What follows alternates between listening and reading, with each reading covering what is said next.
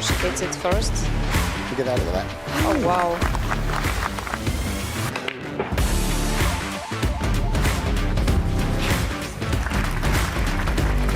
Oh, okay. Wow.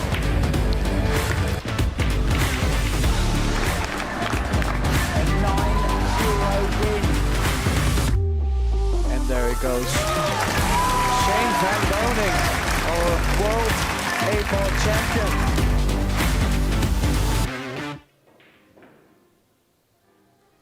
Kia ora and haere mai. Hello and welcome in Maori. Pool fans from all around the world. This is day 4 in beautiful Hamilton, New Zealand, covering 3 world championships, $425,000 in offer here in prize funds.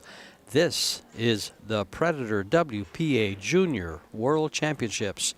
3 junior divisions, 24 players each, boys under 19, boys under 17, and girls. The boys will race to 7, the girls will race to 6. The game is 10 ball, alternate break, and a race to 7. The 10 ball must go in last as per WPA rules. This is George Teachea and Tim de Ruyter. And that was Rico Rompanen and Felix Vogel, your contestants here. 2 top junior players in the world. Tim, tell us about these players. Yeah, I've seen both players quite a lot in the European scene. Especially Felix has been having a great year. I believe he finished twice in the Euro Tour in the final. So finished twice runner-up, which at his age is a really impressive thing to do. So definitely putting down a mark there. And for Riku, I believe he won 2 or 3 titles at the European Championship this year. I believe 2. So 2 out of 4 is really not that bad of a year. No, it's great. Great opening. Felix also won the Treviso. I'm sorry, he was runner-up in the Treviso. Yeah. Twice in Tallinn. Yeah, he was second runner-up in both Tallinn, times. Yeah. second in Treviso. So I mean, he lost to Mateusz Nikoki from Poland in the final there. yeah, but those are events with like 100, 150, sometimes 200 players, and he's how old is he? Like 15, 16 Both years players old. are 16 years of age. So if you can imagine at that age to compete against 200 players and come out second, I mean, I'll take it. Well, the game is 10 ball. We've been commentating on 8 ball and 9 ball, and now we have 10 ball in the 8 ball championship, that we also sanctioned by the WPA, and the women's world 9 ball championships. Yeah, it's nice to see that we have all games to offer for the fans, of course. Just every game has their little different aspects. I consider there's more safety game in general in 10 ball. Just that little extra ball that just really makes the game tougher. And in addition, there's no really two-way shots that you play because it's you have to call each shot, and you can't, for instance, shoot at the 2 ball. You have to call the 2 and make another ball or play another ball. Yeah. Because you have to call one or the other. So needs a big shot here from the 3 to the 4. Just wondering if he can go short rail, long rail to drop in between the 4 and the 6. I watched this young man play in Las Vegas 2 years ago where he had a big win over Skyler Woodward playing 10 ball in the Pro Billiard Series. He also has a big shootout win over Albin Ocean. So he's beat some notable players.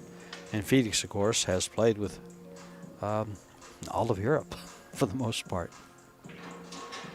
Listen, Except you. Both of them. Thanks. No, both of them, they travel a bunch, they invest a lot in their game. So I would always say that if you do all that, you would come out on top at the end. So they're definitely doing a bunch of good things. You know, they're playing a bunch in the pool room here also. I've seen the last couple of days. So like they're trying to make their best game come out. Sure, and then this young man striving to put his name up there with the likes of Oliver Ortmann, Ralph Souquet, Torsten Homan, Joshua Filler, all German champions. And especially in Germany, there's so many good players. Look at this shape. Did he get on the 4? Would be an amazing shot if he got to the 4 ball. He's just barely off. I don't think he's got it. That would have been crazy if he got that shape. He may be able to spin it. Oh, maybe he does have it. He did have it. Wow. Yeah. How did he get from the 3 to the 4? Now he's got that jump cue. Well, Felix is playing with that brand new version of the Q-Tech. He is sponsored by Q-Tech. Also Dynamic Billiards.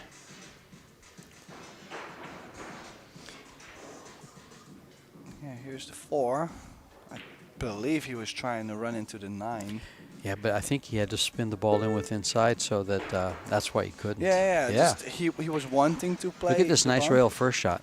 Look, oh, that was just a millimeter from making that ball. Now, did he block Riku or did he leave an open shot? You see rail first. Almost made it. I would say it's quite safe, but easy 2-rail kick. Leave the cue ball in top left and send the 5-ball down table. Unless it goes, of course, and it looks like it does. No. Oh. Well, now he's, I would say this is open for him. Going to drag with a little inside.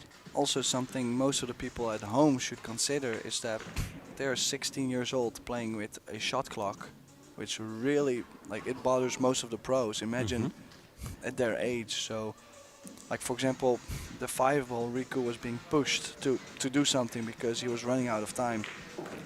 Well, the one thing about it is they both get a lot of practice in tournaments. For instance, Rico being in Las Vegas, he's been on a time clock.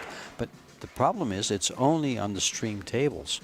Usually on the outer tables, there's no time clock. Yeah, it's the same course, here. Yeah, It's the same here. I really would like to have more shot clocks, like on all tables.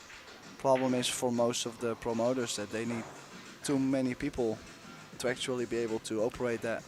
Yeah, exactly. And of course that goes with money always. So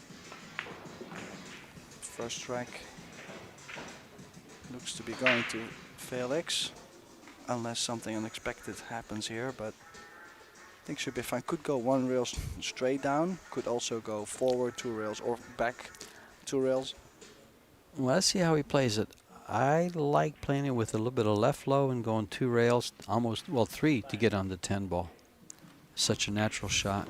Yeah, and I don't mind what he's just played. No, Like they if both work. If you get past the side, then you're good. Like you don't have to worry about pocketing the 9 ball.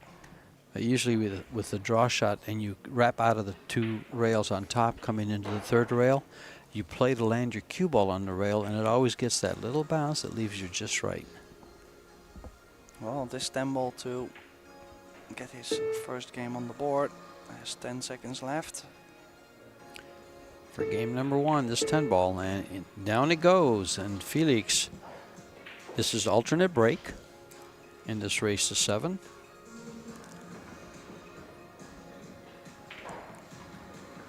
And the players do have to be careful. If that cue ball's still rolling and they reach in and grab a ball, that can be called a foul.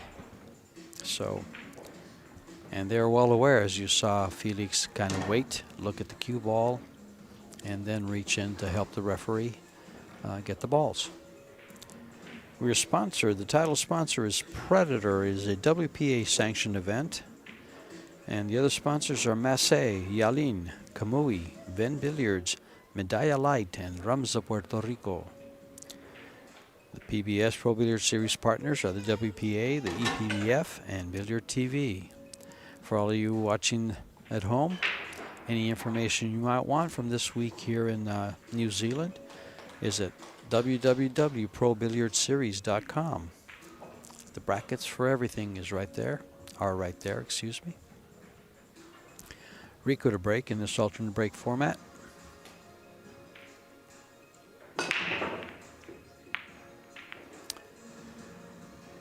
And keep in mind the 10 ball goes last to win a game. It can be made during the game in a combo or whatever, a billiard.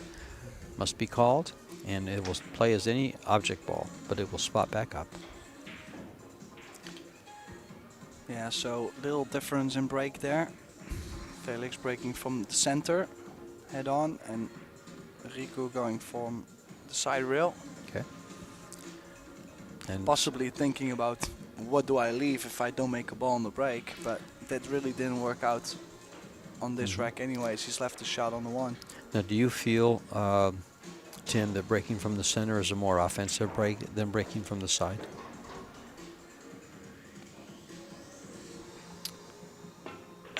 I think it's just you got to do what feels right in this matter, because I think both of them can work great.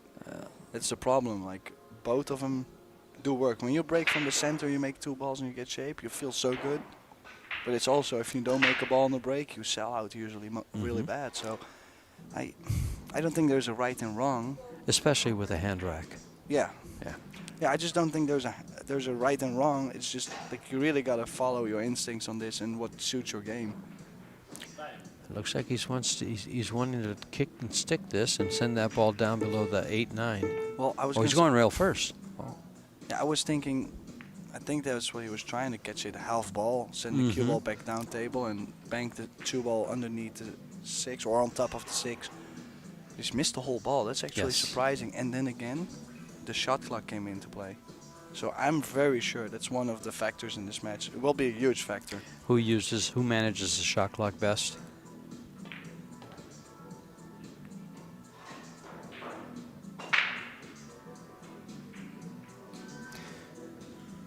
"16-year-old young man, looks fit from where I've seen him prior, looking good. Felix is stretched out a bit.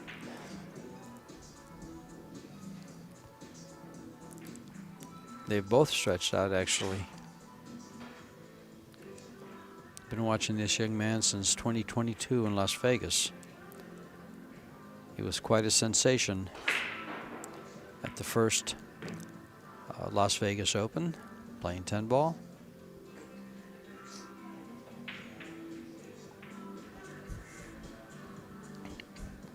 Yeah, I think Riku has traveled more worldwide events compared to Felix. So that could be a little more experience overall. They have such a good pool education system in Germany too. Like they get really good basics, good technique, good stroke. Especially the stroke, they work on that a lot. Well, they have coaches. I wish we had that in the States. I mean, the U.S. just doesn't really have much organization.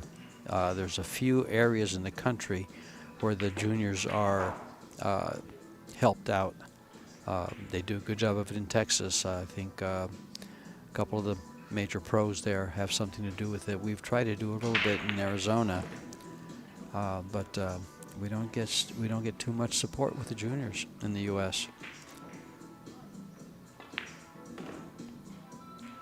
Well, it's gonna be 1 each. Clean run out. Sam Vidal-Clermont does a lot with the juniors in Colorado. In fact, she brings them over here for these championships. And so they have a good program there with her husband Mark. Yeah, I know them both. Yeah. Okay. Yeah. Yeah. Yeah, but in the end, you need people to.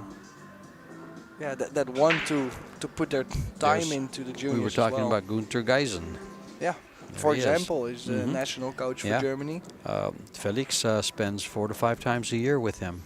He was telling me. Most of the time he's on his own, but he gets a little coaching from him. Talking about juniors. Yeah. Some of the young ladies, these are probably the young girls. Well, the girls are all grouped together. The boys, they have age differences, categories. But from the U.S., you have girls like Savannah East and Sophia Mast that made the trip over. Well, there are for sure plenty of talents around at the moment. I think there's a bunch of them in Europe, quite some in the US, and then also Asia. I've seen a couple really good ones, so the future will be promising, I would say.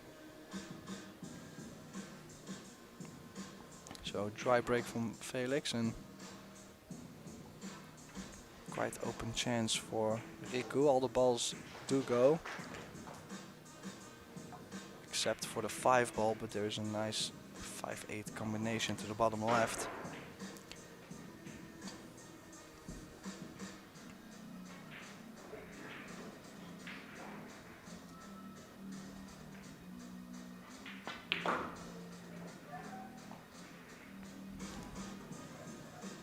Oh, trouble in River City. He's come up against that orange 5 playing position for the 3 ball, and now he's going to be tasked to make a good hit or give a ball in hand. Both of these gentlemen are extremely close in Fargo ratings. Riku at 744, Felix at 746. Now, for all of those of you that really follow Fargo rate, just think, these young men are 16 years old with a mid-level pro ranking. That's worrying. Right? Yeah, Yes, I know. that's concerning to a lot of these guys that like to hustle pool. Nice hit. He's gonna get the cover. Does No, not it get the leaked out. cover, but that was. If he took a little bit of pace off there, a lot of good things Oh, could sure. have happened. Yeah. It looks like this ball may go by the 8 ball, and if it does, Felix may have some work to do. Otherwise, he's going to have to figure something out.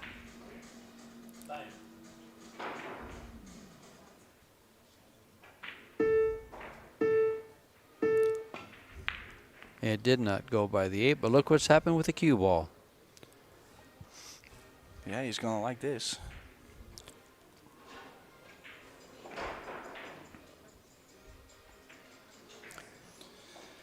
These two young men are in the boys under 19 division.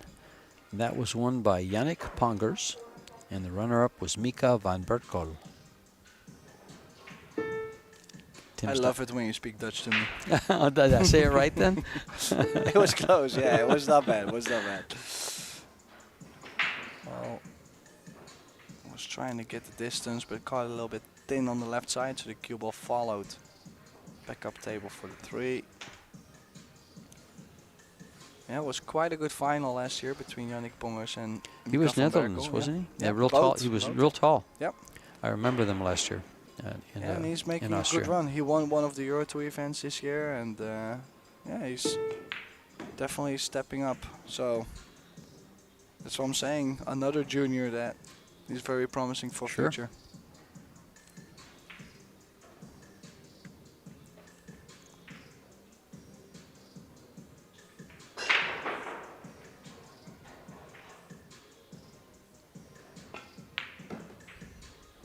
Is it going to come up, or it did? It just narrowly missed the 10 ball, and he's got position on the 5. He should come up about where he put his cue stick for the 6. Yeah, it's a thin cut though, and maybe queuing over the 8, so I might not like it so much, but we'll have to play to the right side of the 6. It looks like he has a comfortable Oh. position to cue. He overcut this ball, but it's still going to slide in. Boy, he used the whole pocket. I thought he had left it out. I thought he overcut it. Yeah, But for now a it- second I thought he might have put the 8 in a bad position, but just goes past the 10, Yeah. so Yeah, he's got an angle going away from the 7, though, and he's not much he can do about it with the ball against the rail. But watch Yeah. how these young talents handle this. you might have to play it, well, I was going to say soft and take a long 7. Look how he did. What a nice shot. He went in deep to the corner and 3 railed around the 9 ball.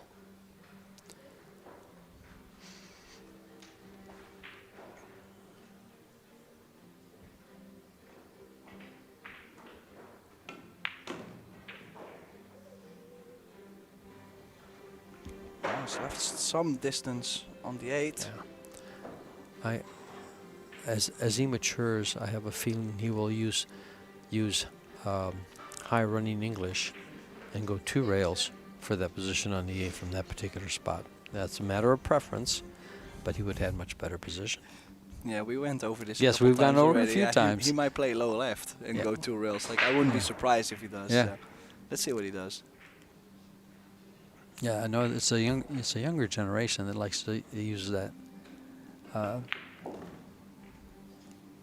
it works perfect. They both work Oh, well, look at how well he got on the 9. too well. I'd like to have just a little more angle. Yeah, I might stop the cue ball. Yeah. Take a little bit more angle on the 10, but Impressive keep it how they hold simple. their nerves, huh? yeah. Yeah, both actually do.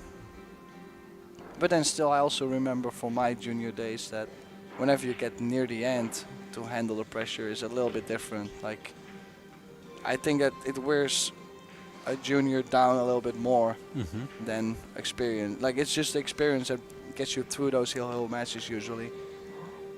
Well, so far, each player has held his break as far as winning the game, but they've both have come to the table a couple of different innings. And so no one is really controlling their break. Some stats after the first 3 games provided by Michael Salmon, the pool stat guy. Table time, 60 and 40 with Felix a little more time at the table. Overall performance, rather close. Break success, not really yet. Shot after the break. Rico has had the better shots, 2 of 3. Balls pocketed, 4 balls difference.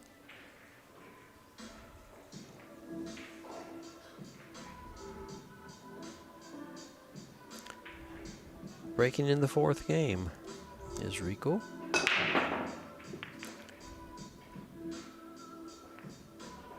Balls are still moving around the table. None down. And no real opening shot on the 1 ball, but the cue ball still spinning as it comes to a stop. He's got a very nice opportunity for a safety here. He's got a purple ball right next to the one he can stay behind. Yeah, he can there's roll just up on the yeah, floor, sure. yeah.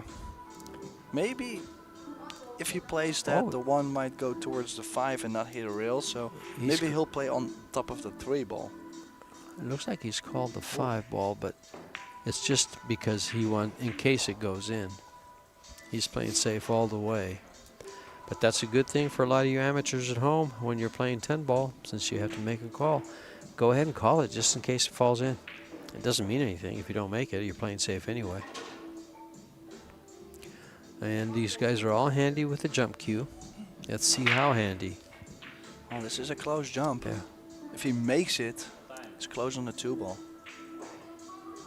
Yeah, like you could see, did not get over the 4 ball, and ball in hand for Felix, who has a chance to get this match 3-1, and especially in the alternate break format.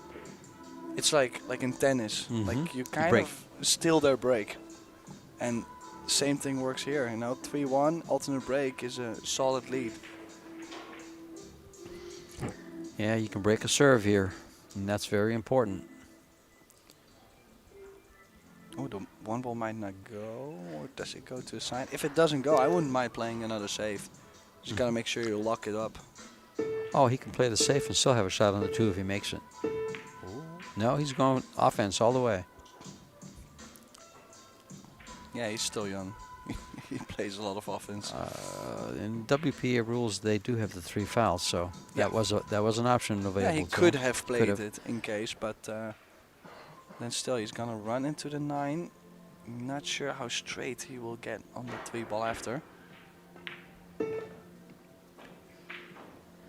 Well, he moved that 9 ball out of the way to make sure that it wouldn't impede his progress.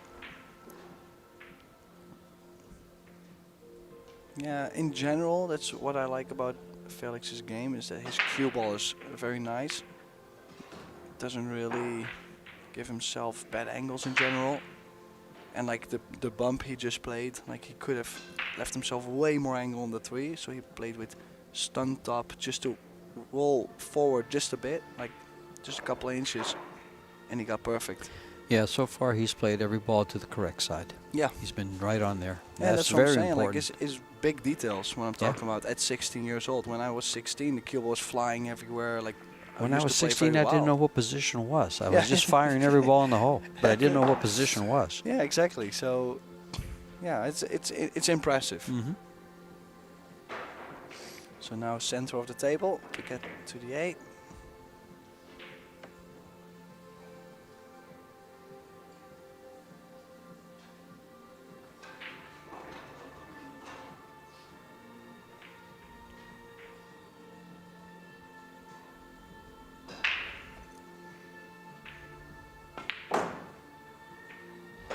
Now that's something I see a lot of players do now is they'll go out of the way to play for the side pocket, and now he's got on the wrong side of this to get on the 10. I personally prefer playing that ball he just played for position. Just draw it up by the side pocket, be straight into the opposite corner, and you have a nice angle coming down for the 10. Yeah, I actually was expecting him to play to the center of the table and just play to the top right corner. Yeah. Because, yeah, like you said, the line he gets from the 8, usually he gets on this side of the 9. It's really tough, unless he plays 2 rails. And here's a good thing for a lot of amateurs to note is when you're playing balls to the side pocket and you have to run the cue ball, if you don't get on the right side of a side pocket shot, it's hard to run that cue ball all the way around. I've seen players bank this cross rail.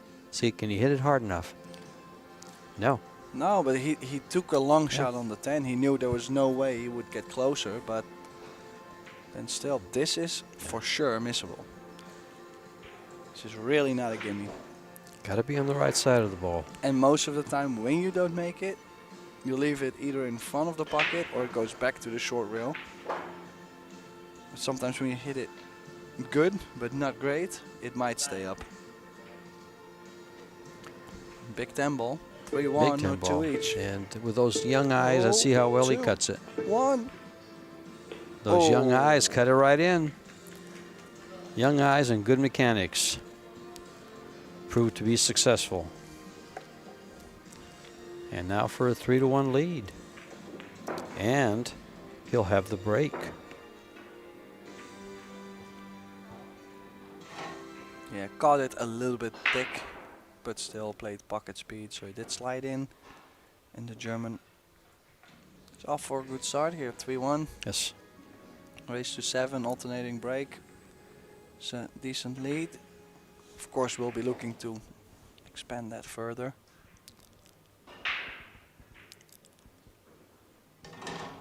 I don't know those two people, so I can't speak to it.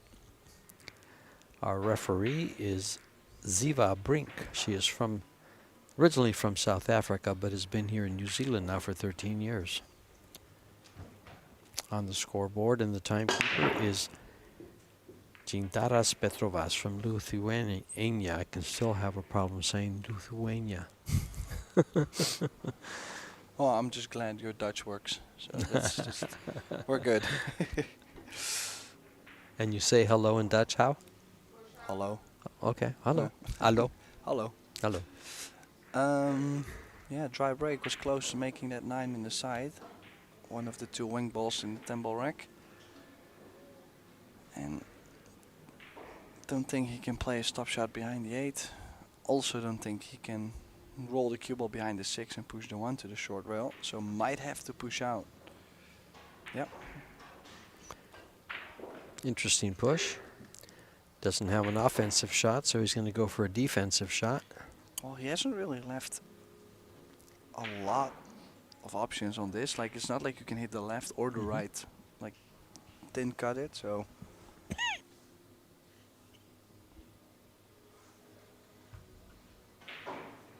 Is he going to play the 1 off the 2? I think it's very aggressive. I might give it back. I'm not a big fan of this shot.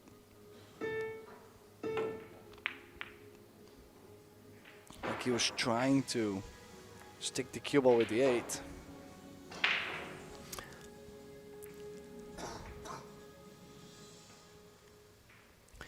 Yes, I saw that in the way he shot that. He just wanted to weld it up there or put it up against the 8 ball.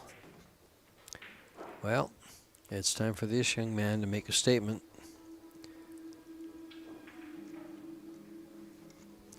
And he's going to let his cue do the talking. Yeah, definitely a straight shooter. I've seen him make a lot of big shots in general, just because his cue's so straight. But he used to play a lot faster. Like he actually toned down quite a bit. I do recall that in Las Vegas he was faster. And also, I think he finished. He had a really good finish in the. Oh, that's the second that's time he's gonna be done that. hurting. He's rolled up on the ball before. Cost him. He finished third, I believe, in the Helsinki Open. Was a strong field, or like he had a high finish at either third or fifth. But like I'm saying, oh, it's really long. Yeah, I feel a little bit of tilt there, a little bit of, well, disappointment to get behind the 4, because this was quite far off the 3 rail and the 5 rail was not on there. So do you feel he shot that in a little bit of frustration or Yeah, time clock? Yeah. No, well, combination of both. Okay. If he had more time, he would probably be able to settle down, but also the clock pushed him while being mad, and then this was the result. Like, it was a combination of both. And, I mean, don't get me wrong, I understand that he's disappointing because he had a really good layout there, and he just didn't even get on the 3 ball, so... Yeah, but those little roll-ups are very costly. Yeah. So yeah, and then now if you look at what he gives to Felix, make the 4, has to hold the cue ball for a 5 in the bottom left. Held it nicely. Yeah, might have to play for a 6 in the side because he's got too much angle running near the side pocket on the left, so could go 1 rail or draw 2 rails to the 6. But if you look at the 7-8, should be fine, and if you leave angle, not too tough to get on the 8, on the 9, excuse me.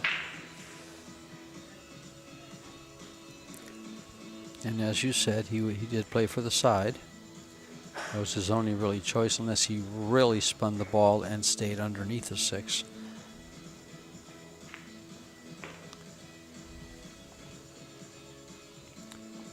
Will he roll this or come across, you think? I would expect him to play it soft because it's So close. well, also he's guaranteed to have angle on the 8 if he plays it soft. If he goes to the other side, now he gets straight, things could get uncomfortable. He went does around. though, yeah, he did, yeah. I just wouldn't want to risk getting straight, or being on the rail would have been even worse from Sure. that position.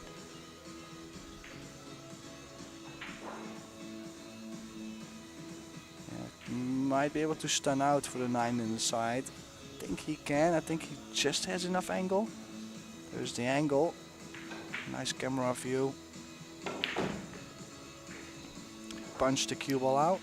I think Yeah. he's just okay on the 9 ball. He's going to have a big cut on it, or he's going to have to bank it. Well, I do like the cut. Yeah, I like the, from this angle it looks very cuttable, and the cue ball comes around very nice for the 10. Yeah, only scary thing is you might have to put a little bit of spin on there, and then to cut the ball. Oh, he's hit it perfect. Yeah, played definitely a good shot there. Like, it looks easier than that shot really is. It's one that people miss once in a while. Sure. So 4-1, and And I think 4-1. it's fair to say Riku is a little bit out of sorts. And he's trailing 1-4 in a race to 7. He's Felix is more than halfway there now, so he's taking a break and stepping out. Well, you would expect the coach to be a little happy, but there was no happy there. Yeah, he wasn't real happy with a couple things. I don't know if it was happy or just not happy about his opponent taking a break. Oh, there's a little. Okay, no, There's we're a good now. smile. See, We're good now. okay. Okay. Yeah, patiently waiting. Of course, you're 4-1 up. The arena must feel nice. You know, you're up. You're It's a in good- your chair. Your opponent takes a timeout. That would give me a good feeling. Exactly. I was going to say Felix is enjoying the moment there in the arena.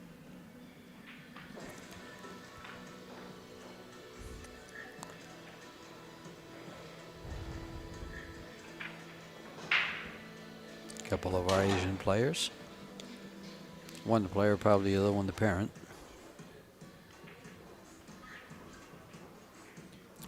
It's been a very pleasant 4 days. The people here in New Zealand are extremely friendly, laid back, The food has been fantastic. Yeah, Everything I can't wait about for it. breakfast Yeah. or lunch. See what? Oh, look who's Look there! at this young man. Getting a little camera work, is he? He sits next to us. I've yet to ask his name. Well, we need to ask the production for that. All Blacks fan. I don't know this young man. Would to this honest, be but football? rugby? Yeah. Rugby, okay.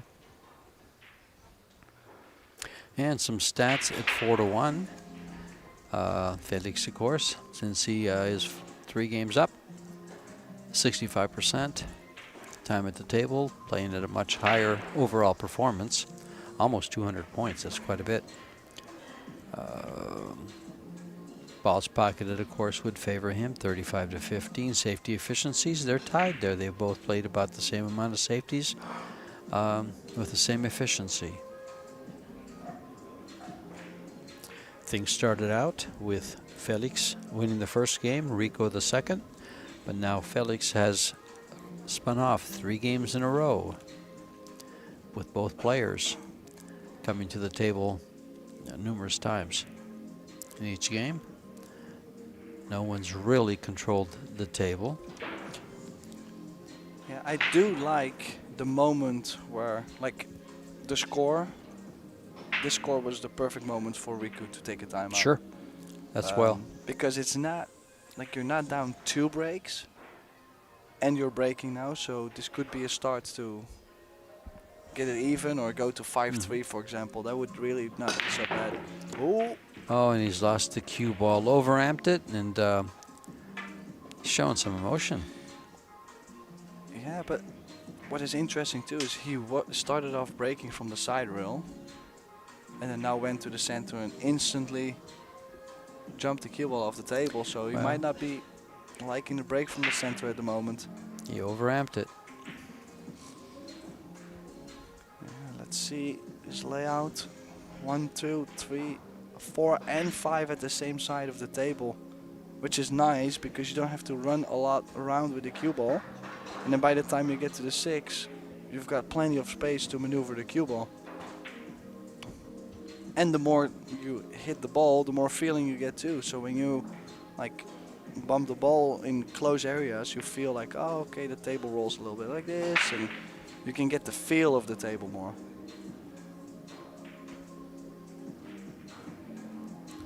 The Predator Apex 9-foot table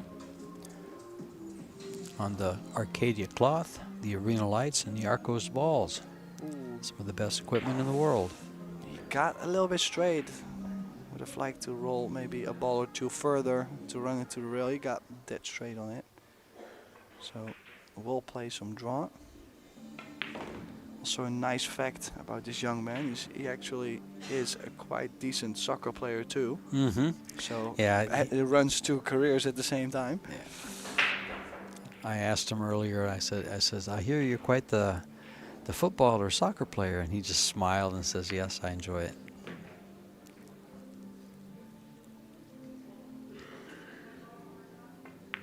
But if you think about it, it is a really nice mix because physically he stays in shape. It's a long endurance sport, of course, and then he does this on the side, so he stays fresh, concentration-wise. So definitely Stays fit. Yeah. Oh, ran a little bit far on this 7. Of course, still has a shot on the 7, but we'll have to go 2 rails now just past the side instead of just a simple stun into the rail and out. Yeah, he wants to make sure he gets on the other side of the 9. The side pocket is a little bit concerning. He has to play top left on this. Get to the 3rd diamond near his chalk. A little bit further.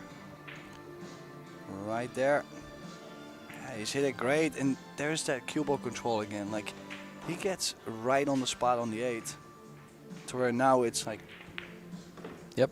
his odds are amazing from here. A lot of his shape, he's playing unmissable shape. Yeah. And with a nice angle to go to the next shot, which is very, very important at this level. At all levels. Yeah, 5-1 after that cue ball flying off the table. Yeah, after that break, and that's actually the first time that a player has cleared all 10 balls off. Yeah, there's that break. Cue ball jumped off the table. And a quite clean run out again from Felix. It's gonna take a lot for Riku to come back from this, because I feel Felix is playing good and I don't feel the same way about Riku's game at the moment.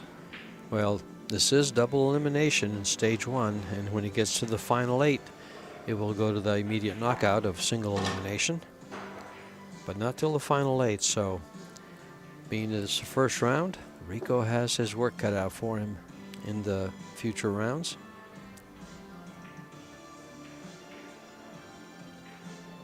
Of course, we would like to see a close match here, but Of course. it is gonna take a lot. So, Plus open bridge break. it frees Felix up to be a little more aggressive, or maybe he reins things in a little bit to make sure he doesn't give Rico any unnecessary opportunities. Well, he didn't do that on the break. Yeah.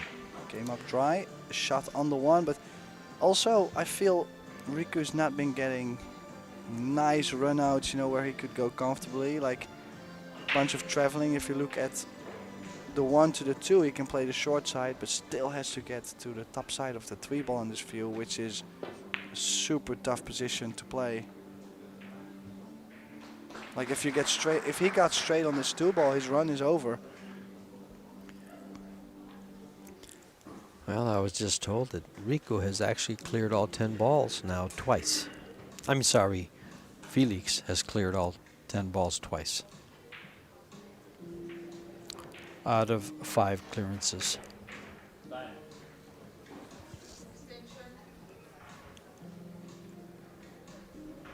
Yeah, it looks quite straight to me. Could potentially play for a 3-5 combination, but just not a big fan. Is he going? Well, he's going forward. How close does he get on the 3? He's going to get there. Wow, he hit that good. It was tough. He didn't really have much angle to work with. He's still not done. Like, still plenty of movement still to get from the 3 to the 4, which is okay, but then from the 4 to the 5 after. Well, is he going to catch a piece of this 5 ball? Hopefully not. He's going to have to use a little bit of inside and try to avoid that 5 ball. He did. And he's gotten position, nice position on the 4. Now this is going to take some doing. He's going to have to come close to that corner pocket, or he's going to have to draw to the side rail and come between the 7 and the 8 for this 5 ball. Yeah, I like it.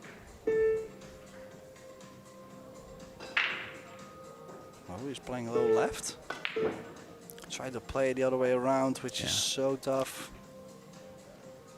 He's overreaching.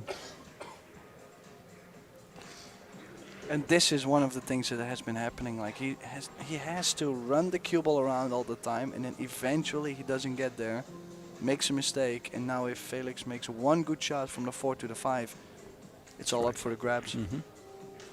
I think that would be the best summary of the match so far. And this is just a follow shot. He should bring that cue ball to the right side of the 6, I think. Yeah. Oh, nicely done. He hit it great. Nicely done. Wow. Good stroke on that.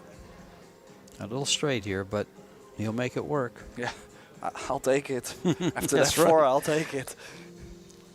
No, I think he should be fine to just go off the second rail. Like if he goes off the long rail, he doesn't have to get close to the 6. Just make sure you get on the 6. Oh, he's being low. Low left. Oh, he is. Yeah, that's what I'm saying. Like every time he moves the cue ball, he gets pinpoint shape. He's playing very good cue ball. I thought for an instant he might get behind that 8. But it was just beautifully struck. Just the right amount of English.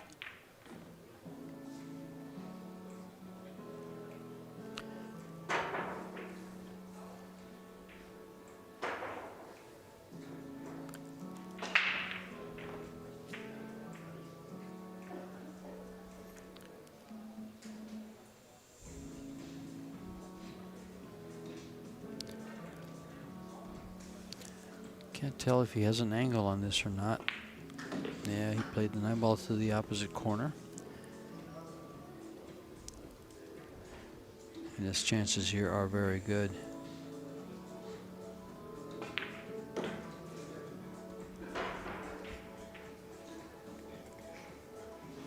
Yeah, on the hill, Felix Vogel, 6-1. 5 games in a row he's taken from Rico.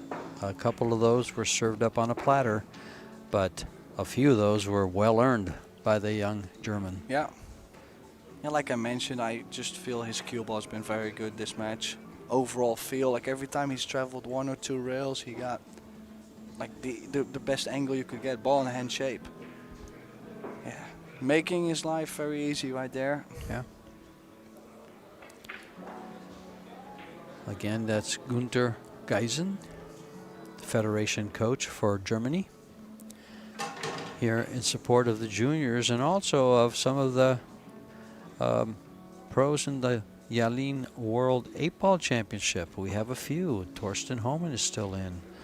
Ralph Souquet, unfortunately, has had to bow out, but Torsten made the final 16 and has a match coming up at 3:30, I believe. Joshua Yeah. Filler also. Joshua Filler, of course, another. I know he's worked Final quite a 13 bit with Günther. Does he?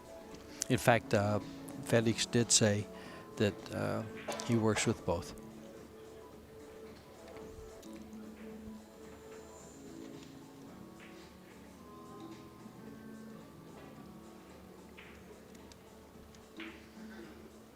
Well, dry break and a chance for the German to close out the match.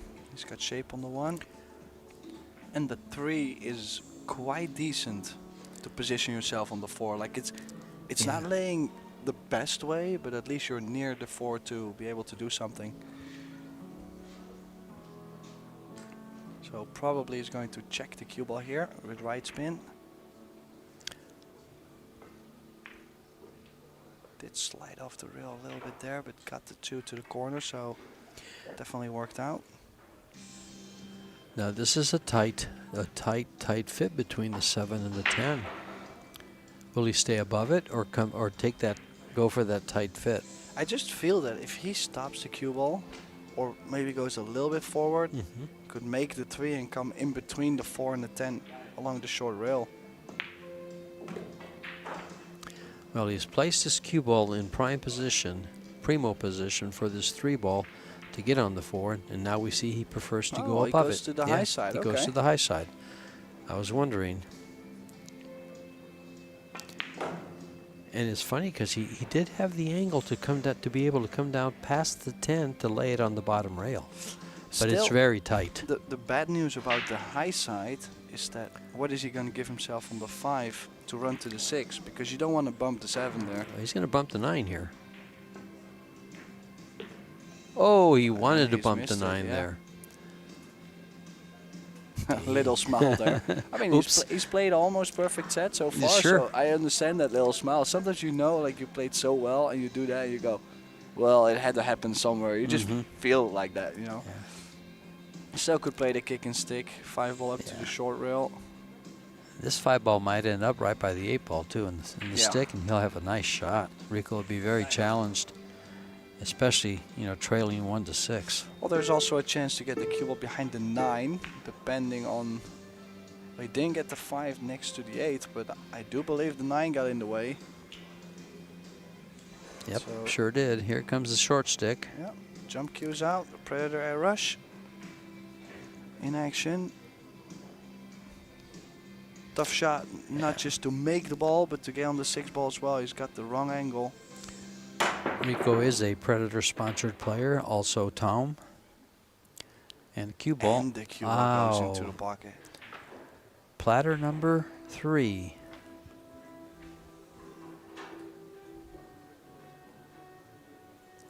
Unfortunate to see a young man of Riku's talent losing this way. It's tough. Yeah.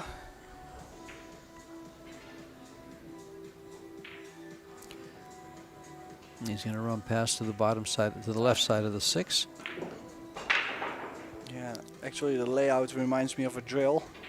Quite some cue ball movement to get from the 5 to the 6, 6 to the 7, and 7 to the 8, and then come back for a 9. Is this a 2-railer? Underneath the side pocket and back over to the right? Yeah, he's got too much angle to hold the cue ball. Yep. He has to go 2 rails. Ooh. For a second I thought he scratched Well, there. he caught a little bit of the knuckle because he came straight across. Yeah. Does have a good angle to cross over. Like, he's for sure going to get the cue ball back up. The spin is going to determine how well he gets on the 8. Like, also would like to stay off the rail to get from the 8 to the 9. On the rail could be bad news.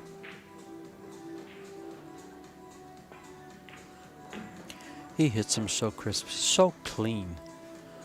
And the ball goes in, you know, unobstructed. He never even hits the rail half the time. Yeah, 2 rails forward. There it is, 2 rails. If he gets straight on the 9, I'll put Riku Rompanen to the loser bracket. Oh, 3 rails. He was more straight than I thought. And you know, when you're trying to come 2 rails out of that, sometimes you catch that corner of the other side, and it'll do that to you. Happens quite a bit. Yeah, you're not gonna play the center ball in soft. He's probably gonna just kill it. He did play that with drag. Beautiful. How beautiful did he hit Beautiful that? shot, and for the win here to win the opening match of the World Junior Championships.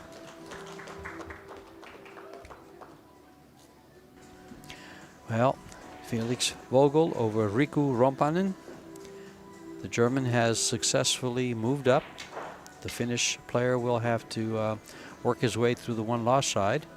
Our next match will be at 1:30, and this is George Teachea and Tim. 11:30. Yeah, Excuse me. Well, I knew there was a 1 involved somewhere. There was a 1 involved, absolutely, yeah. I forgot the other one. Tim de Ruyter and George Teachea bringing you the live action here in New Zealand. Thanks, folks, for joining in. See you soon.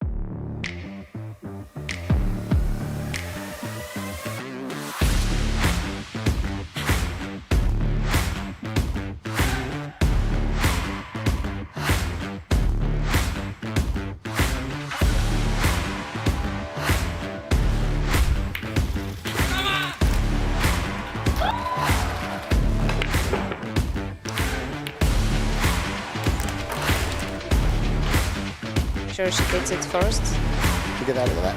Oh, wow.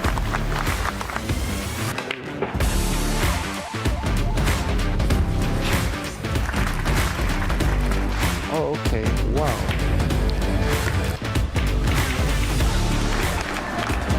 A 9-0 win. And there it goes. Shane Van Boning, our world A-ball champion. And hello and welcome, Quihora and Haremai in Maori. We are in Hamilton, New Zealand. This is day 4 of 3 World Championships being held here this week. And this is the 3rd day of the Massé Women's World 9-Ball Championship with 48 players, $175,000 of prize fund with $50,000 to the winner. Some very recognizable faces here. This is a stage 2 double elimination, 2 of 3 races to 4. If the deciding set is tied at 3, it's a shootout. But Cho Che-yu and Rubelin Amit, a defending champion against a prior 2-time champion for the Women's World 9-Ball. This is George Teacha in the booth with Tim de Ruyter, bringing you the live action from Hamilton. Hello. Hello, Tim. Tim speaks. He's a man of few words. It has to do with pool. If it's not concerning the table, he doesn't say much. What a match here. This is a loser qualification round. And who won the lag there? Cho. Not a man of many words. Many words, but he says Cho. Zane Bernard, our referee from New Plymouth, New Zealand, and Greg Crotis from New Zealand, the South Island of New Zealand, is our timekeeper and scorekeeper. Cho to break the ball. She's a defending champion and the only woman to hold a 9-ball world championship and a 10-ball championship in the same year. 777. Fargo rated player, the 3rd highest in the world, and she is ranked number 1 in the WPA. Her opponent, Rubelin Amit, is a 754, ranked number 20 in the WPA. That may have a little bit to do with the number of tournaments that Rubelin plays and Cho plays. Yeah, so made a ball on the break. No shot on the 1, so push out called.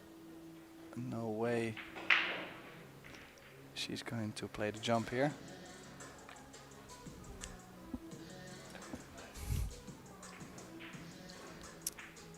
Let's see, did she push out to something aggressive here, or is she going to play the safety? She could roll up on the 2-ball, send the 1 near the 4.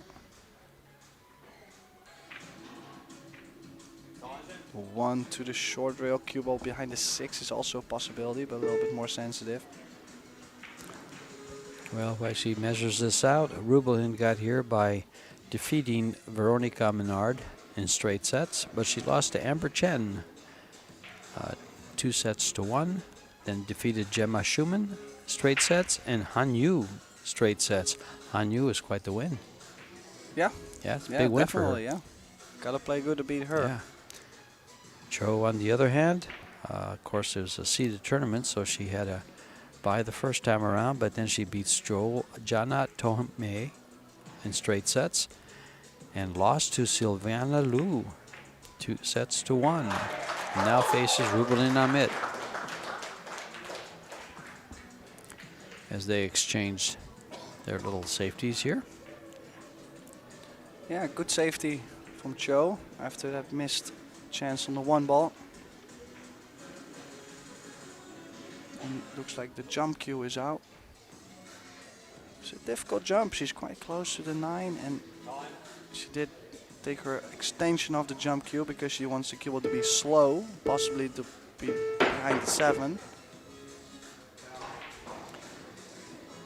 In fact, to let you know just how big that win over Han Yu was, Han Yu is the defending was the 2018 9-ball champion, also the 2016 9-ball champion, and the 2013 9-ball champion. So quite the pedigree. Yeah. Jump shot here.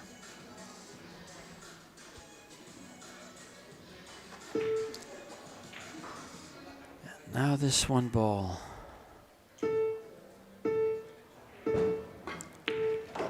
Oh, a beautiful strike.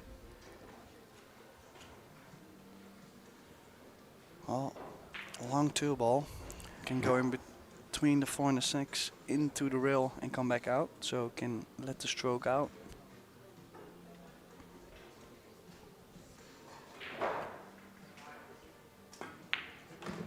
Rita sponsored by Predator. Now playing with carbon fiber. She's also sponsored by Jin Lee Power and Hoya Bit.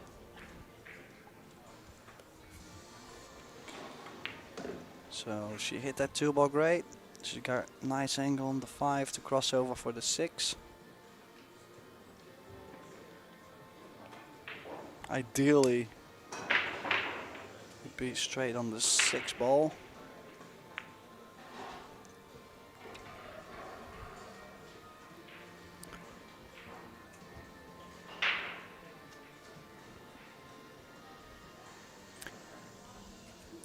Cho Che-yu from Chinese Taipei. And looking very solid through this rack. Opening shot with the 1 ball was kind of a long straight in with about a little bit more than half a pocket.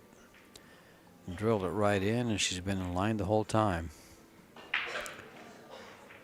Just gets by the side pocket with this cue ball on the right, and she'll be in great shape for this 9.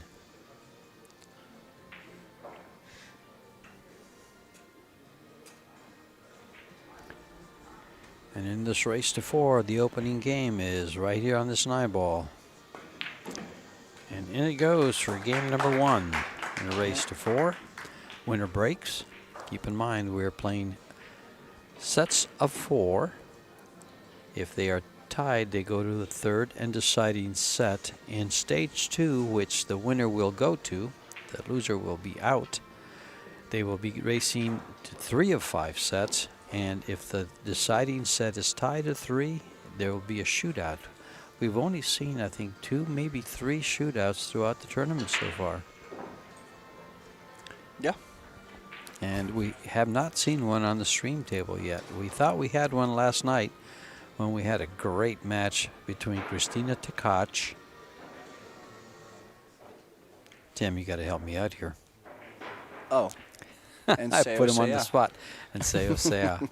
What a great match that was. It went back and forth, and it had every characteristic of a shootout match, but just shy of it.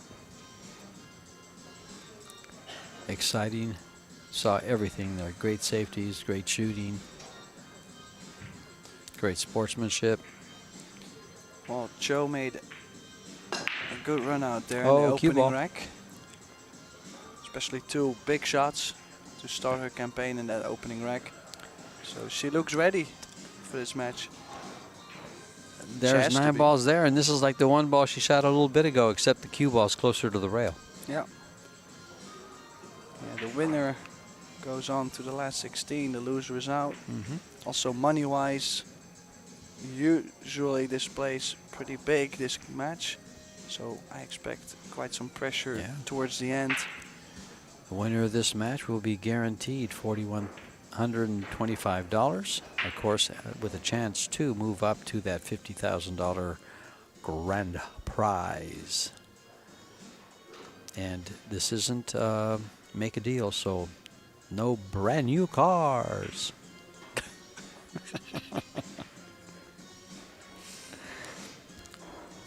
We have to laugh at our own jokes because apparently you at home aren't laughing with us. Yeah, nobody We can't does hear that.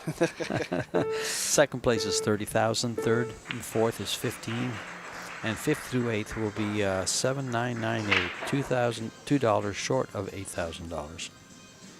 Good little payday for the ladies, but only the final 16 will get that, and these 2 ladies here are battling to get into that category. Big Eyes, Rita Cho. Can she play the kick and stick here, or She didn't play it. She played the kick and double kiss. I mean, the shot and double kiss. Yeah, she And was left. trying to bang that one ball over, but the kiss did play big there. So another chance for her. They call her Rita. Rita. Joe, yeah. Mm-hmm. I'm just gonna say Rita. I think it's a little easier for us. I like both. Choche, you know, we've done so much commentary on her games in the past 2 to 3 years that it's common knowledge. You know, out in Austria in Klagenfurt, when I was there, my wife and I were out walking at night, and she was walking with a group of Chinese Taipei players, just out enjoying the evening after pool was done for the day. Very personable. She's kind of nice, kind of quiet because her English isn't the best. This is a tough shot here on the 2. Difficult to get to the 3 ball. Oh, look at this. Yeah, that carbon fiber does her justice. Look at that spin on the cue ball. What a shape on the 3 as well. She is on the rail, which makes it tough, but still I'll take it. What a positional shot that was from the 2 to the 3. Those are the things that a 7.77 Fargo rate player can get done. We have quite a few world 9-ball champions in this tournament. The likes of Semin Chen, Liu Xia, Kelly Fisher, Ellison Fisher.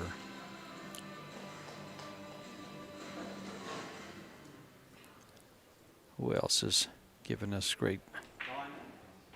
That's about all that I see that's in this field. Jasmine Ocean is runner-up twice. Once to Kelly Fisher and once to Liu Xia. Well, she did get a little bit tricky on that 5 ball. A big cut here. Also has to manage the speed as the 6 doesn't go to the corner where the 8 is. Oh, just dropped. How does she get on the 6? Oh, nicely. Yeah, she got great. And gotta say, she's looking good. I've seen her play some fabulous pool in her win over Allison Fisher, I believe, in the final last year, or was it? Yes, in the final. It was a 9-0 win. Allison never got a game, and Cho played, I mean, absolutely amazing.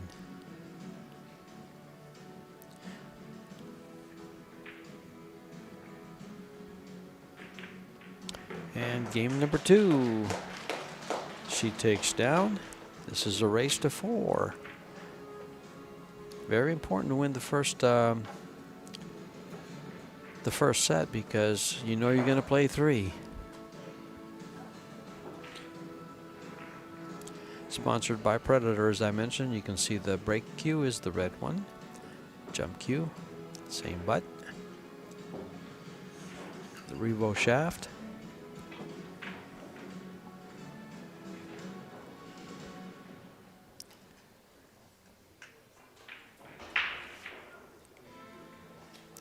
The equipment, of course, is the Predator 9-foot Apex table, the Arcadia cloth, the Predator Arcadia cloth, the Arena lights, the Arcos 2 balls, and the Aero rack, all made by Predator.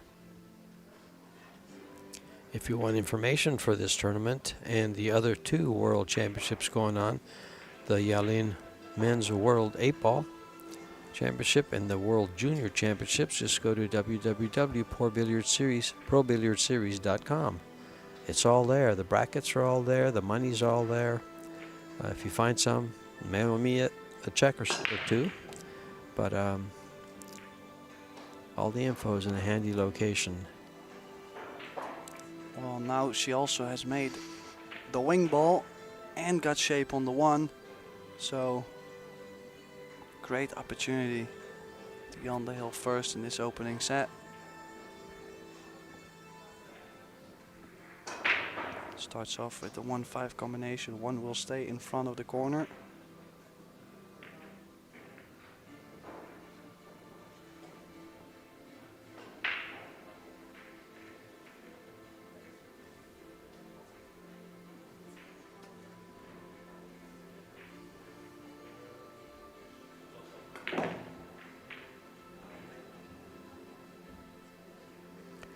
Oh, she's moving the ball around just so well.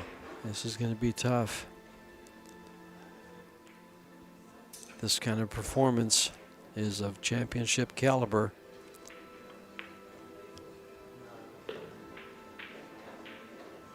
We got a little bit more cut on the 4 ball. The center of the table would be fine on the 6 to go 3 rails around the angles to get to the 7, unless she plays the short side of the 7, the top side in this view.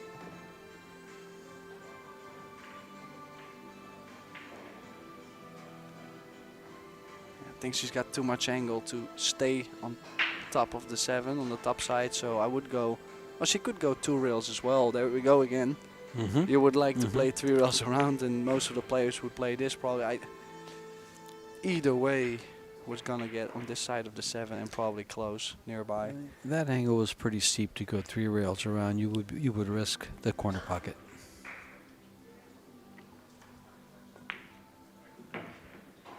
I have no doubts about Joe's game. It's beautiful to watch.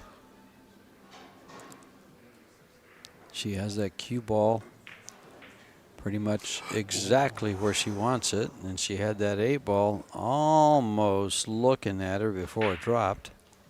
But look at the position on the 9. Yeah, to get on the hill in the first set. And while they rack the balls, we'll go over some of the matches that are going on at this time. Loser qualifications. The loser of any of these matches I'm reading off will be out of the tournament.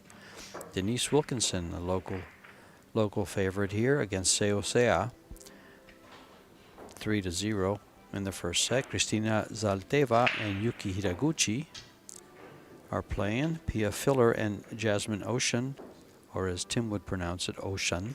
Ocean. Lim Yun Mi against Margarita Fefelova, 2-0. Soledad Ayala trails 1-0 against Wang Wanling, and Wei Wei trails 1-0 to Bin Hung from the Philippines, and Chihiro Kawahara trails 1-0 to Allison Fisher, the lady with the best success in this tournament. Give you an example of what she's done. She won it 3 years in a row, 96 to 98. Again in 2001 with several runner-up finishes. Scratch on the break. One as current as last year. A scratch on the break, no bueno. Has made that same wing ball, but scratch on the break. Very difficult to get to the 2 ball. Also, of course, there is a 2-9 combination that she's looking at, but There's Joshua Filler watching his wife play Jasmine Ocean. No, is it Jasmine? Yeah. Yes. Jasmine Ocean. So, it will be interesting to see what she plays here. Could go towards the 2-9, but it's only nice when you get straight on. Like, you need ball and hand shape on the combination, or I don't like it. I agree, and the problem is that she's coming across her shape, but look how nice she's overshot a little bit, but that was close. Yeah. Could still play it and bring the cue ball up to the 4. Like, if she doesn't make it, 2 might stay behind the 7.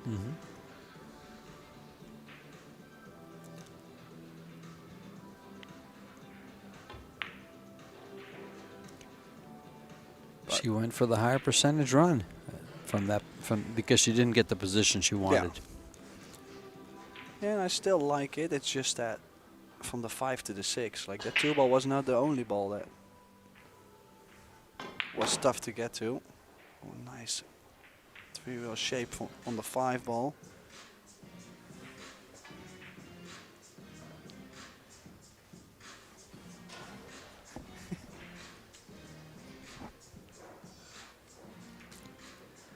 Now, how to come back for the 6 ball. The side she has to go to, if the pocket is blocked. The side she can go to, the pocket is blocked. Now she's thinking about coming all the way down and shooting the 6 ball up. I think she can get to right about where the cue is, the bridge is. And I think I like that, but she's coming across the line, so it's a narrow window. She can easily go by it or not get to it. Yep.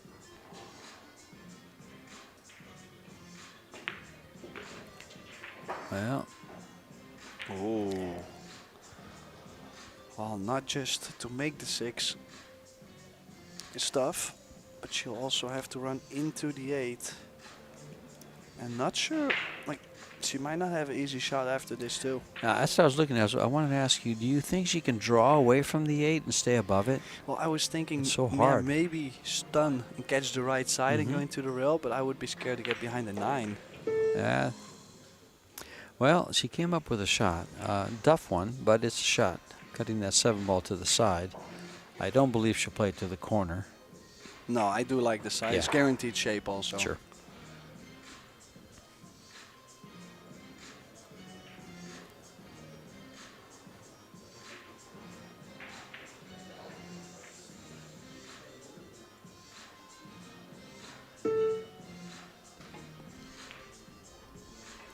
Oh. And she's left it out. Joe will pounce and put this first set away. The opportunity's there.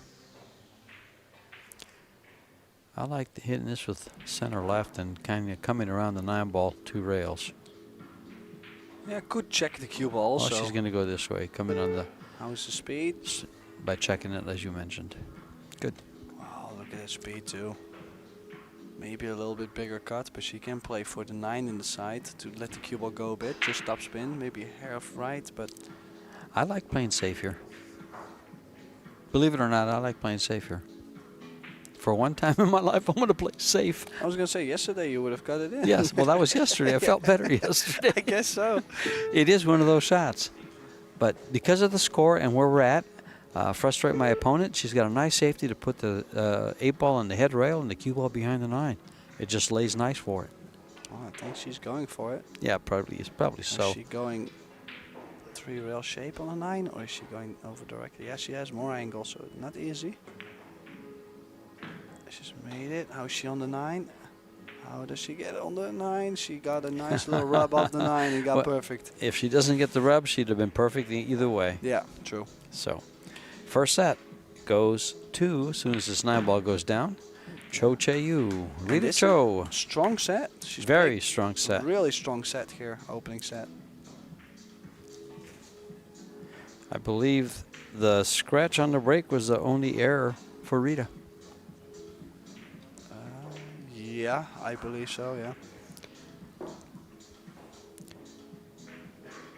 The other tournaments we're having here this week is the Yalin World 8-Ball Championship for the men.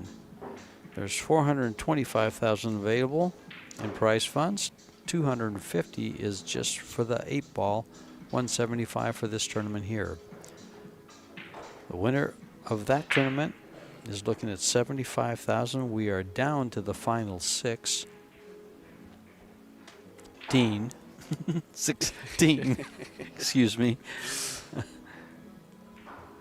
I did a post on Facebook this morning, and I posted the final 16 off of our bracket, and I didn't know if I should mention that or not, but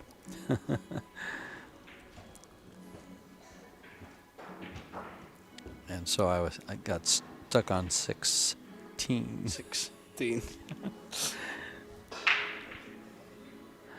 Players they usually take a little break in between the matches, and I think that's a good time to name our sponsors, which are Yalin, Massé, Ven Billiards, Kamui, Billiard TV, Little Monster, and all tournaments are sanctioned by the WPA.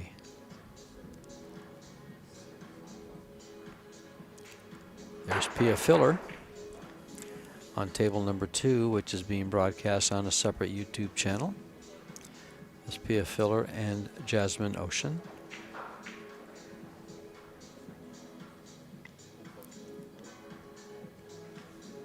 Yeah, score currently 2-1 for Jasmine. Joshua there to support his wife.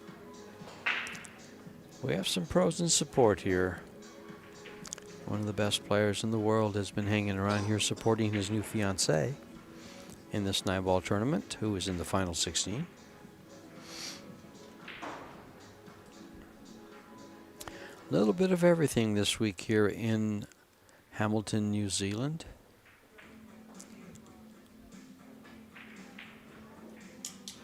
A good look at the Predator Arena here with the Massé WPA World 9-ball Championship.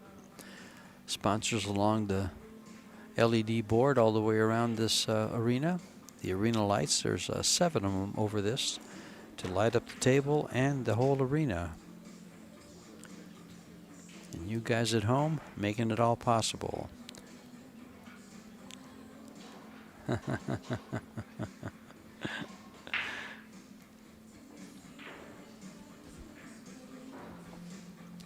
Rubelin is back. I was talking to her, asking for sponsors, and just having a pre-match conversation.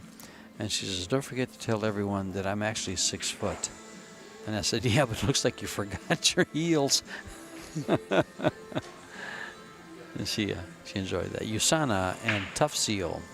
USANA are vitamins that sponsor her, and Tough Seal has to do with paint. And of course, she is a Predator-sponsored player also. She is ranked, she has the 6th highest Fargo at 754 for the women. And as I mentioned, I believe, number 20 in the WPA. She's breaking first as they alternate the break for sets. Otherwise, it's winner breaks. Very interesting thing she did there. She was about to break from the other side of the table, and then she hesitated and moved over to this side. Might be just because Rita's break was working so well from this side. And keep in mind, the 9-ball is spotted on the spot. It's on the foot spot, so, but there's no break box. Well, definitely a good strategy, I guess, because she's made a ball on the break. She's got shape on the 1, and if she makes the 1 and goes forward off the short reel, has a 2 in the side to get to the 4, and then all the hard work is done for the wreck.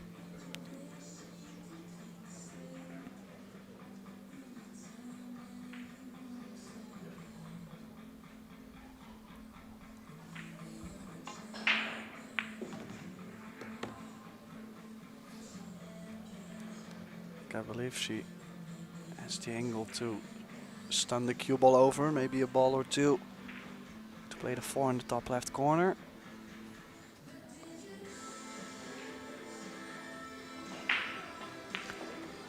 And we'll go over some first set stats after this game. This 4 to the 5 is pretty simple. The rest of this rack lays out pretty simply. Good look at Rita Cho, Chinese Taipei, focused on the table.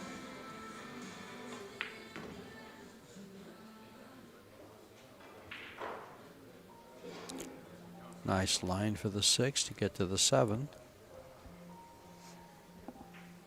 Yeah, needs a good start in this second set, as she really didn't have much chance in the first set, so. Yeah, the numbers for the first set for Rubelin are not very impressive. She didn't have much time at the table. I don't think there's many numbers. That's right. There's no. I mean, she didn't have much time at the table. She lost 4 straight games and only probably shot 3 times. I'm not sure how many times she shot, but it wasn't more than, not too much more than that.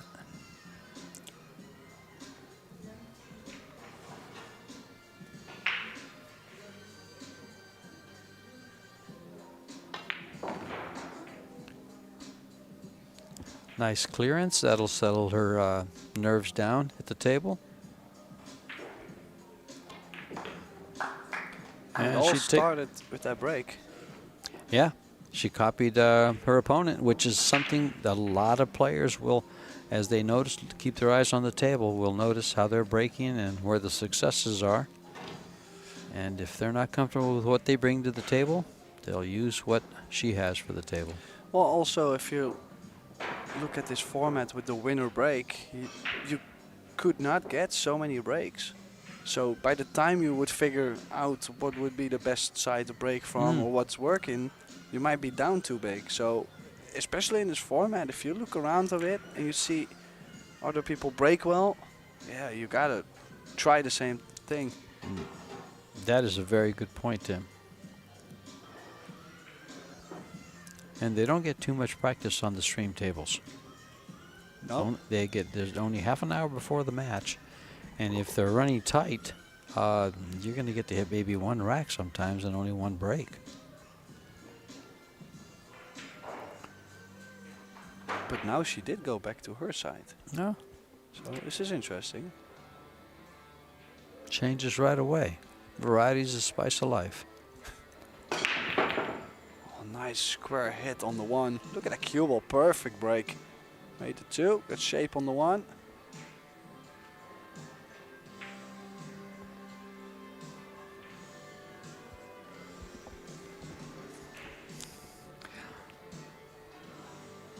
Tim is looking at the table and wondering, why are the balls all at the bottom end of the table?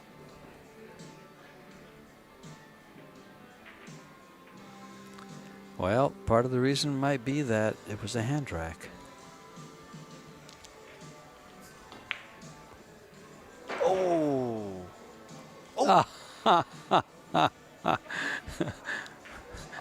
I think if I was Rita, I'd get up and say, time. It was there too long. It stays up. Well, Put it back up. I think it was just fine though. Didn't say. Oh. I mean, I'm not aware of the rule honestly, because is it 5 seconds Oh. or 10 seconds? Like there we go already. Like I don't need one more of those situations. You know, just keep going. Well, that wasn't even there close to 5 seconds, so it wasn't nothing to worry about, but it's you don't see that very often. The ball just kind of hanging. Ooh.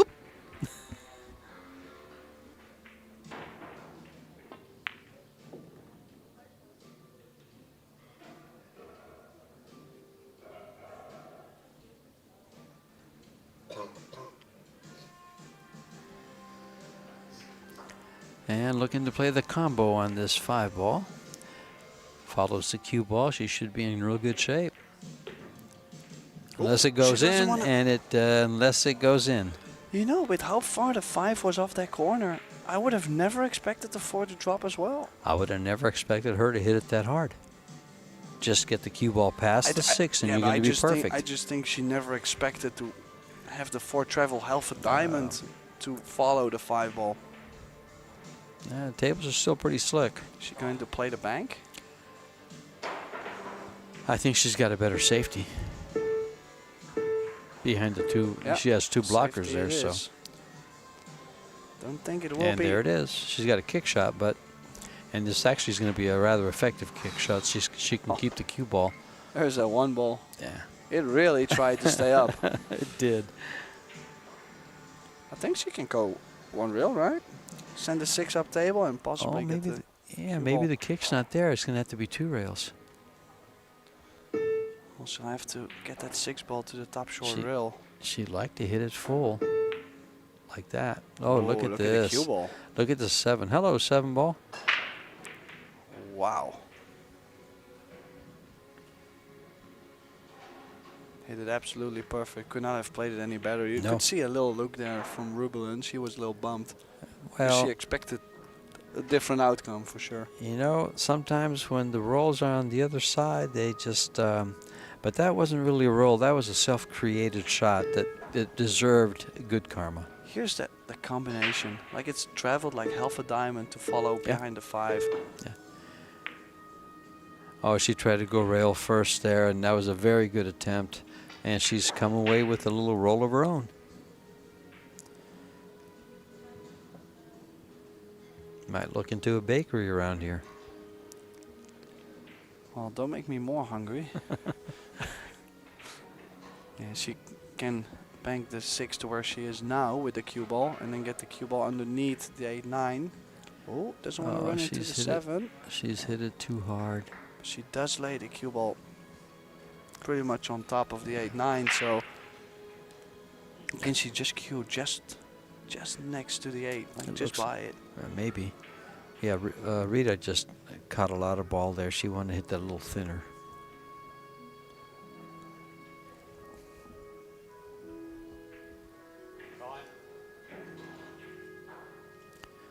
Players are on a time clock, as you can hear it beeping away. They get one beep at, they're told time by the ref at 10 seconds. And then at 5 seconds, you hear the beep going every second. 1 30-second extension. But they get 60 minutes to plan their attack after the break.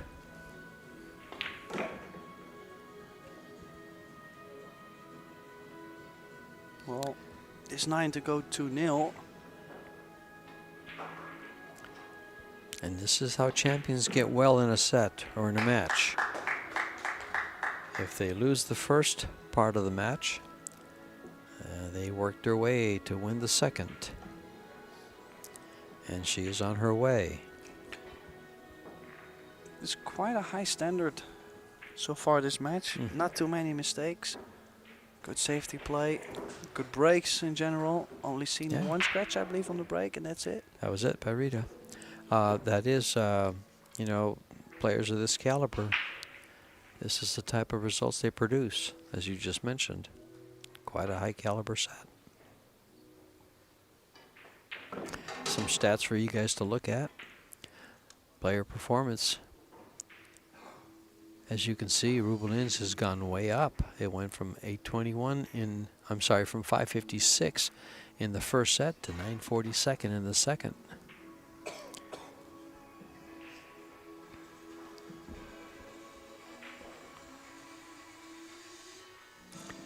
How quick the table turns in this game. Oh, and talk about turning. That one didn't turn, but it just rolled into the side pocket. And her momentum was just killed.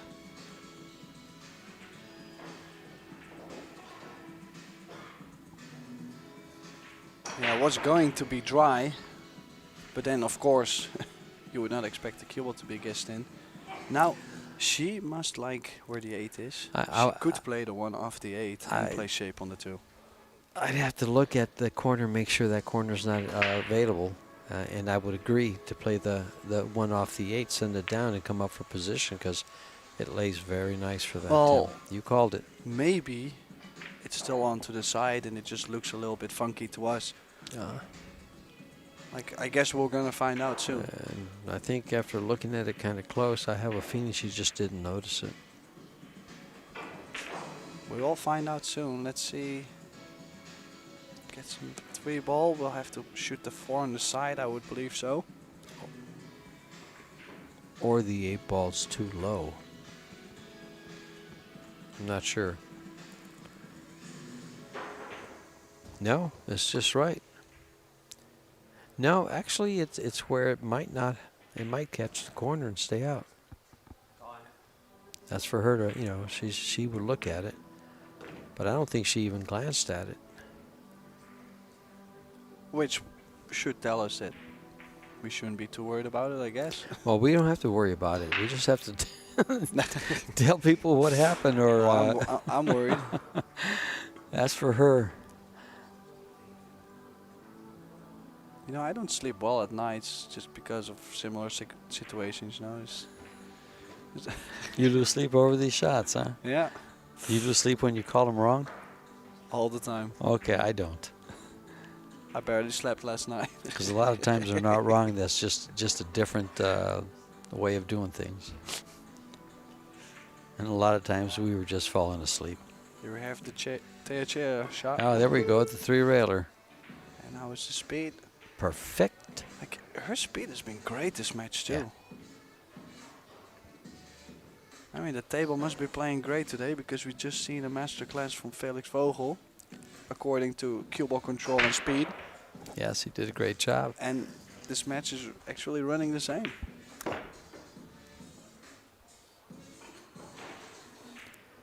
Now you get a good look at the 8-ball where it's sitting on that corner. Oh, I feel she can go 2 rails or possibly bump Yeah. the 3rd rail. No, she's drawing. She goes straight into the Yeah. short rail out.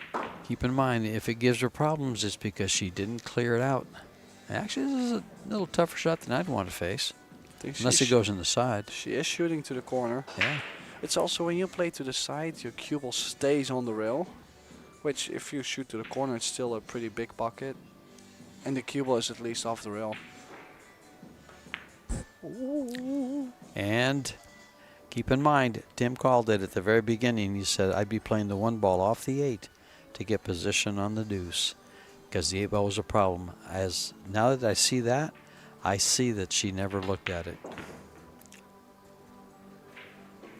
Well, that missed 8 ball is very costly, because that's gonna bring Rubelin on the hill in the 2nd set.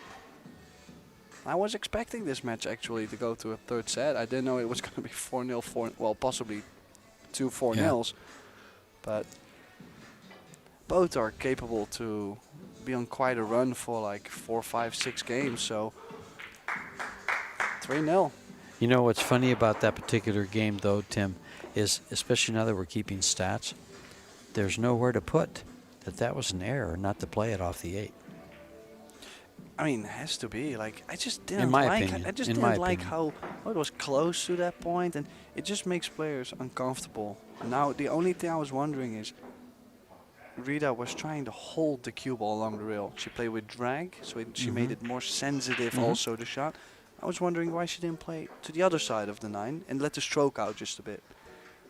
Could have maybe helped her pocketing the 8, but nonetheless, I think this was a tough shot. Yeah, we kind of picked that one apart, but yeah, it was a tough shot and didn't have to be.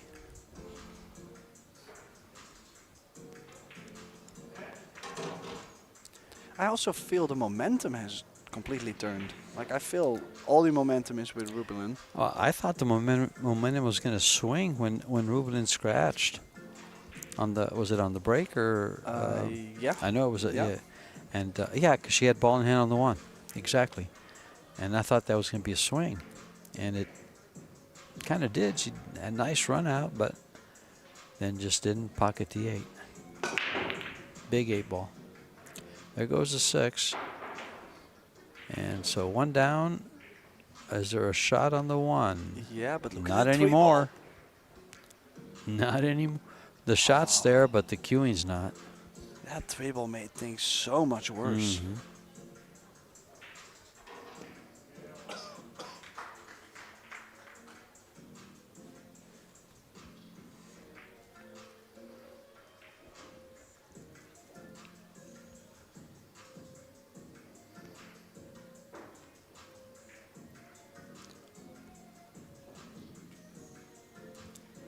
And viewers out there, I wasn't picking apart that 8 ball on show. It's more to give a lot of the viewers a heads up to make sure you look early, because that early miss can cost you a game, as it just did. Key shot here to get from the 2 to the 3. A little bit smaller positional area. Had to find the window between the 4 and 9.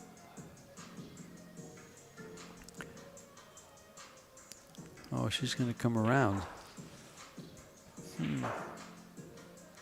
This lays nice for a little bit of inside, but she's going to come between the 5 and the 9 is what she was measuring. Let's see what she does. Oh, she used the inside, and it cost her. Well, safety time it is. Her instincts may have been right to run around between the 5-9 Is for position. she able to bank the 4 still? Like, you bring the cue ball to the short rail. If you don't make it, you get the hook behind the 5-9. The bank's there, yes. I think the 9 ball is not in the way. She's going to have to elevate to get the cue ball over to the right. I think this is the first time she's called extension in this match. Like, both have been playing quite fast. What that tells me is she's not comfortable with a time clock. But she was comfortable with that shot. Look how nice she's hit it. Yeah, I really like how she's played Oh, that. yeah. Perfect speed. And also got the double up, so it's not like one ball is in between and people can still jump. She's got 3 balls in between. She's going rail first here to try to make the ball. Is that scratch come into play? I think so, yeah. Oh, look at the cue ball. Yeah, there it is. Another chance.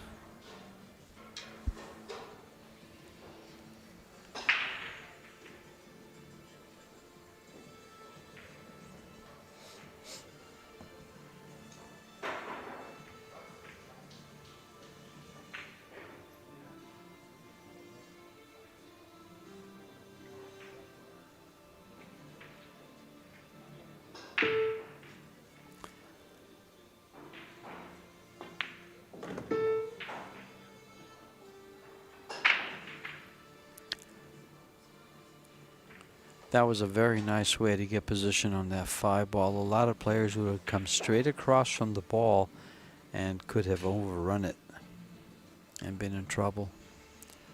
She used line shape to get on that 5 ball, hitting the rail and coming directly at the 5 on in line for the pocket. Oh. And then she missed it. I thought she would play it to the side.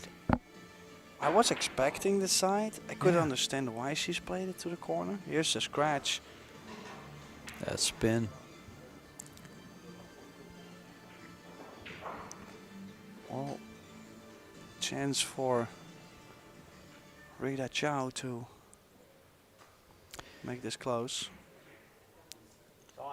The chance to go to work.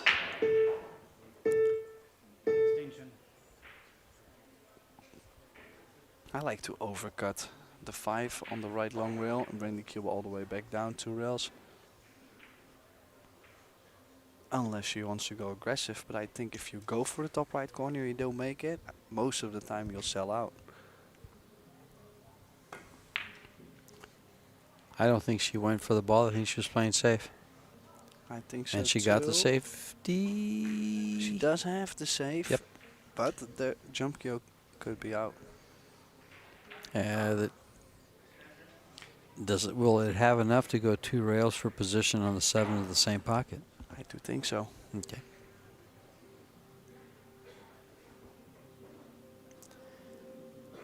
Because that's going to lose some energy bouncing around.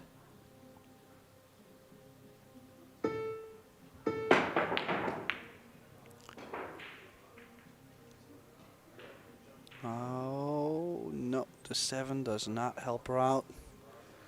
This is a tough shot. Straight on the 5. Straight draw. Nice replay, nice feel. Caught it too thick. Long straight in. Is she going to try to power this, draw this? Yeah, the speed has to be just right. Yeah. It's super The stroke tough. has to be fantastic. Well, Oh my Lord, what a shot. oh, Too much. yeah, I've seen her shoot those shots more often. Yeah. But she really... Put that in your head and smoke it. And safety, but coupled by a nice safety, is it going to find cover? no. Let Rubilin off the hook there a little bit, I A feel. little bit, yeah. Not by much. I don't think she can hit the left side of it, No. which means that Which is tough too. I don't Yeah. know if I would play that. I don't know what else she would play. Can if- she bank the 7 2 rails up to the 8? Yes, just pass with it and hold the cue inside ball and there. maybe Yeah. roll up towards the 9? I think that's what she's playing, Tim. Yeah, just like that. Just needs the 8. I think she's played it well. She's played it very well. Mm-hmm.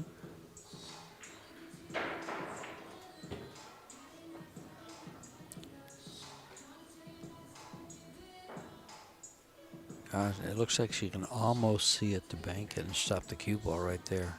So tight. Yes, she can. She's going to bank this. Yeah.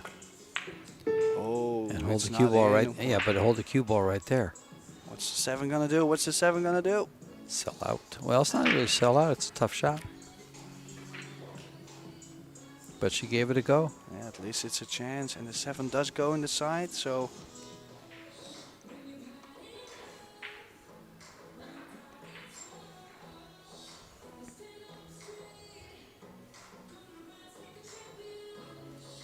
she's checking up too. I might just go flat Q. Or does it still go to the corner? She is shooting to the corner and she's made it. She's perfect on the 8. Wow, we are going to have a 4-0, 4-0 first part of the match, sending it to a third and deciding match. Keep in mind, this is a loser qualification. Both players have lost a match.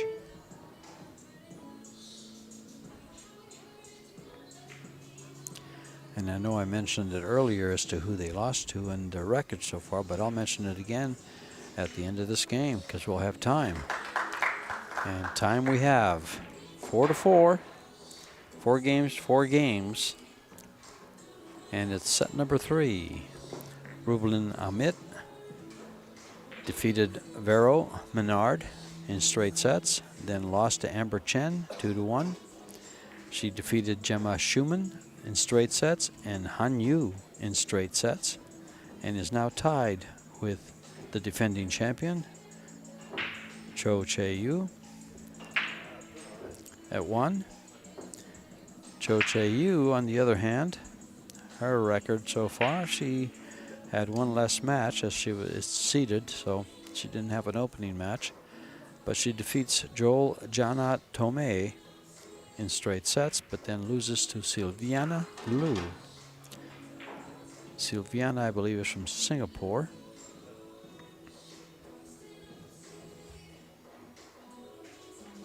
Indonesia, excuse me. Well, Ruben Len's player overall performance definitely grew a bunch after that second set, going from set 1 556 to set 2 848, so now averaging 786. Cho played such a strong first set, not so strong second set, but especially because she played such a good first set, her overall is at 886. And actually, as I look at this, Tim, Silviana Liu, who defeated our defending champion, is, well, she's in the winner's circle. Excuse me.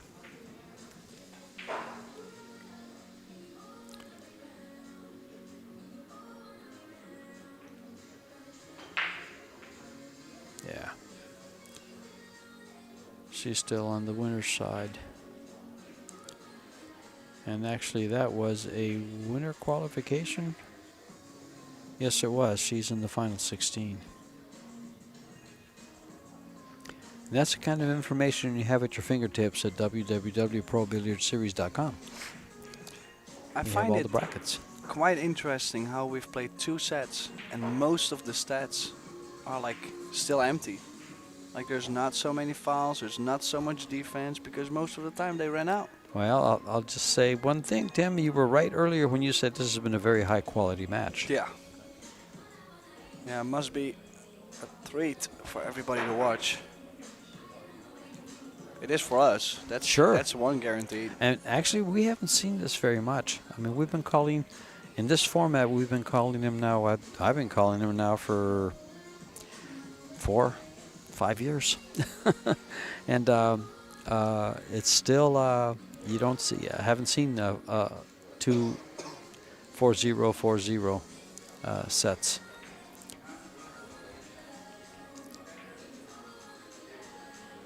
Yeah, we have a very young audience today as the World Junior Championships have started in the background.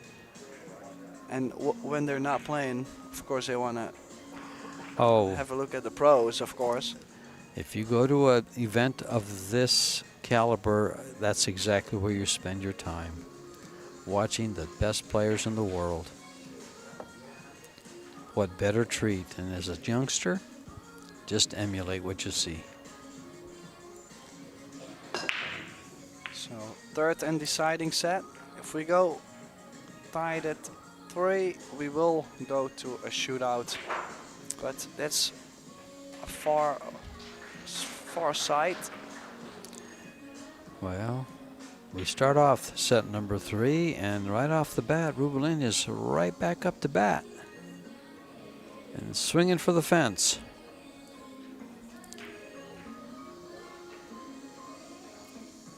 A little bit of right English on this, catch part of the 3, go 2 rails for position on the 2. She's going to use draw. Yeah, I felt she was going to be thick on the 2 ball. Yeah, I liked running forward there because of the way, and it sends the other ball out.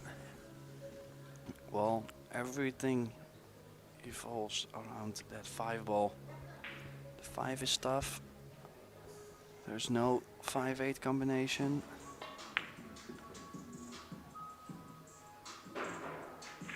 Will be interesting to see how she wants to get there. Does she play to the center of the table and go 3 rails to the short side of the 5? That'd be the easiest thing. She could also get back to lay the cue ball on the same rail the 4 is and go 2 rails up for the 5.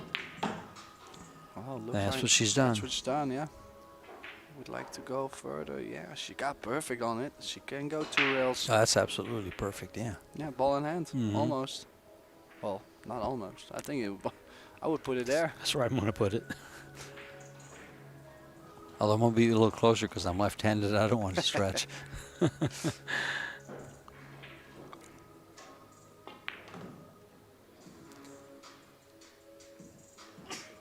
Now, if she's going to have a problem getting to the 6 ball, she might have to settle for a bank. Yeah, this is probably the worst thing that could have happened to her, to get straight on that 5. Unless she goes forward and takes a cut on the 6. That's another option too, to take a long 6. Just pass the side. Yeah, I gotcha. But I like the bank too, like I wouldn't mind it. Yeah, she has played for the bank. Guaranteed to be on the 7 if she makes it. She might play this as well. I don't think so. I was going to say she might play it with a 2-way shot value behind the 8 with the cue ball, but that's not going to get there. She can't put the cue ball there. Just go for broke here. You got to make that 6 ball.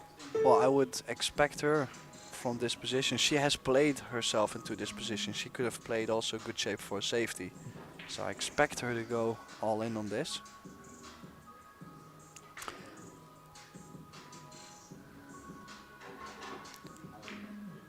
And she's ginned it.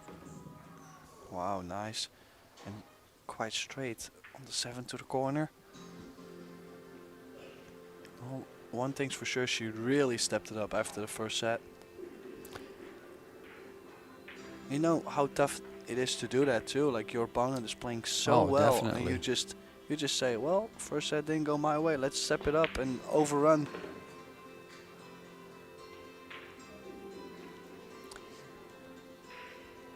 And sometimes that can kind of settle your nerves by saying, I might as well open up here. I've got nothing to lose. I've already lost the first set. Well, she definitely got loose. It's 9 ball to take the lead again.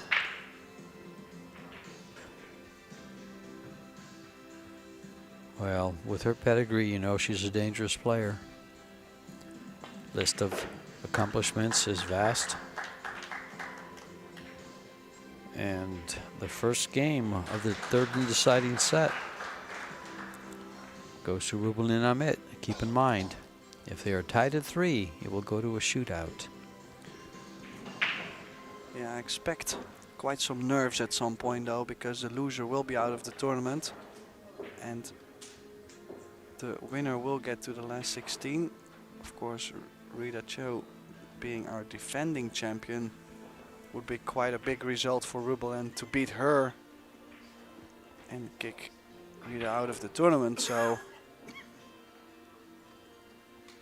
expect quite some tension at some point, but depends also of course on how the set goes. If the balls start to break well and they lay really well and one of them gets loose, then it's maybe a whole different story.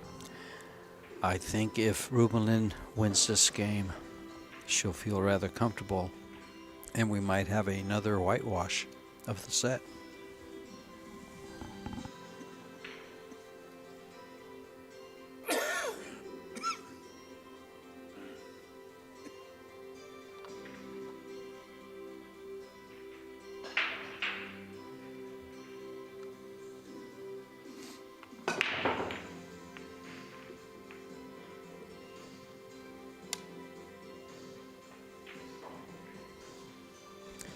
A nice kiss to pocket that 4-ball in the corner. And it looks like she can see the 1. No, maybe not. No, I'm just wondering, can she play a kick and stick? Can she get to that short rail? Because if she can play the kick and stick, it's guaranteed a hook behind the 8. It looks like it. It's there. Well, she's playing a push out, so it might not be there.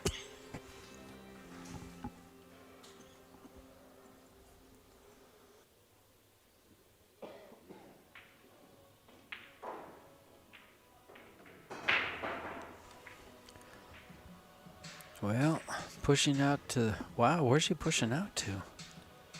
To the short rail, but So she wants a 2-rail kick and stick at it? I guess so. I You- don't think I would ever The take this. 2-railer doesn't give you the kick and stick, though. The 1-railer does. No, The that- 2-railer you will can- slide. Well, if You got to hit play- it perfect. Yeah, and you gotta play with a lot of high ball spin, Yeah.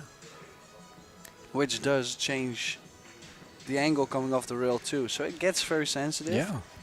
The good news is if she kicks towards the 5, 3, 7, and 6, she might get some luck, or intended luck though, but not like that.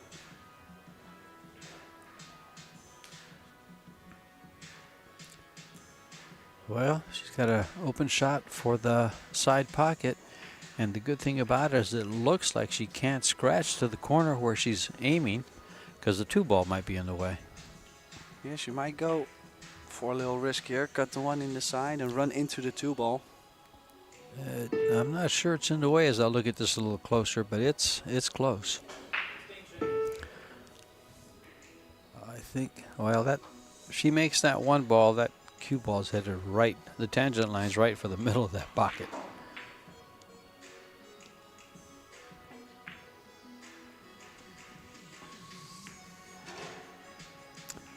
She's overcut the ball. Did she get behind the 9? There might be a shot there for the side pocket. There might be a window between the 3-9.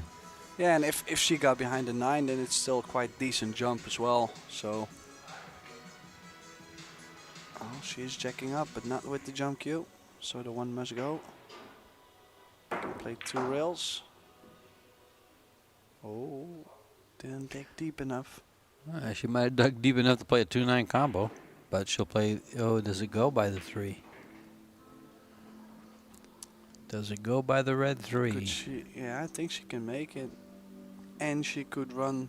She, Well, I don't think she can run into the 9. she can draw the ball down and come up for the 3. Yeah. There's the overcut. Little overcut there on the 1-ball.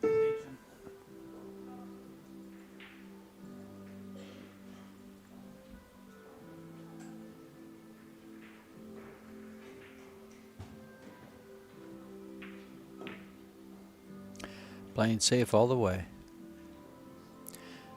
Gauge the speed very well, and look at her cue ball up against the 8. Pretty shot. I might like kicking 3 rails on this. Just depends. The 9 might be a little bit in the way to do that. I was going to So- say, the But I angle's really not there. like kicking 3 rails on this. Well, the one thing is, if she kicks at 2 rails, Tim, and hits it full, it could slide by between the rail and the 7. She went 3 She did rails, go and 3? she got it. And look, ooh, I thought the 5-ball was going. What a good shot. Great hit. Almost made the 2 or the 5. Yeah, speed having a lot to do with that angle See, look at how See? short she made that. because of the speed. Yeah. Good shot. Well, You know, they play a lot of billiards in the Philippines. Well, you've been there, haven't you? To the Philippines. I actually have been there. Yeah. Had a really good time. They love pool over there. Oh, my. Yeah. It's the mecca of pool. Yeah. Yeah, definitely would want to go back there. Plenty to learn for me. Plenty to learn for the world. Yeah, probably, yeah. Okay, so let's see. Can she kill the cue ball and play a good safety on the 3-ball, or is she going very aggressive and try to go into it? No, full I would draw? just go ahead and run down there. And did she break it up? Yeah, she and did. She did get on the 3-ball. I was going to say I wouldn't have a problem banking 3 the way it laid. You like With good banks a shape. lot. To the side pocket, yes. To the side pocket. Well, it's. Do you play much bank pool? I don't, but because I don't like to play bank pool, but I can bank okay.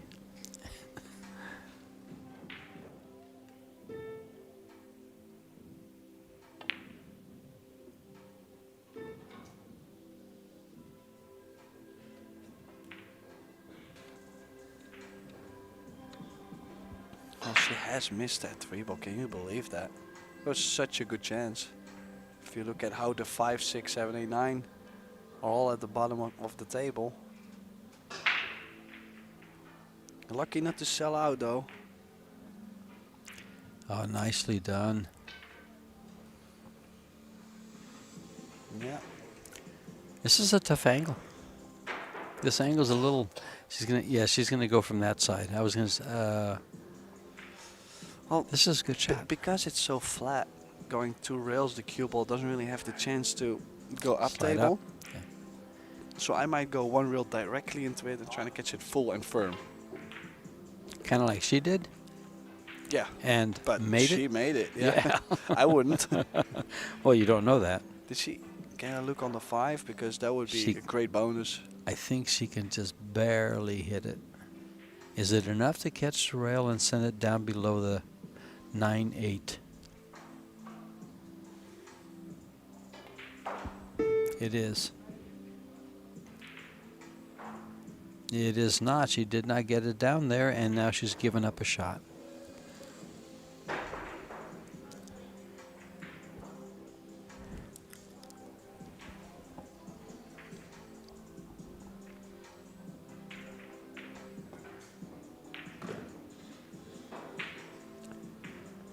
Well, someone released the Kraken. Yeah, you definitely don't want to give too many opportunities to No. this lady here.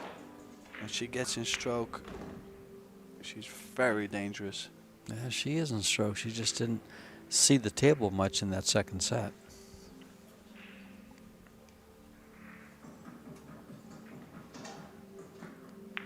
And as her nickname says, Big Eyes, she's saying, no, but I can see it now.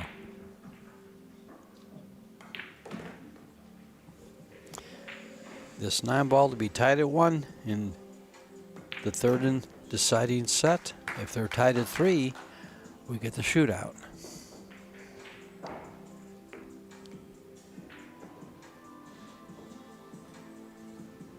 Yeah, everything is still possible in this set. What a great chance that was for Rubelin to go 2-0 up. Would have been such an advantage in this deciding set.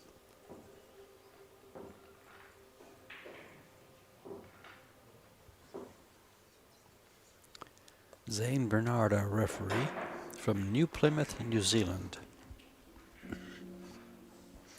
And our timekeeper and scorekeeper is Greg Crodis from New Zealand, from the South Island of New Zealand. Not as heavily populated as the North Island. I believe New Zealand has a population of about 5.3 million people. Or in that vicinity, give or take a birth or 2, or 3 or 4.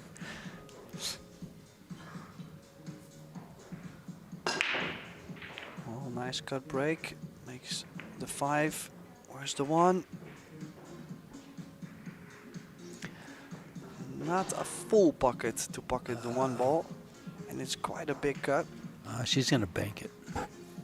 Bank it, I'm going to bank this shot. bank and draw back, and No, I'm going to let it run right into the 6. Oh, that might not be good, though, because I'm going to hit the right side of it almost. Yep, sure am. And there's a pocket over there. I don't mind soft draw, like center of the table. 2 balls down here. So that's good. Yeah. Like you don't want to play too much draw because your stroke will be too firm and the odds of making the bank will get lower, but just a little bit should be fine. Where would you play safe to? That's why I'm thinking bank. And I do like the draw shot. Because you can, yes, this is a straight back. Every bank pool play. Vince would love this shot.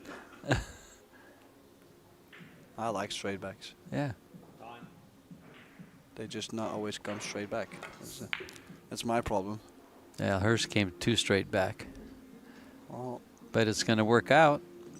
she might have played it 2 ways. Like to if she made it, she would be straight on the 2, and if she missed it, she got the hook. That's a or good is point. there a window? Maybe there's a window. That one ball did move way further than we expected. Yeah. Looked like it was gonna be behind the 7.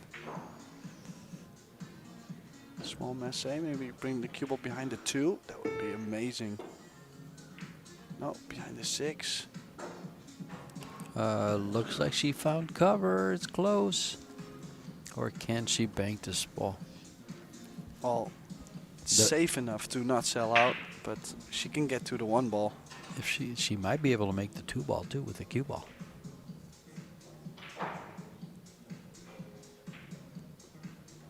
She doesn't even try. She says, I'll just play safe all the way. And it looks like she's got it covered. Yeah, Rubelin showing up with the jump cue. I might jump this because what would be the safety? Like she's gonna hit the 1 thick, 2 rails into the 8, Yeah. and the cue ball will go to the 6. I don't see much here. Yeah, she's got to go between the 6 and the 7 with Or the is cue she ball. playing the Massé? Like Massé trying to make it? No. The jump cue. Eeny, meeny, miny, mo.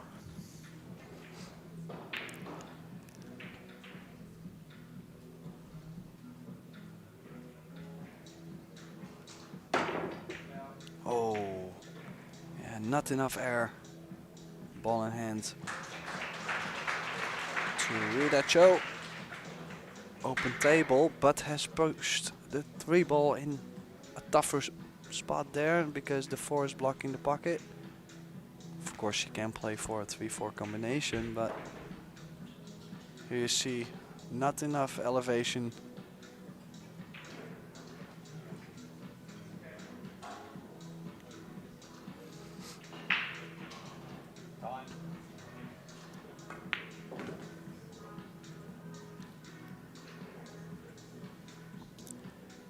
And she's going to put this car in reverse and come back for position off the 2 ball.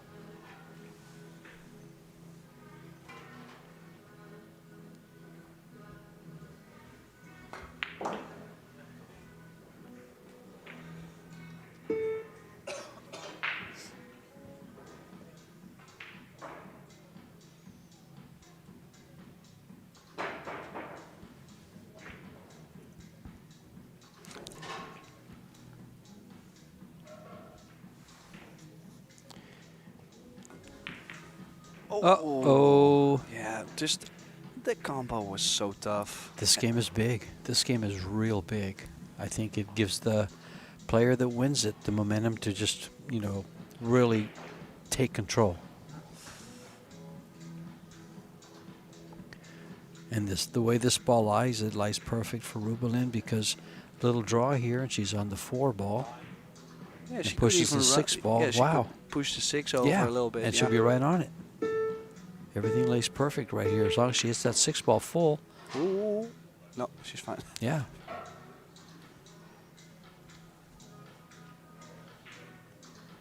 That was a big miss right there. Still not done yet. Like you can see, the 7 doesn't go by the 8. There's a little distance in between, and if you get off angle on the combination, definitely missable.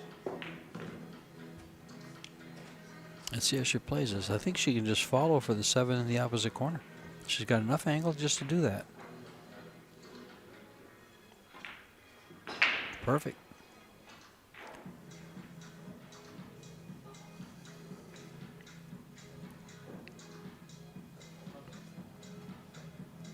I also feel that the player who wins his rack goes indeed with momentum, and it only takes 2 games to guarantee yourself at least a shootout. That's right. Of course, that's not what they're going for. They want to Well, finish of course the they want to match, finish and not go into a shootout, but look at it this way. You could be on the hill for a shootout. It's the worst you can do. Yeah. Yeah. By winning this game. Oh, she got perfect on the 9, straight in. So 2-1 lead. And even though it's only a 2-1 lead in this format, it's a big lead. Yeah. Yeah, the P9 is fighting here.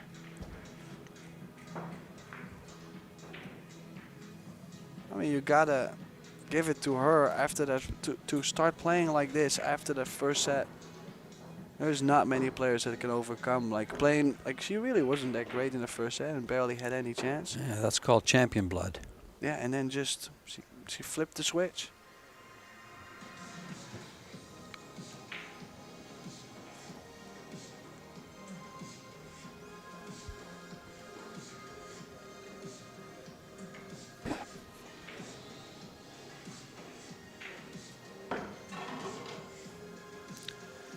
Yeah, they set up 16 tables here in this Cloudlands Event Center for this 3 World Championships, WPA World Championships, all sanctioned by the WPA.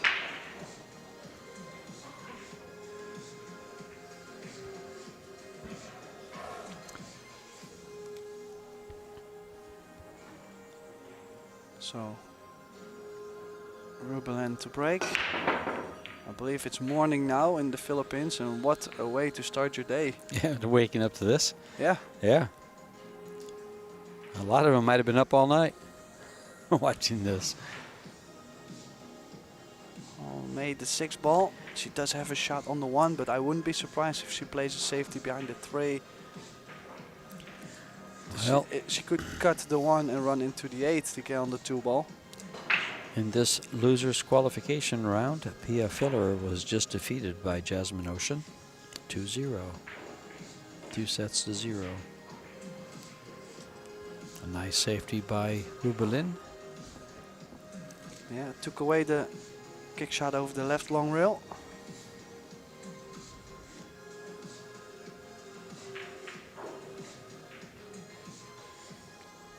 So must kick over the right long rail and would like to catch the bottom side.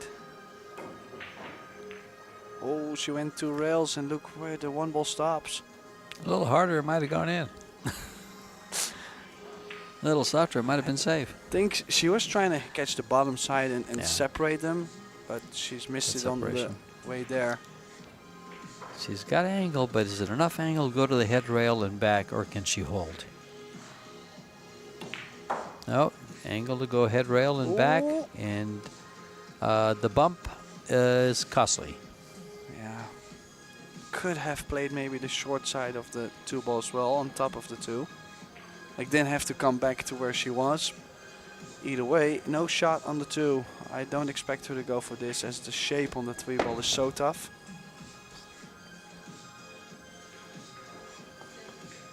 Oh, you got that.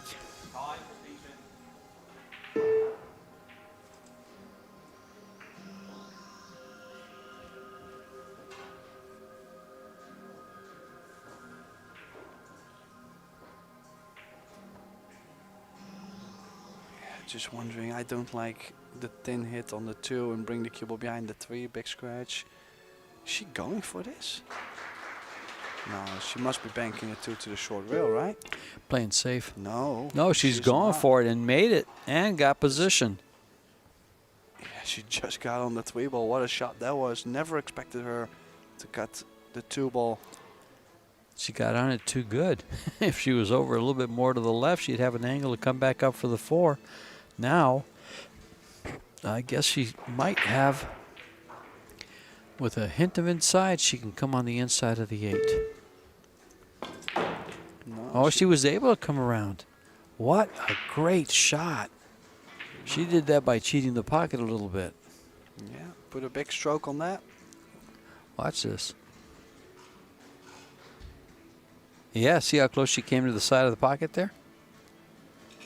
That wasn't dead center, that was off to the right. She just wasn't right. trying to, like, she did get on the rail where this is not what she's happy about. No, she's happy Could with play this. for the 5 in the bottom left. No, No. she went 2 rails. She's very happy with this.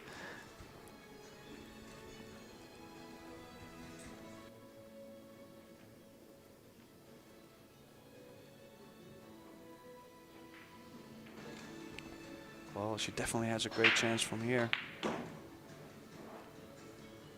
She's queuing really well at the moment. Possible chance to get at least to the shootout and definitely more. She's playing great. Keep in mind, Tim, this game is 9-ball, and when you have the break playing 9-ball, the odds are in your favor.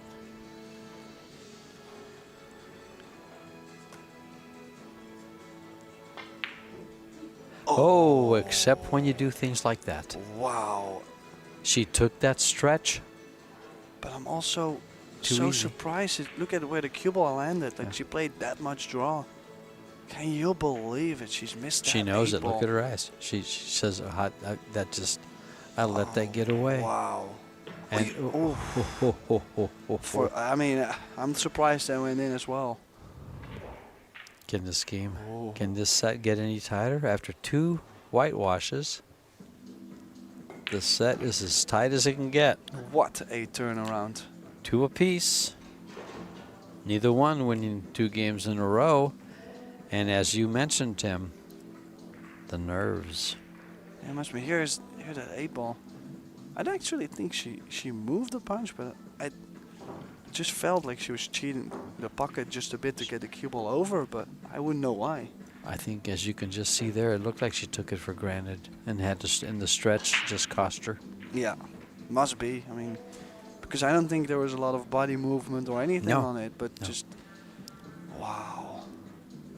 And see, those are the kind you dream about for a long time after an outing like this, especially if Yeah. it puts you out of the tournament. Interesting. She stood up and was like, she was like visualizing the shot again. Like, she just went like, what did I actually do there? Like, what? Like, she went over it again, and then she goes, Yeah. okay, well, okay. So, read that show to break. We're at 2 each. 3 each brings us to a shootout.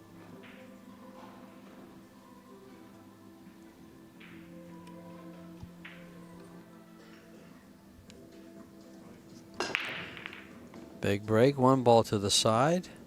Is there a cue ball to the corner, and down it goes. Ball in hand for Rubelin Amit.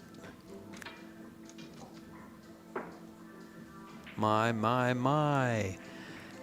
After the first 2 sets, as you mentioned, no errors, 1 foul on a break. And this 3rd and deciding set has been riddled with them now. Yeah, now does the 5 go in the top left corner, or will she have to play for a 5 ball in the side pocket to get to the 6? The good thing is she has the option, and look where the 4 ball is. Very available to get wherever she needs to get on the 5.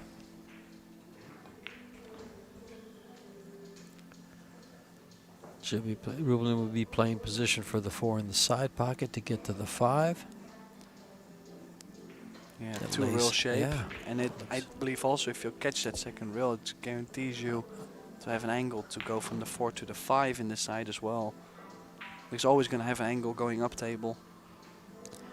This layout is very, very nice, and she's got the angle to go wherever she wants here for this 5 ball.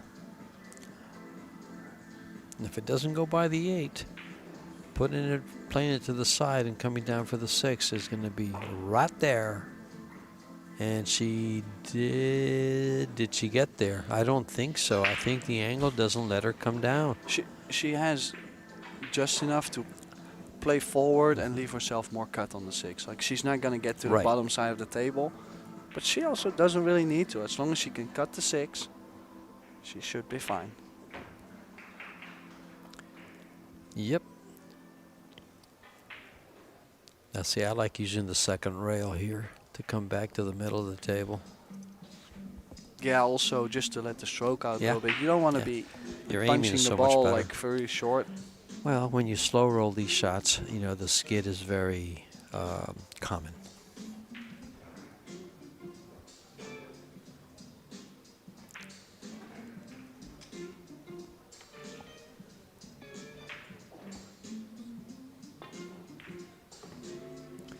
Perfect. Absolutely perfect.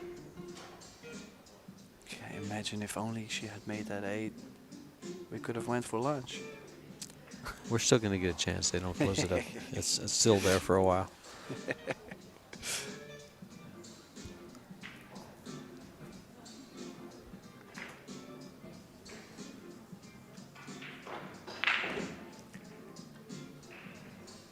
Yeah, play that good. Guaranteed herself angle on the 8 Well, to go 2 rails to the 9.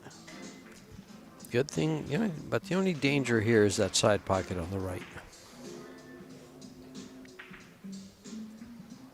No, it doesn't have to go 2 rails, but she did play that. And this time she got on the 9. She's gonna wipe her cue.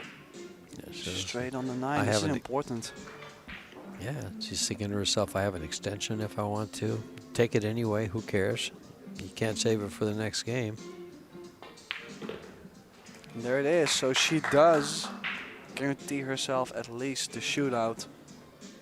But that 8 ball is gonna stick in there, in her head somewhere. I mean, It's going to take her a month to get it out of her head. probably, yeah. I mean, that was a Well- huge miss. If she loses the match, it'll take her a month to get out of her head. Oh yeah, if you lose the If match, she you're wins sick it, about she'll it. forget about it.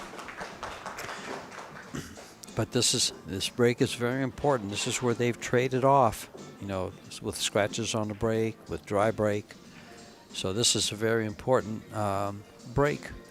Here's some good stats for this game. You could still see the fouls. There's only one foul per. Well, Rubelin has two fouls in the match, and Cho has 3, 2 on this set, which is actually so does. It's the first time now that Rubelin's player overall performance is higher Than Cho's. than Cho's. Yeah. Yeah. Just by 2 points, but it's higher. It's come up. Big break. Control break here. Last time she hit a good square in the face, good cue ball. Make a ball. A little bit more cut. There That's goes the 2 ball. There Yeah. goes the 2. And Shot on the 1. Oh my, the 3 ball is tough. It only has 1 pocket on the right side of your screen. well, also needs to still get from that 3 to the 4, as the 4 doesn't go in the bottom left. So quite some work to do. And then exactly. Straight back. Nope, the angle's not there. She's got to come over and back. No, she came straight back. Probably it's gonna roll up on the 7. I wouldn't mind to do that. It's a super tough shot to take this and to hold the cue ball on the left side for the 4. Very good point. Sure. Is that position here is tough. She's looking at running into the 9. She might go for this. I don't like it that I much. actually like your idea of sticking her on the 7. Yeah, it's like a half ball contact. You can judge the speed quite okay. It's a roll-up contact. Yeah, I mean, Yeah, I like it. and it's almost guaranteed.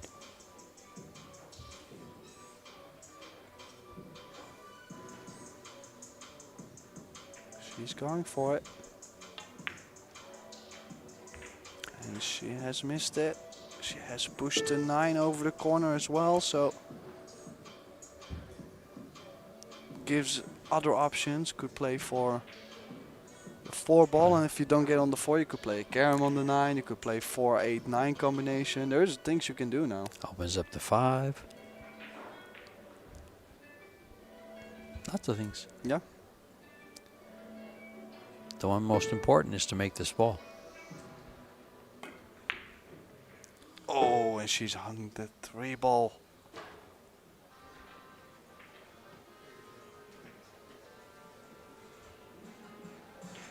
Now is she looking at the She's 3 ball she's combo? like, well, can I please just shoot that and be done? I mean, Well, it's a tough position. It's, Actually, this is the rail first, brings the cue ball right between the 5 and the 7. And it gives her the shot she wants. I would go for the 3 ball combo. she might go off the left side of the 3, stun 2 rails to the 4. Oh, does she get there? She does get some cut, but it's not ideal.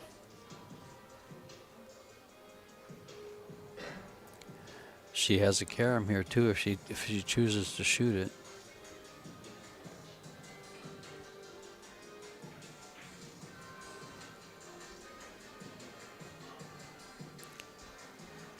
It's a nice carom too. The 8 ball into the 9. Oh, she is running out of time. What is she playing here? Is she playing safe? Play the cue ball behind the 6, 5. Oh, the 4 needs to get to the short rail. She has left the jump. She's taken everything away except the jump. She doesn't like the jump. She 2 railer. I The think thing is, they're on the shot clock. She didn't bring her jump cue. So if she now looks at the jump and she does like it, she looks like she's committed to kicking this. Yeah, Kick to make. she has an extension if she needs it. And she has missed it.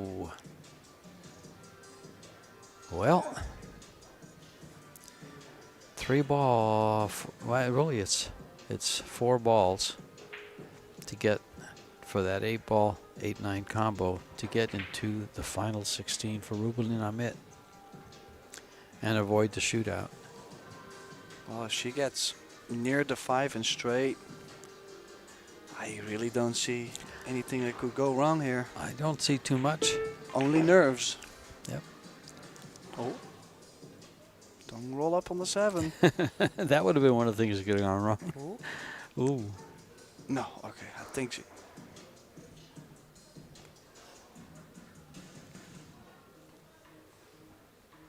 She's looking to see if she'll play the 7 in the side. Yeah, I would just draw back a little bit and then go forward, or maybe stun over like Just this. stopping it. It's really Not going to take so. any chances of doing anything. Oh, she even got straight on the Yep. 6. You can stun over. Little draw. Wow, what a match.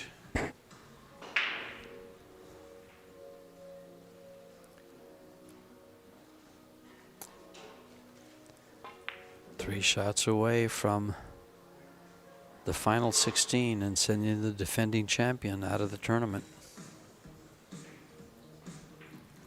One of the top players in the world. Ranked number 3 by Fargo. Ranked number 1 in the WPA.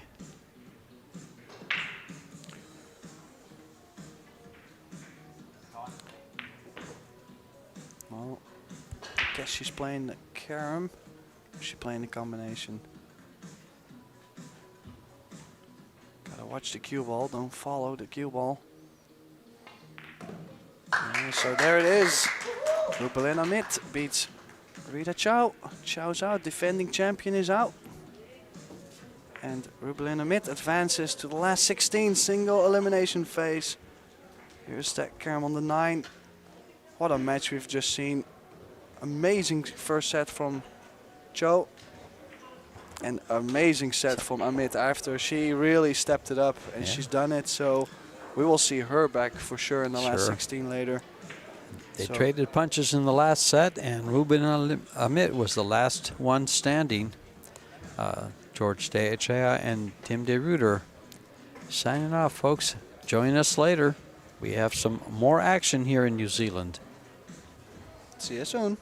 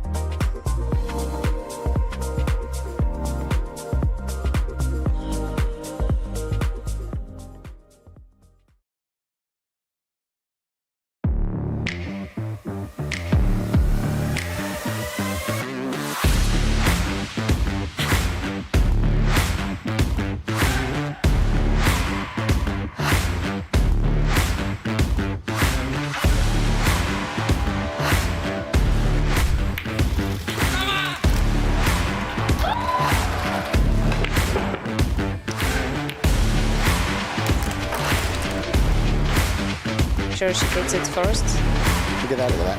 Oh, wow.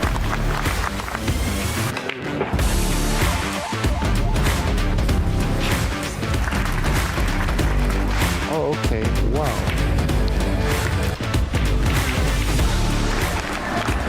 A 9-0 win. And there it goes. Shane Van Boning, our world A-ball champion.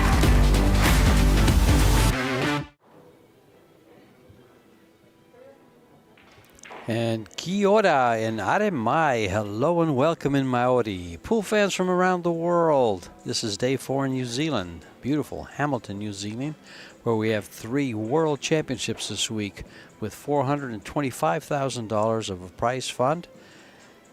We have the World 8-Ball Championship. We have the World 9-Ball Women's Championship.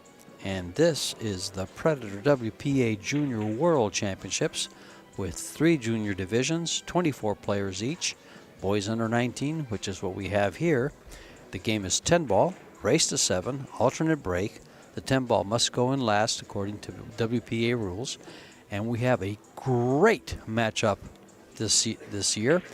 This is last year's final in Austria. These 2 gentlemen met in the final with Darren Sitoris winning it from Indonesia. He's 15 years of age. Adrian Prasad is 16 from Northern California, Sacramento. This is George Deachea and Tim De Ruyter bringing you the live action in Hamilton. Hello. Hello, Tim says. Earlier I asked him how to say hello in Dutch, and Hello. that's how you say it. Yeah. And here it's kia ora.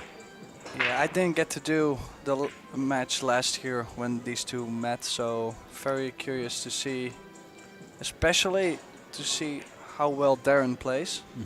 Saku Sitoris, I have never really seen him play, so as a 7.28 Fargo, so that must mean he shoots pretty sporty. He plays very sporty. I forgot what the score was from last year, but yeah, at a 7.28 Fargo compared to 6.93 for Adrian Prasad. The other thing is that Darren is 15 years of age, and Adrian is now 16. But Adrian's being tested in the U.S. quite a bit. He's been playing a lot of tournaments. He won a $17,000 tournament there in Hard Times in Sacramento. And he gets a lot of instruction and help from the Dominguez family. And Oscar Dominguez is pretty well known all around the world. So we know that he has a lot of influence on his game. His family travels with him all over the world. This is a great matchup. Great matchup. The referee is Stephen Lai from Singapore, so he might have some rather preference calls for the other gentleman. Oh, sure. I hope he does not do I don't that. think so. I was trying to be funny. I hope nobody takes that serious. Yeah, you never know nowadays. Yeah. Well, Adrian won the lag. This is a race to 7, alternate break, playing 10 ball. 3 foul rule in effect. The 30-second shot clock with 60 seconds after the break. And he's made a 10 on the break. It comes up. It's the last ball in. I said that. Oh, okay. You weren't listening again. But He can still continue to shoot. and that's exactly what happens if the 10 ball's made during the game. Even if it's called, it spots back up. It only counts as a win at the very end. It's the last ball to drop.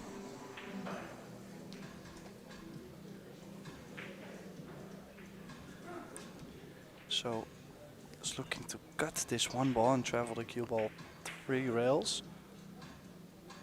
No, he chose to play safe. He was looking at It's going to attack, but he's left a shot on the 1, did not get the cue ball frozen on the 10. 2 doesn't go in the top left corner, so can he go 2 rails to get the 2 ball on the side? Possibly in between the 3-7 out and then 2 rails. Oh, I was going to say he got fortunate to hit the 4 ball, but the 3 ball jumped in the middle. I still do like kicking over the short rail and call the 2 ball in the left side pocket, and if I get like thin or thick, I have a chance to get the 7 or the 9 in between. And if you make it, possibly a shot on the 3 after, but he's going over the long rail. Well, now with an open shot, Adrian coming to the table in this short race to 7. But again, it's alternate break.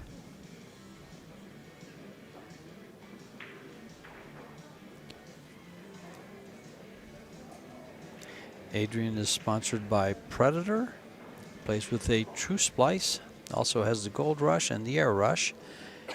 He defeated Langi Ryan Lee from Hong Kong to get to this match. Darren actually was didn't have a first match. He was seeded in, so as last year's champion, I guess he was seeded. Yeah, or because they have a 24-player field, I believe, then there is always buys because it's 16 or 32. So probably 8 players just got the buy or no draw in the first round, and he happened to be one of them. Because I would say both of them would get a seeding if they were applying a seeding. The first, second from last year. Yeah. He then his biggest tournament win was last year in Austria. He said he likes to swim. He has school and he plays badminton. Oh. Ooh. Adrian misses 4 balls. Oh, and look at this cue ball. Then he must have been playing safe. Okay, I needed you to laugh for that one because I was not sure if you were joking. I hear that all the time. I'm mostly joking all the time.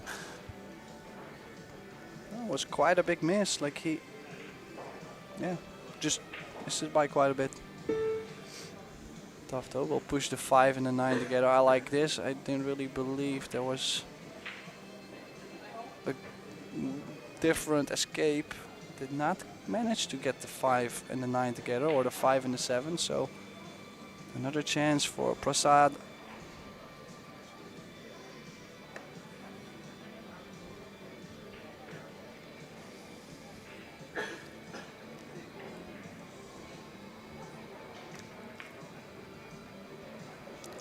Well, starting out with what could be some opening game jitters here from both players.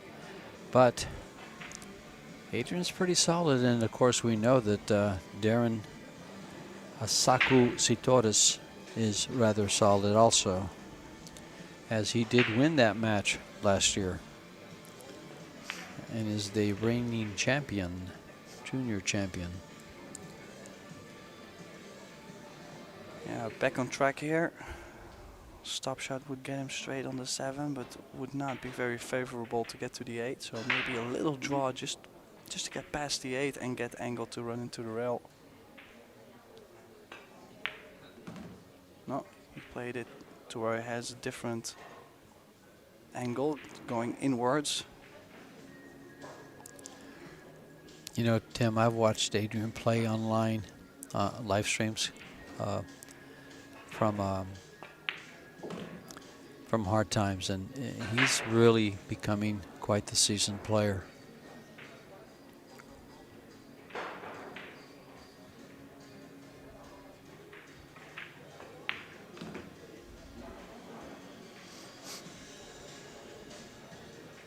Perfect. Look how nice he laid up here for this 9 ball to get off the rail and have a really nice 10 ball.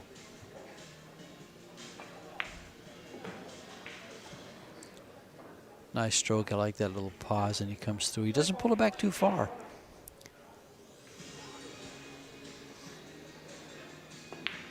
Like very little movement. That's just nice. Just coming back just a few inches. I see a lot of the European players, they take that longer stroke back and they pause. And his method works for him just fine. And game number 1 goes to the young man from Northern Cal in the USA.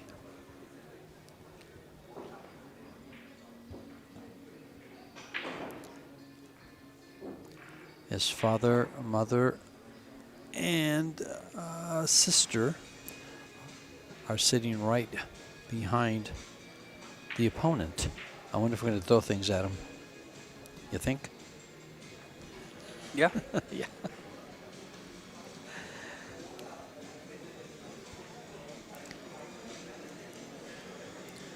This equipment is Predator Apex 9-foot tables. There's Adrian's father, mother, and sister. Torsten Holman walking by. All kinds of billiard dignitaries here today. Yeah. Now we get to see Darren's rig from the side playing 10 ball. Makes a 7 in the corner. And look at how bad that 2-ball got together with the 4. That really will have to play safe behind the 8.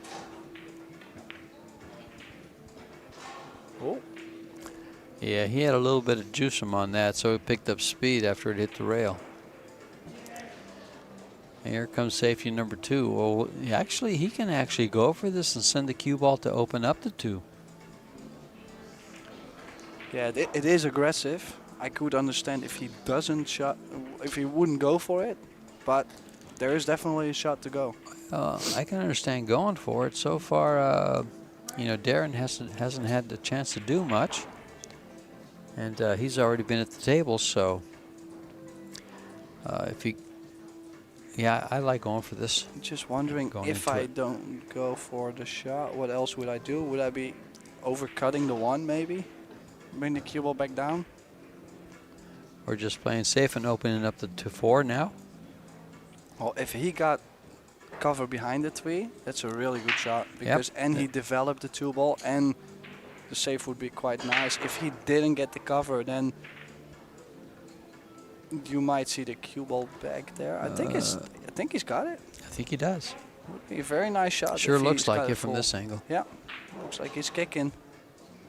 2 rails, gets it quite full, would get a decent result. Ooh, kicked it very firm. Where is the cue ball going? Where is that cue ball? Oh, wow. Talking about jelly roll.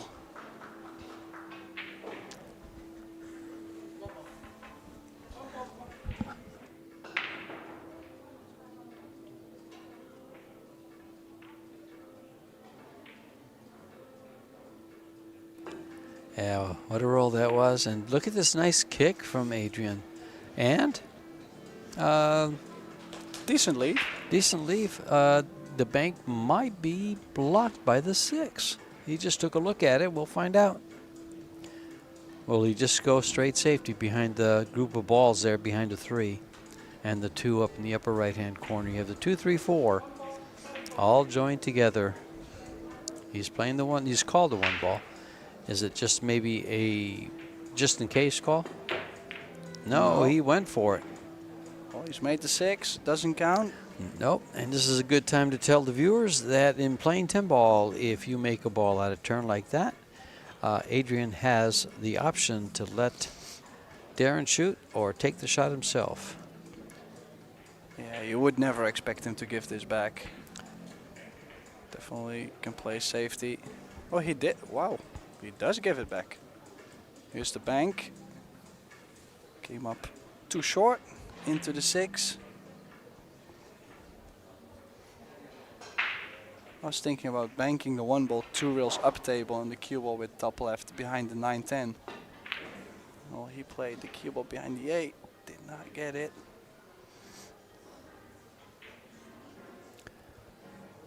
Do you play this 1 ball off the 4? Cue ball striking towards the upper left-hand corner, and you're on the rail, so you can't do too much with the cue ball to alter its path. He's called the 1 ball, so he's probably playing it off the 4. Well, no, he did not. No. Well, I think this time he's given up some cookies.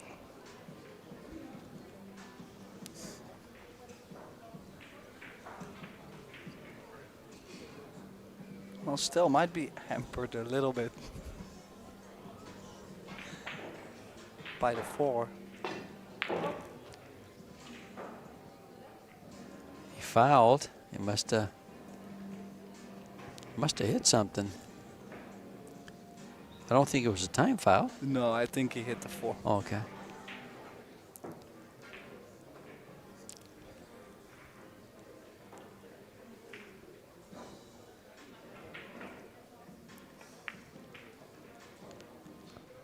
Well, this is pretty straightforward. Adrian knows what to do and how to work around a table like this.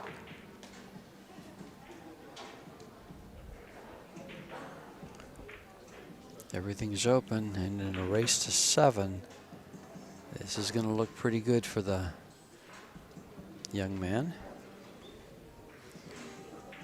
Yeah, not a very strong start from Darren so far. Prasad quite solid. He won. He played the 8-ball, 9-ball, and 10-ball in the BEF juniors and had a lot of success. Won those.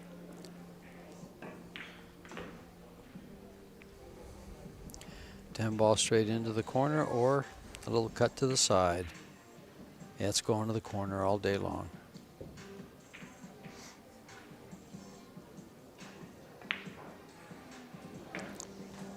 So there it goes, 2-0. Definitely will make him relax because it's alternating break. So it definitely broke the serve. You know, one of the questions I should have asked Adrian or Darren is, what was the score from last year? I'd like to know, but they both said this is a rematch from last year. So you know who's aching to get back at the table right now is Adrian because he wants revenge.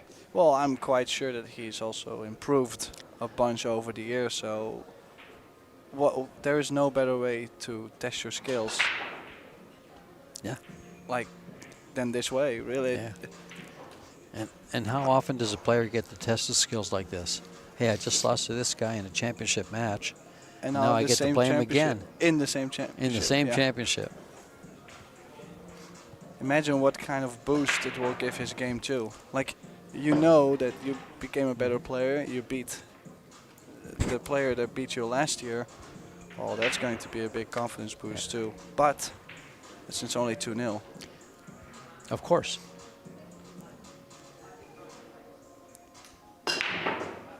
One ball I thought was going right in the side. Yeah, the 8 goes in. Does he get something on the 1?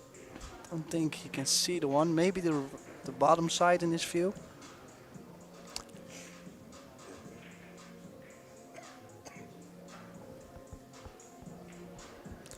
It looks like he's attacking.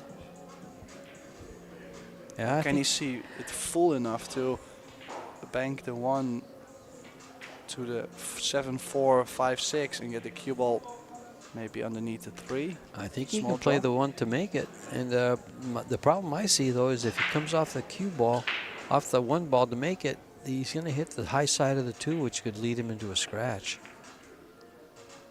Overcut it so you hit a lot more 2 ball. Can't see where the cue ball went. Was still there. Yeah, I played a very soft stroke, which was good for the cue ball, but he didn't really. Well, usually you overspin the ball on that. Like, here's the replay. Usually you overcut the ball because the ball turns away from it. It's a very sensitive shot. Sure, most of the time on a shot like that, players will decelerate because it's so soft. Yeah.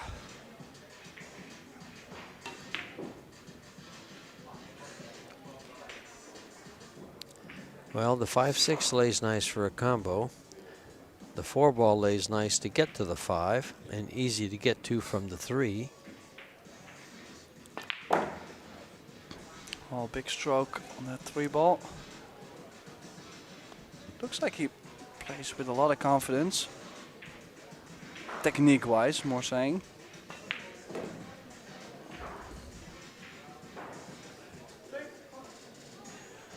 Called the combination on the 6. Same aiming as he would pocket the 5 into the corner. Oh. Well, so far in the juniors, on this live stream, we've seen 4 players. These 2 and Felix Vogel and Rico Rampanen. And Rampanen with a 744 Fargo, Felix with a 746, and these gentlemen with a 728 and 793, respectively. That's a pretty strong field. Yep. And these guys are 16 years old. Wow, what a miss there. What a mistake from Sitoros.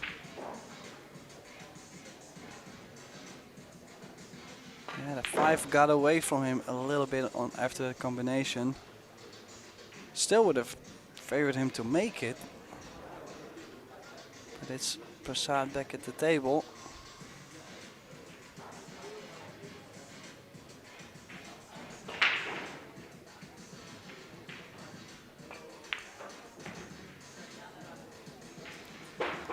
Let me give a little shout out to one of the streamers from Northern Cal. Does a lot of streaming of this young man right here, Collins Newey from Post Up. Does a good job too. Have you seen some of his streams? Yeah, I have. Yeah. Yeah.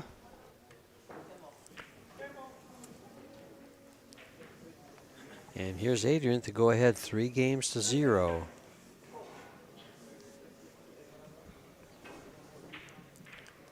Takes a little bit more time on this 10 ball. Just to make a 3-zip, and definitely is going to hurt. Taking dead aim here. Yeah, it definitely will hurt. Asako Sitoru is there.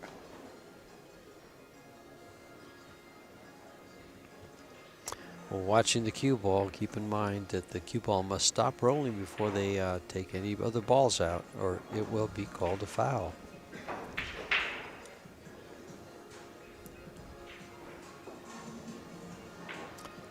Well, what a treat to have this kind of talent this young. Yeah. Here he is, Adrian Prasad. I believe that's Hard Times on his shirt, right? The yes, round yeah, patch with the masks, yeah? Yeah, of course, working with Oscar Dominguez, that's gonna help out your game.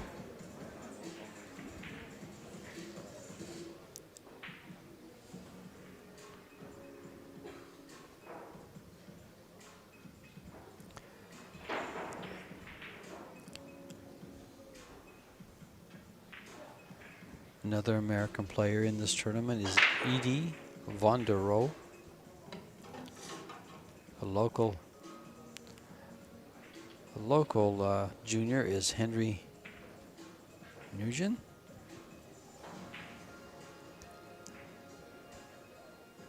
So we have any other?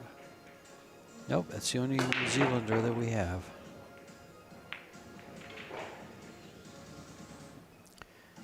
Payne McBride is another USA.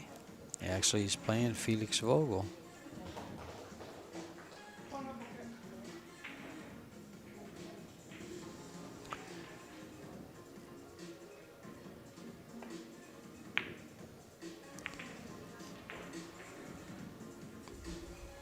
Well, he's left the one ball, but not much to do with it.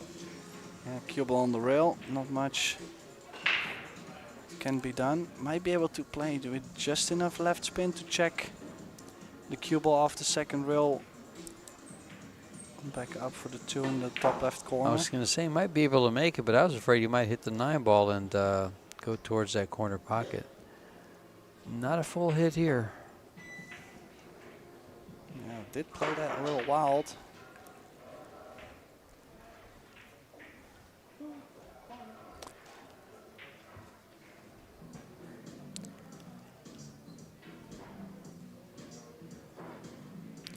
Probably going to bank this down between the 8 and the 3. Oh, he's cutting it, trying to make it. Aggressive young man, I tell you. Yeah, like he likes swinging at a bunch of shots, that's for sure. So far, he's showing me there isn't a shot he doesn't like. He's going for everything. Well, that's also the thing, when everything, like when you're in that bunch, yeah, you keep swinging at those and they just keep going, but it's just not always the case. Well, sometimes in pool, the best defense is a great offense.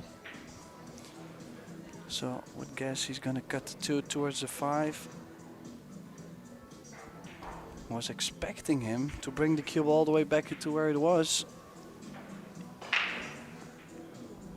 Let's see if Darren plays the 2 to the bottom short rail, or if he's gonna try and get the nearby hook behind the 5.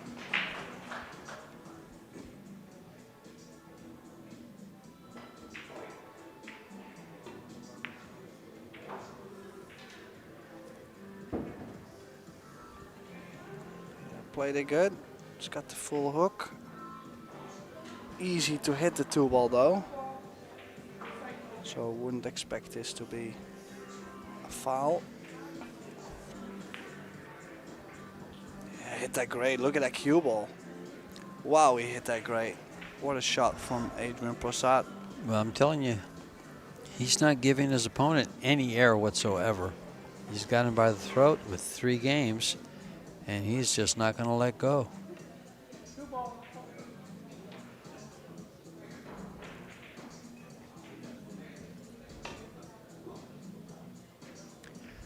Ball in hand. Open table. Nothing really tied up. 9 balls into kind of a precarious place, but I think he just looked at it and said, it'll go to the side, no problem.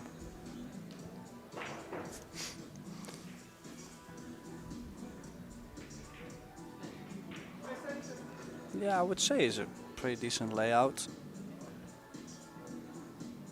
Do you see any concerns? I would be a little bit concerned about getting from the 6 to the 7. Usually would be okay, but now the 8 does lay there in the center of the table, so you might hook yourself or you might get too big of a cut. That's where things can get very tricky. You know, it's funny. As soon as you said that, I looked at that and I thought to myself, you know, there's so much open area around it. But how many times do you play position for a ball like this and up jumps the devil? You found the 2 square inches behind the ball. Yeah, that's exactly like in this way you would want to be as straight as possible on the 7. Yeah. And that's where the 8 does come into play very big, even though Sure. all the balls are the same size. Well, so we'll have to stun over. Give himself a similar angle as he had on the 5. He might be able to play. No, has to go center table. I think he's going to draw underneath. I think that ball's going to end up underneath the 8. Nope, never mind. Well, he also chose to go past the side. Does he? He does have a cut, but it's quite steep. But it's quite close to the pocket. I think he takes on the cut. He's looking at it, no problem. Well, there is not really much else he could do. Maybe He's thin the left side, but he's about 6 foot, so he's not stretching.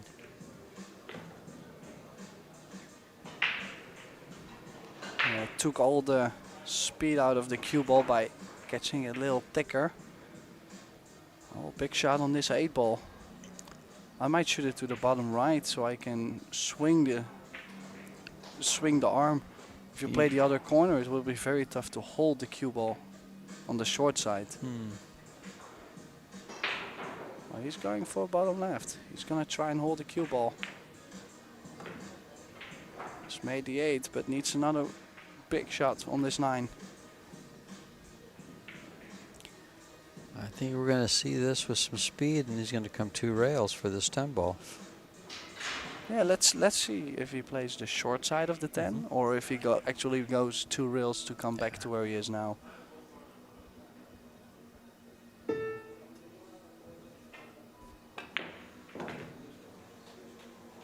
Beautiful cueing there.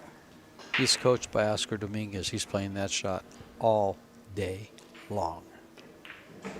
So 4-0. Great run out. Has earned himself that run out by a great kick resave on the 2 ball. That's where he got ball in hand. Goes to show safeties win games.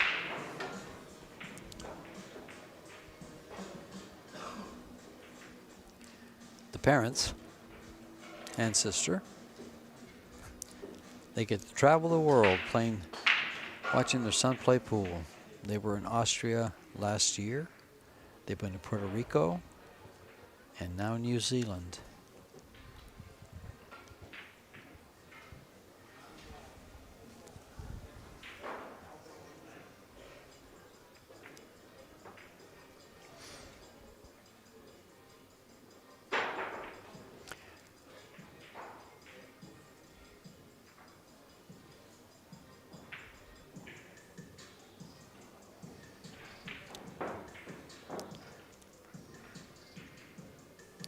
That gentleman there with the glasses on, I wonder how long he's been playing pool.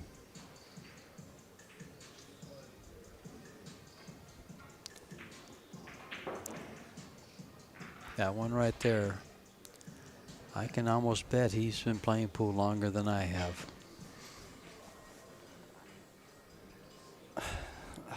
It's No just comment? no, it's just too easy at some point. I'm not gonna do it this time. I'll let you off the hook. It's okay. Well, I'm setting you up there, Tim, so you can beat on me. I know, but it's not fun when you make it that easy. I like to work for it. Well, hey viewers, guess what? I got to make it easy for him, if you know what I mean. We try to have fun, and we hope you do too.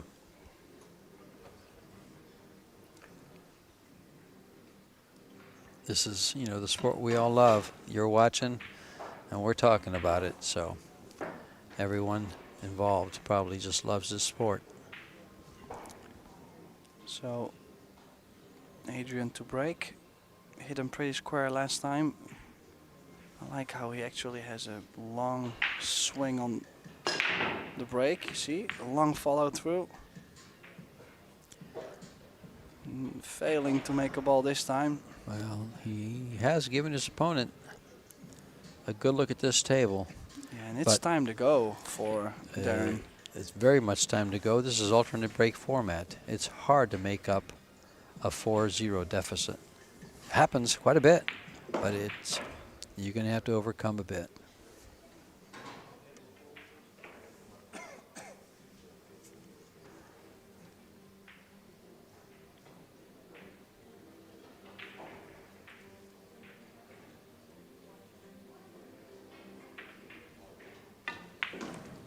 Yeah, let's see. Would like to be a little bit off the rail. Oh, does have a great angle on the 3-ball. Played it well. The George Teachera shot. Go forward 3 rails, right? No. That's what he just played on the 2. Oh, that one. Okay, I'm sorry. I was going to say, this is just a stun off the rail between the 8-5. Yeah. And as our stats guy likes to point out, that was Adrian's first dry break.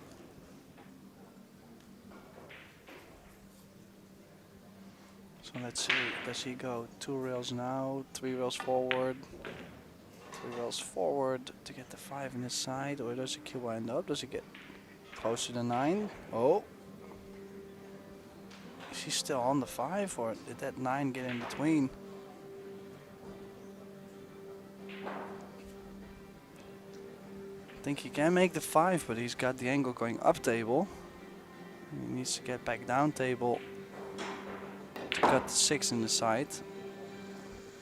Oh. There's an 8-ball there. There's an 8-ball there.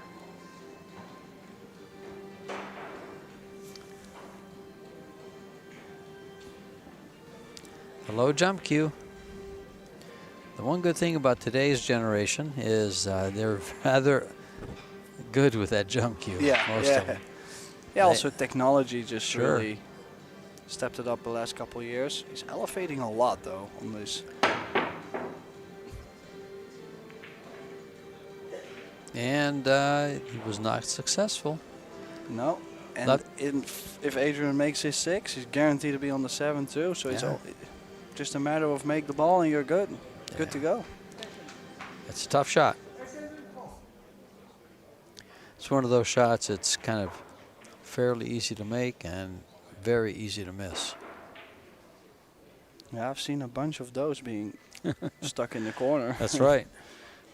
Although with newer cloth, they don't hang as much as they do with older cloth at the pool room. There's no doubt about that one. It was dead center. Yeah. Yeah, gotta make sure he gets an angle though. Here you see the jump. He jumped directly on top of the 6.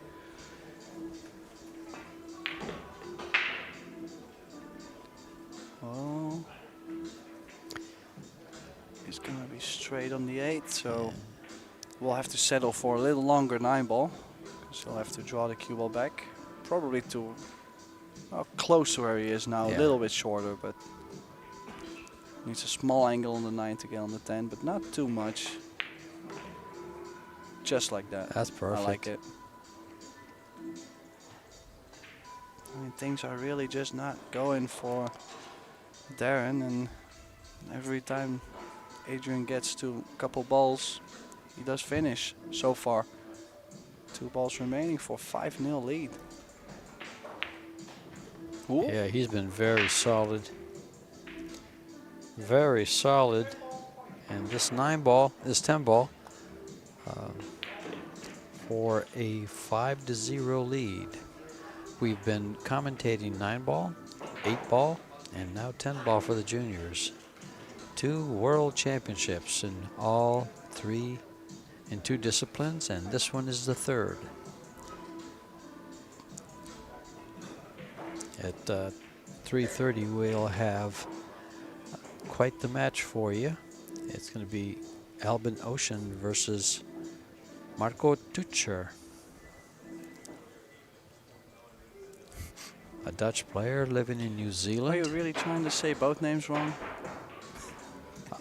They're wrong for you. They are the way to pronounce as they ask them to pronounce internationally. Tim is very particular about his names because the Europeans will pronounce them a little bit different. For instance, it's Ocean and Deutscher.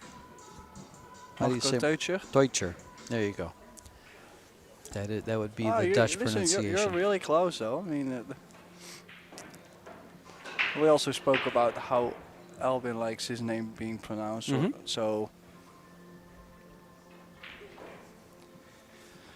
well, 5-0 timeout for Darren, but things are really not looking great, and he does get chances.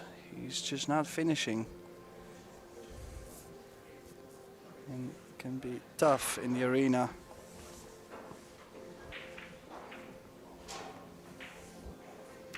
And actually, the men are down to the final 16.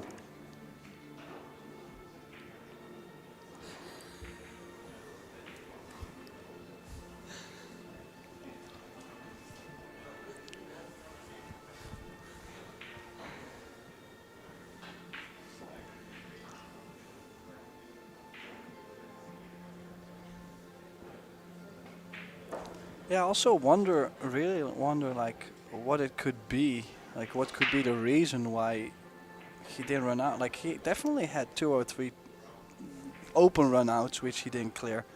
I just wonder, like how did that happen? I don't feel like he's been playing weird positions or something. It's just not happening right now. Well, there's one match still being played in the women's loser qualification between Chihiro Kawahara and Allison Fisher. They are in the 3rd and final deciding set, and the score is 3-2 Kawahara over Fisher. So that one may go to a shootout, or it may end up with Kawahara winning. But the final 16 of the women, from the one loss from the loser's side, will be Seo Seo, Kristina Zalteva, Jasmine Ocean, Rubelin Amit, who we just saw, Margarita Fefelova, Wang Wanling, and Wei Wei Tuqing Wei.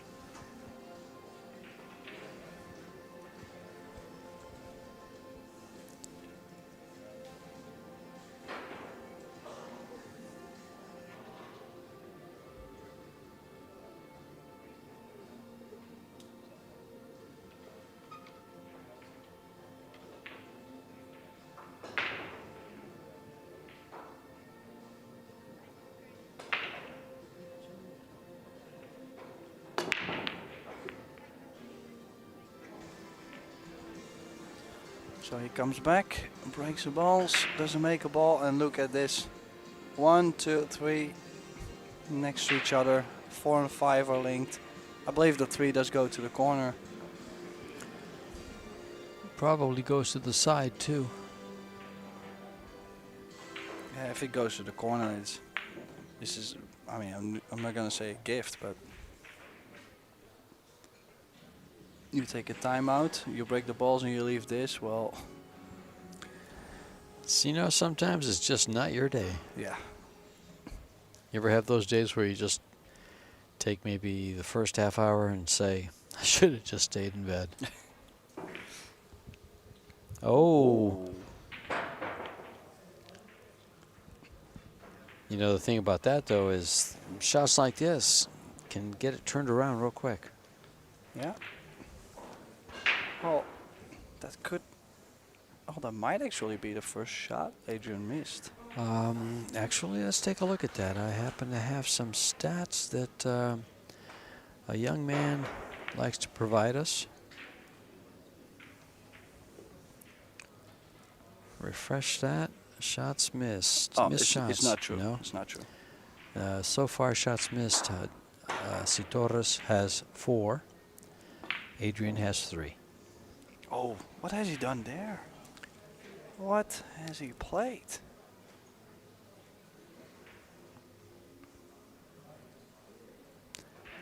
He was trying to stun the cue ball over like a ball or two to the left and just hooked himself right away. Here you see.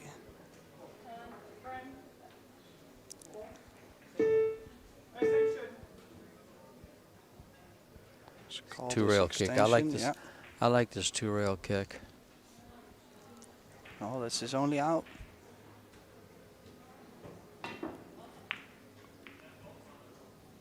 But it's going to sell flat out if it keeps going. But it did not. So safety behind the 5 possibly. He might be able to cut that into the side. The 8 ball saves him from scratching. Oh, it's a tough cut. It's a tough cut. I like rolling on top of the 5 there, yeah? There you go. Oh. Good option. I just, you know, if he wants to be aggressive, he can get that barber razor out and.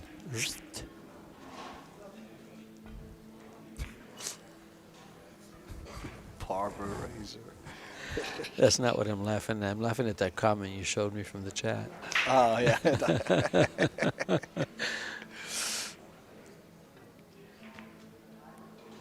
Well, I was laughing at the barber razor. Oh, okay. Anyway, oh. Did he stick the kill with the 7 or has he left that window? It looks like he's left a window. So cue ball to the top short rail, 4 to the bottom. Try to get the 6 or the 9 in between. No, he's played. Another kind of, I don't mean to be critical, but that's kind of a lazy safety there. Yeah, but that's also the thing, like these small hooks are usually also easy to kick. Like if you leave a long distance, like cue ball up table, 4 on the bottom, like it's usually tough to defend yourself. If you see here, it's got it way too thick. And look what he's left for Adrian. This is to get on the hill. Oh my.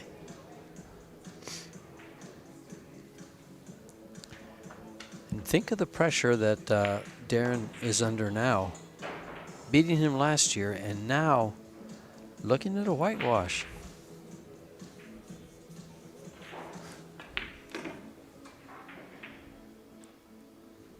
Not a happy young man.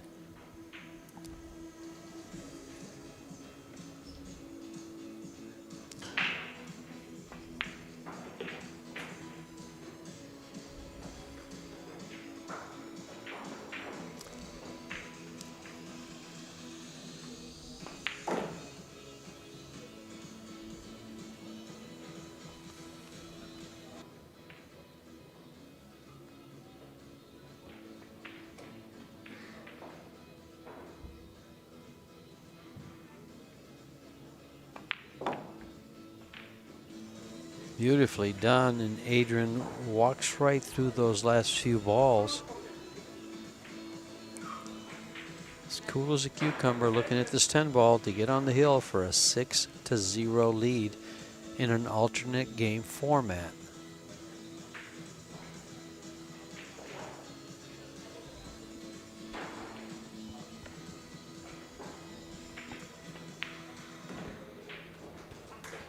And 6 it is.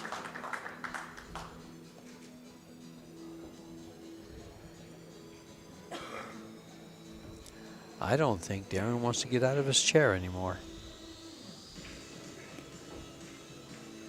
Yeah, I mean, as you can see, he's devastated. Yeah, he's exactly. Just the nod of his head said it all.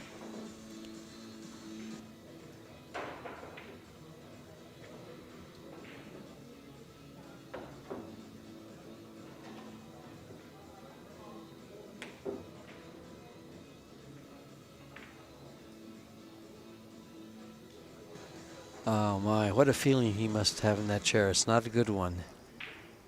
Adrian, on the other hand, is going to get up and break to win the set.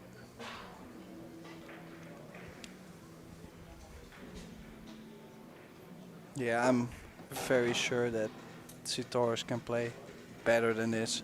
Oh, I mean, definitely. I wonder if, I don't know if those might be his family or not. The ones they just showed. yeah, possibly, yeah. Or maybe from Indonesia. Oh, again. Oh, 4-ball maybe. Yes. Yeah. And shape on the one. Oh This could be my. it. Insult to injury.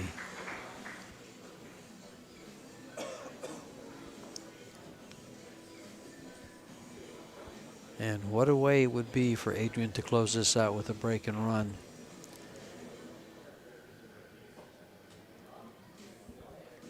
Darren would sure like a shot at this to try to win a few games back, I tell you. And if someone could do it, it would be him. But to get all the way back would be extremely, extremely tough. It's not like I've never seen it before, an alternate break, but it's not very often. No. And it would start with at least a mistake somewhere in this rack. He's going to need a mistake from Yeah. Adrian. And he hasn't.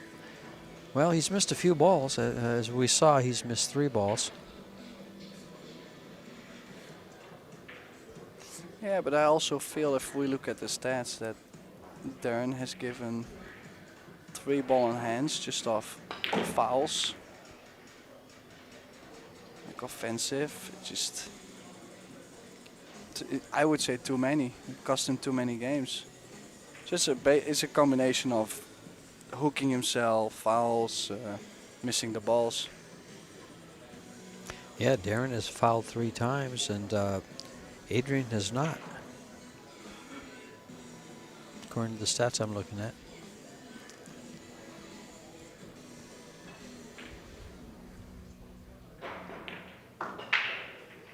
Yeah, center of the table. Wow. Natural angle on the 7 to drop down. Would like to get to the center of the table again on the 8 to move back up for the 9. 10 balls in front of the corner. It's just if he gets on the 9 with I didn't expect that one. Perfect. Coming straight up the left side of your table to a 9 ball near you.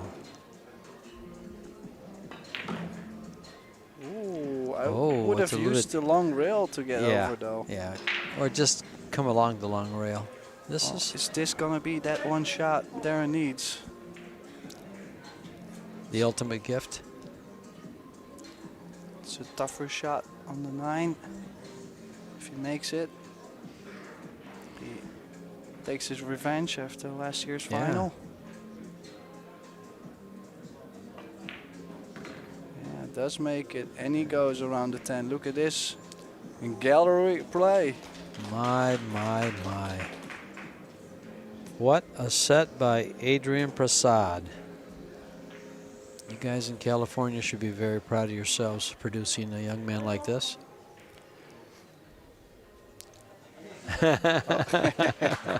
That's called throwing in the towel. What a set. And Adrian going to look over and say, sweet revenge. What do you have to say, Tim? Well, I'm just so surprised. Well, not surprised, but there was a high quality match from Prasad there. Barely any mistakes, so good shooting. Nothing went Aaron's way, and Mr. Sitoris got blanked. We never expected it. Yeah.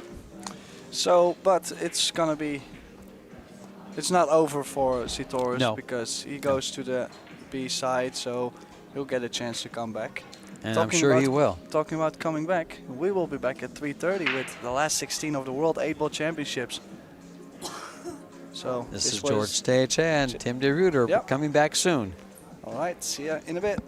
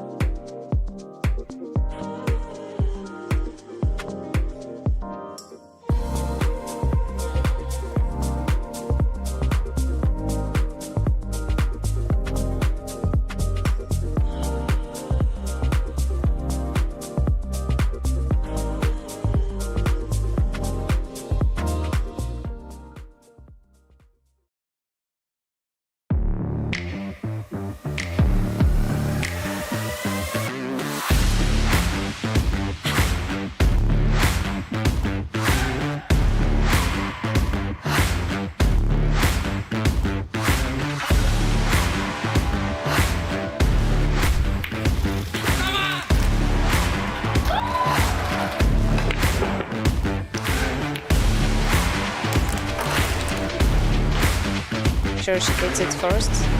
Get out of that. Oh, wow.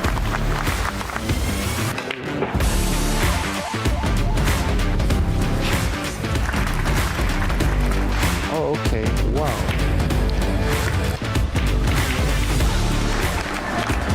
A 9-0 win. And there it goes. Shane Van Boning, our world A-ball champion.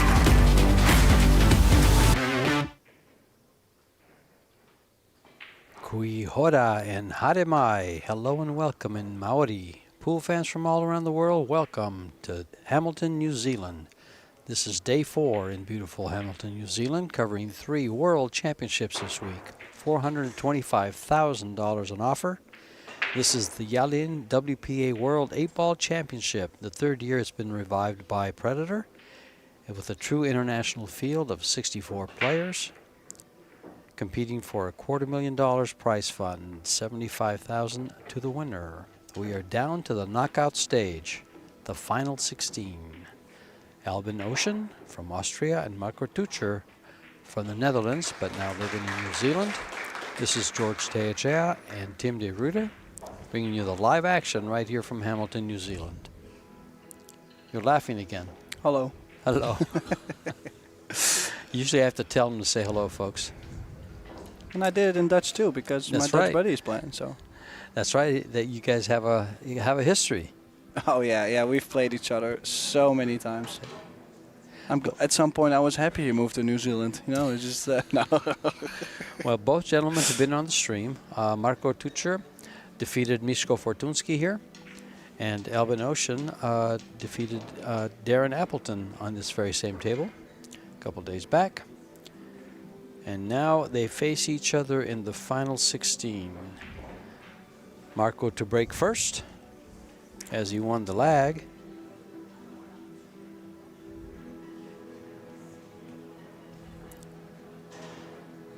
Marco defeated Miško Fortunski, Hassan Abdallah, and Zizmon Kural to get to this point, getting to the final 16.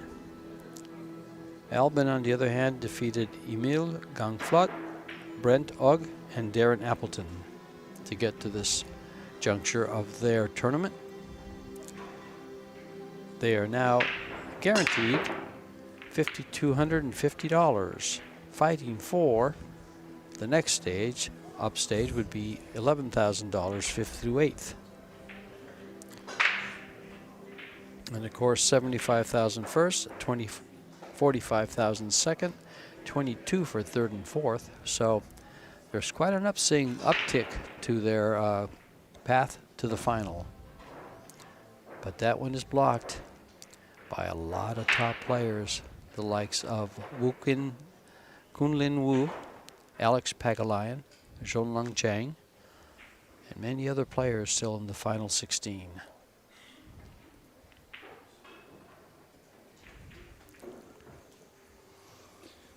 Yeah, so opening dry break for Marco did hit it square, but quite some draw on the cue ball, so not the same impact as he most of the time has. I know he's been working on his break quite a bit this week. And Albin going for stripes his opening shot, and that bump from the 5 put the cue ball a little bit awkward over the 1. It does appear that the purple stripe there close to the cue ball goes to that pocket between the 1 and the 5. Other than that, everything is clear once he gets position. Our referee, as you see there in the background, is Ben Grumon. He is from Auckland, New Zealand, about an hour and a half north of Hamilton on the island here, Northern Island. Oh, it might not go. I think it does.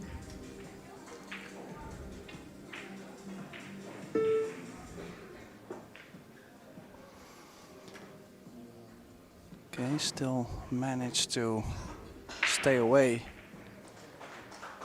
from the side. Does still have the 11.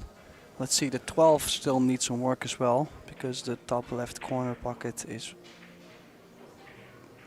fully blocked. Let's see, we'll have to travel again, probably 2 or 3 rails. Won't be able to hold the cue ball. Played for the 14 in the side. And I think he has the angle to run towards the 8, which is really not that good news. So far, not looking too great in this opening rack. Not pocketing wise, but he's in a really tough spot.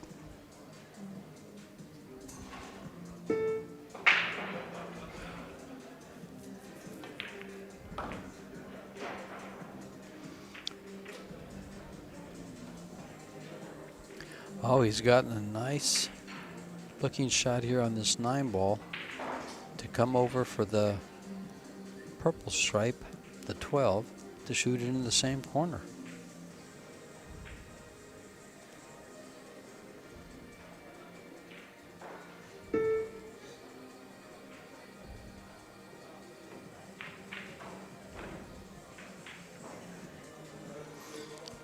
Well, still managing to get it done so far. Actually, quite surprised he's still running the table, because Well, he's been coming up with quite some shots here. he came up with a nice one there, and the stop shot there pretty much gives him a good entry to that stripe on the left there, the 14 ball. That's the 10 ball, I'm sorry. And then that gets him to the 8 ball. Okay, so let's see. I don't think he can avoid a kiss on the 3 ball if he plays with draw. Draw doesn't take because it hits the rail so fast. So Well, can you just come off the rail into the right side of the 3 and come up for the side pocket? I do like it, Yeah. but you're never gonna not hit the 3 ball. Oh, yeah, he decided to play it clean. Because we've seen that before. He doesn't really like to bump the doesn't, balls a little exactly. bit. He likes to play it very clean, but also in order to hold the cue ball. I think that's one of the reasons why he hit it thicker. Look, just slightly hit that too thick. Yeah, let's see if Marco can maybe run into the 10 here. Would you consider just banking the 2 ball next? Sure. I don't mind it. The only thing is that he'll have to bank the 2. He was looking at this. Yeah. Bank the 2 and also bump the 3 ball. Because the Gotcha. 3 doesn't go in the bottom left either. So it's quite all in, but on the other side, he was supposed to lose his rack from where Albin was. So Oh, yes.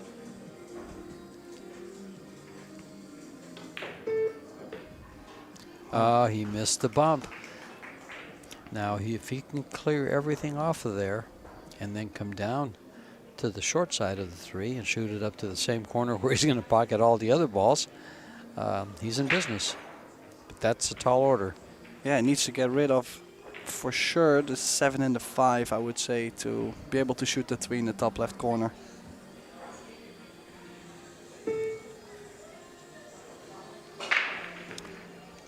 And there's no insurance shot coming down for the 3. Yeah, Either so he gets on it or he doesn't. he's now looking at going 3 rails to get to the 3 ball. So apparently he doesn't have to take the 7. I mean, he does. The pocket still does play, so that's the good news. 3 rails position, needs to get to that 3 ball. Ooh, it's a little bit soft. Does he get it to the side maybe? Oh, look what looky what I found here. I mean, it's not like he got perfect on it. Yeah, no, but but I definitely like to take it and go into the short rail, come back out. I think he was playing position for the 4 and ended up with position on the 3, or maybe it was a 2-way. Unless, I mean, he can see the angle obviously better than we do, so he could still shoot the 4 and try the same thing from the 7 to the 3, like try again. But yeah, from this angle, I really like to shoot at this. I totally agree.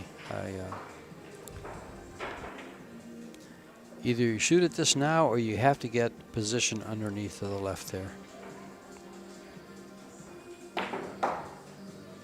Oh, how sweet did he hit that?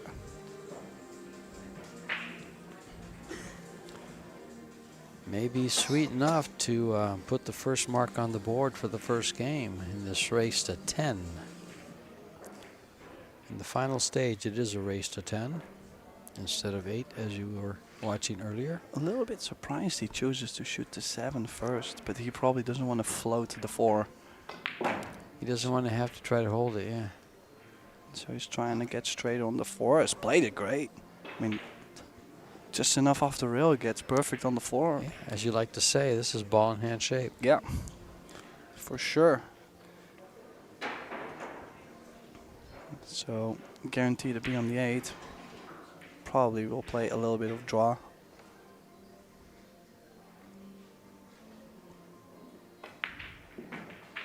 Yeah, there it is. Well, as he pockets this 8 ball, I'll give you a little history on the past of this tournament. It was started out in 2004, ran till 2012, and then for 10 years, no tournament. And Junling Chang had the honor of being the defending champion for those 10 years. But in the past 3, Predator revived the tournament in 2022 in Puerto Rico, and Francisco Sanchez-Reis won it. In 2023, Shane Van Boening won this World Championship. And in 2024, we have 16 players still vying for this title.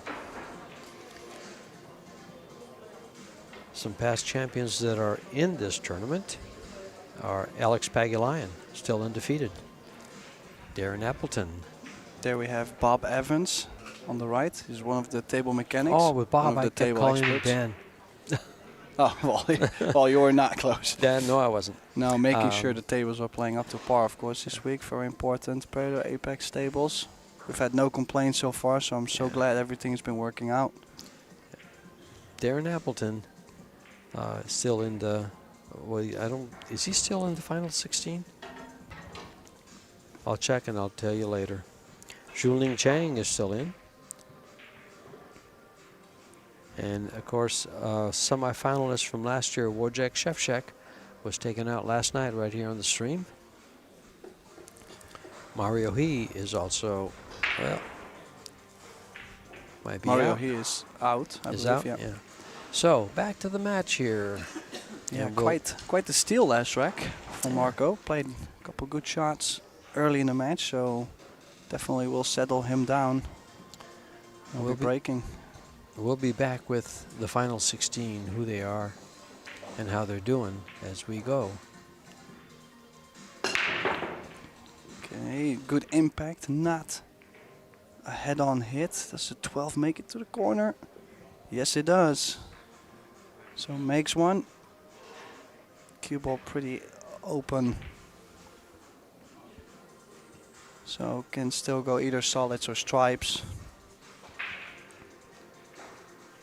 One problem there is the 13 doesn't go past the 6 in the top left corner. And the 7 might not go to the bottom left corner, hampered by the 15. Might just go. No, it does not. I believe so. So both sides have something to work on. I don't mind going for the stripes, but you got to get to the short side of the 13 as soon as possible. So if he plays 9, 10, 14 and gets to the 13, I think that would kind of work. Then go to the 11, 15. Well, also the 8 is still tricky. So Marco chose to use his extension. They're playing with 60 seconds after the break and 30 seconds per shot, 1 extension per rack. He's chosen to use this right after. Now, if he plays the 1 and gets to the short side of the 7, the left side of the 7, that would open up the solids.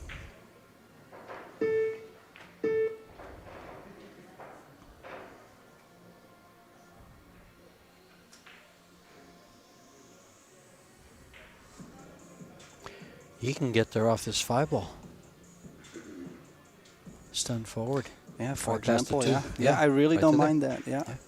And then possibly from the 7 you get on the 3 to open up the 8. So possibly 5, 7, 3, 4, 6, 2, 8.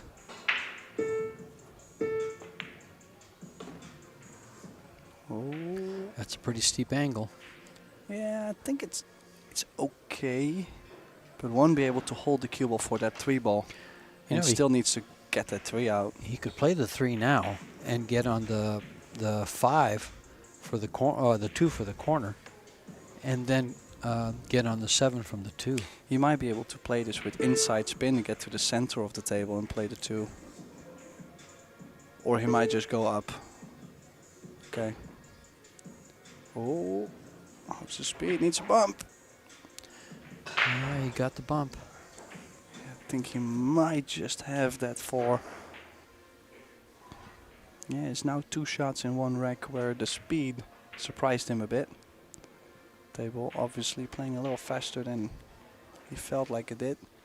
Could be some early tension, of course, as well. That, along with the cut on that 7, was rather thin and hard to hold the cue ball. So softly after 14. No, not Oh, after 14. So he he's avoided it. I thought he was going to go into it and stop it there off the 14.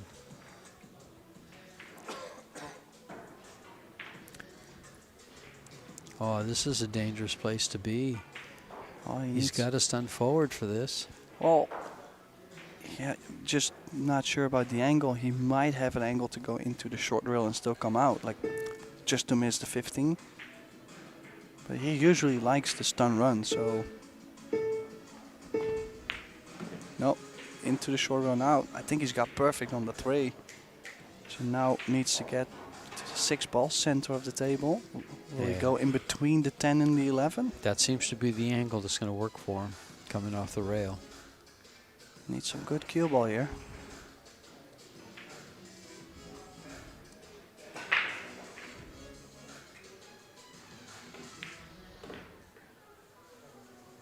Oh, look how nice he came Got through perfect. Doesn't want to be straight.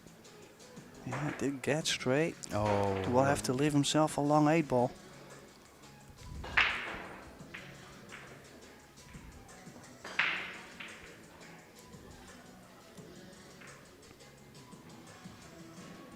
Yeah, almost 6 a.m. in the Netherlands, so it would be nice if they wake up early. Uh-oh, there's his long 8 ball you talked about. That's about as best Yeah, he could but at do. least he got off the rail and he got Yeah. as close as possible. So big shot here for a 2-0 lead.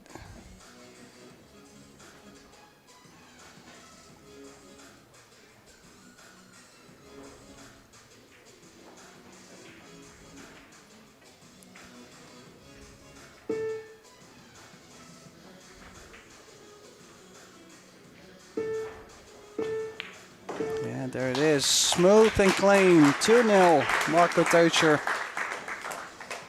Break a run. Let me read off some of the scores for you here. We only have 8 matches going on right now. Joshua Filler 2-1 over Roman Heibler. Torsten Homan tied with Junling Chang, the 10-year champion. Kunlin Wu trails Alex Pagulayan 2-0. Darren Appleton tied with, still at 0-0, I guess they haven't started yet, Bader Alawaldi, Conrad Yushushin, and Pijas Labudis. Pijas leads by 3-0. Jui An Zhu, 2-0 over Mishko Fortunsky. And then Mateusz Snigoki trails Alex Kazakis 3-0. And that's who's left, and that's who's who in this year's 2024 WPA Yalin World 8-Ball Championship. Yeah, funny story. They actually told me about Marco's nickname. Oh, Because yes. there is a local commentator who calls him the gunslinger. Oh, And especially they start saying the gunslinger from Eindhoven because that's where he used to live in the Netherlands. But then now is like, yeah, they're making different versions of it. The gunslinger of Waikato and like, yeah. well, So- so being familiar with gunslingers, since I'm from Arizona, You know, we had Doc Holliday out there for a while in Tombstone, and we also had Billy the Kid from New Mexico. Which one would you relate him to? No comment. No comment. Okay, let's go back to the match. 2-0 and Deutscher to break. Oh, that 3-ball got close. 14 makes it to the corner. A wild cue ball, but still makes a ball. He gets there. Spinner. I've never seen so many balls spinning after the break as we have this week. They sit there and good spin for catch. about 3 seconds, 3 or 4 seconds. Maybe even longer at times.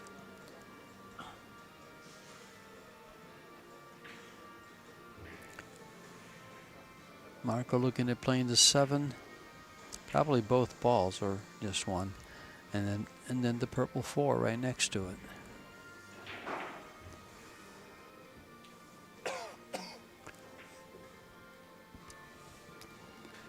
Yeah, so he's got the 4-ball indeed.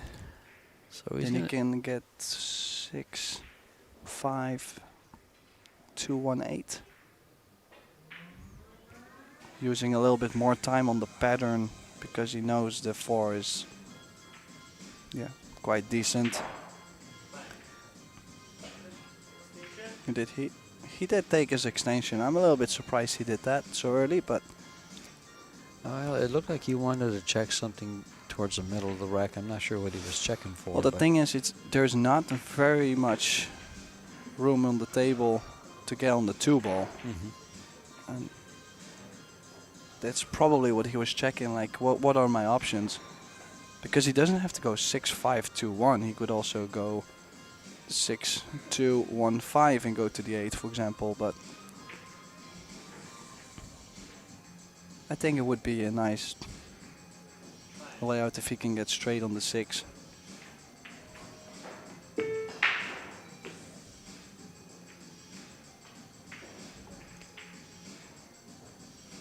Yeah, 6, 5. And then he stuns in a little bit, guarantees angle on the 2 to get to the 1-ball, and then I probably would go to the short side of the 8. it looks like just a straight stop.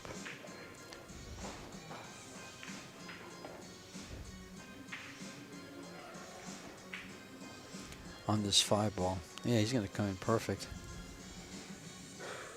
Left himself just a tiny little angle to be able to move over just a hair to guarantee being clear for the 2.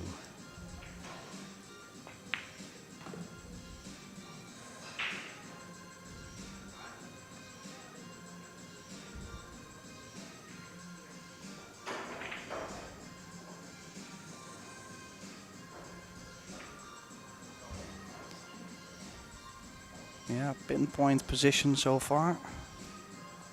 Yeah,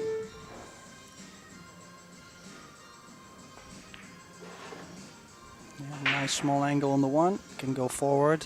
8 in the top right corner. Just lay it right up on the rail by the first middle diamond. Looks to be where the angle he has, the natural angle.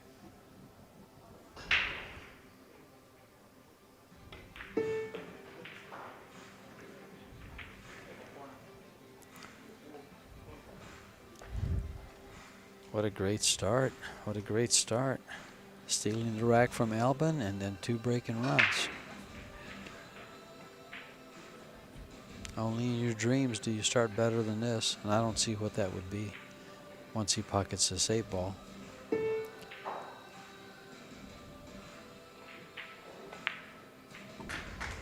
Yeah, 3-0. Beautiful breaker run.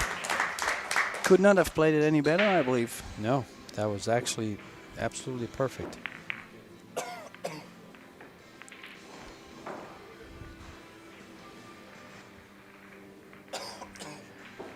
We have the women's Massé World 9-ball Championship going on, and we also have the World Junior Championships going on. We've had a couple of matches with the World Juniors, and we've had two 16-year-old 744 and 746 Fargos competing in those matches.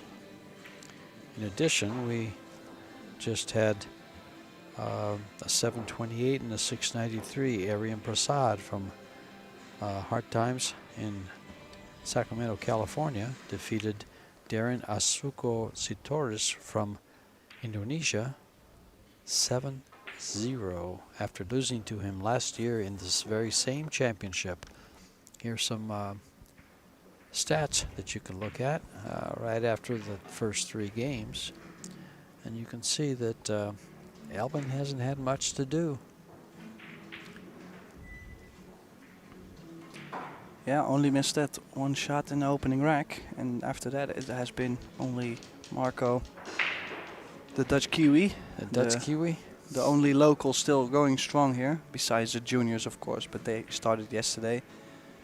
And so in case you wonder why there's such a big crowd for this match, well, there's a lot of locals that came to watch him.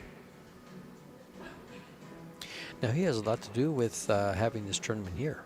Yeah, because Massé, the main sponsor of the World Women's 9-ball Championship, well, he works for that company. And they also sponsor him. Yeah. Well, they give him a paycheck. Yeah, well. Part of oh that. yeah, and he doesn't complain. No. Yeah, along with the Dutch Federation and Predator. He plays with the Predator Icon too. Yeah, he is. He moved here a couple years ago, and he really likes it here. He really enjoys his time here. So it's a beautiful country. Everything I've seen here in Hamilton is just what a nice place to live. The rolling hills, a lot of cattle, everything's green. Jeez. Yeah. So let's see. 9 and the 14 are tied up. 10, 5, 13 on top. Albin doesn't really have a shot on a solid. It would have been nice to go with solids because the 6 next to the cluster on the top left corner could be opened while pocketing the 6. But that's only if. He only has this 11 ball. Oh, and he's missed the first shot. Uh-oh. Well, the last time he missed a ball, he was penalized 3 games. Let's see what happens this time. Now, I gotta say, this is a super tough run out. He was trying to... You see, he barely cut it too much. And just because he was trying to move the cue ball over straight over to the 10. Yeah, he might be able to... If he takes the 10... Is he able to just bump the 13 out and still have the 12 in the side?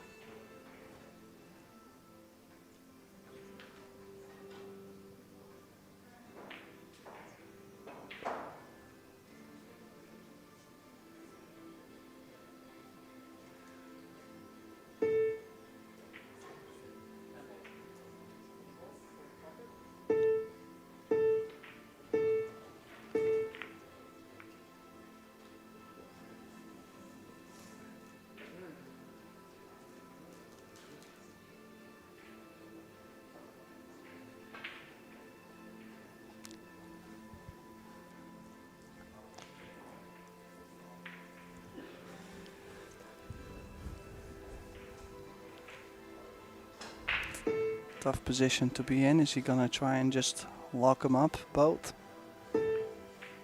No, play the safety. Nice shot. I like it. Most of his balls are in an open position, but I might see Albin thin off the 5 and bring the cue ball in between the short reel and the 13 as a counter safety.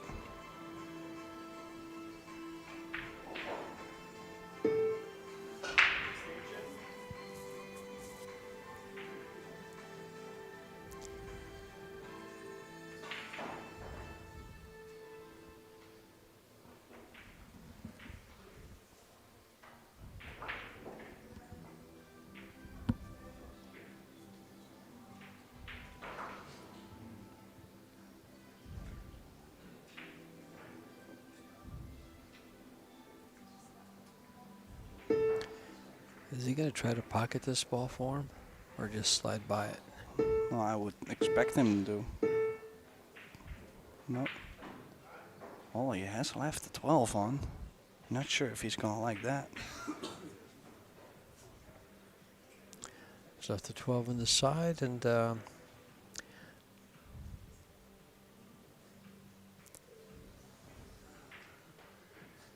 some point you might have to play that 14-9 combination on the left side of the table, the two stripes.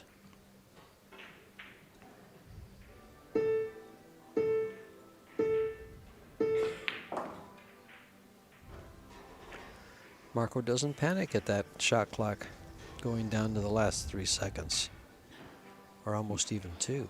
I even think they did a little bit of a shot clock session at the club. His girlfriend did manage it, and I believe he actually likes to drop down when the first. Like you see, he hears the beep now. He knows, like, well, he's a little bit late now. Oh, and he's missed the combination. Yeah, it was a tough shot. He knew actually that if he had made that, the rack was going to be open. So a chance for Albin. The 3 doesn't go in the bottom left, and the 8 ball might be tough. Oh, he didn't really give that shot a chance. Missed it by a bit. Yeah, it was Tough shot though. Yeah, quite tough some shot. space in between. Oh, Albin's a little bit late here too.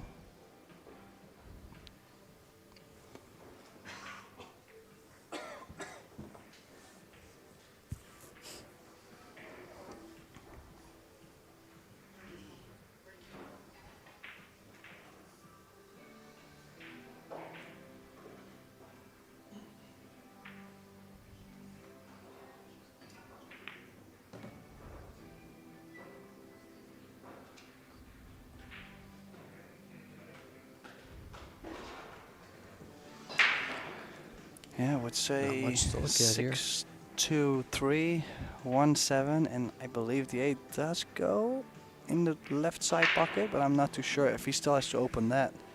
He's got quite a challenge ahead.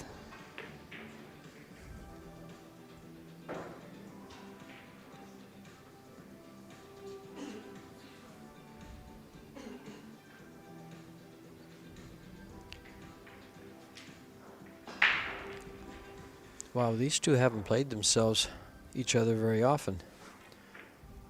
According to Fargo, the last 2 meetings were in 2015 and 2017.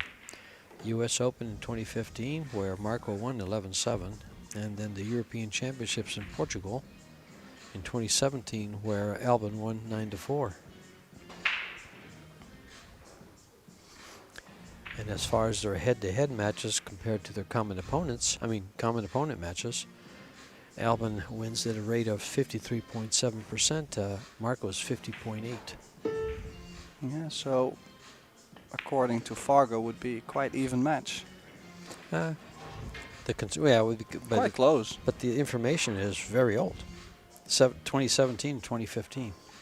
You made some points on how hard Marco was working here now with Massé, and he hasn't been playing very much.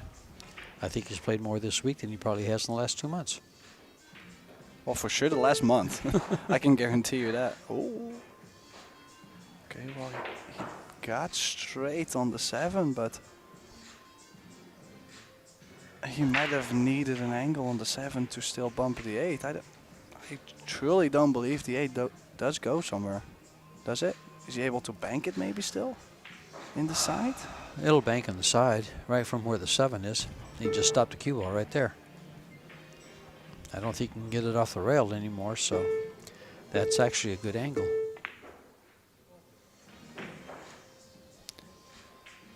He came up high on it.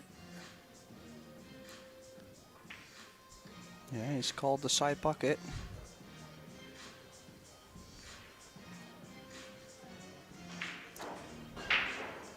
Big shot though, because if he doesn't make this, he could be down 4-0. You don't know what happens after 4, 5, 6. So this is important.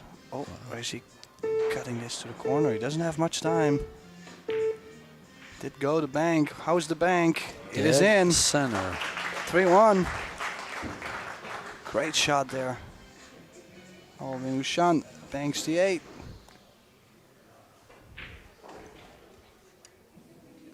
Oops.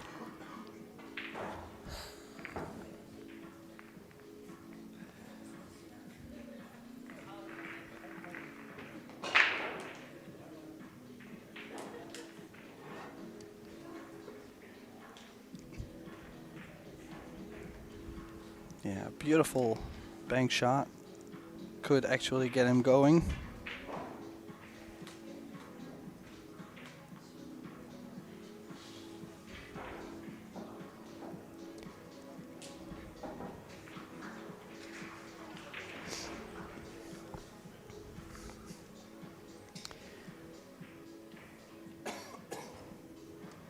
Hintaras Petrovas is our timekeeper and scorekeeper. He is from Lithuania. I did better that time. Lithuania, good job. Well, one thing's for sure, we're gonna see a big break here from Albin. Both of these guys, they like to break the balls at a very decent pace. So expect a big boom. After watching Albin break against Darren Appleton, I remember these big ones. He hits them hard. Solid contact. Yeah, he's always been breaking the balls well.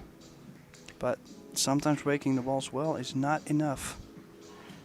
That's the game of 8-ball, we all know it. Exactly.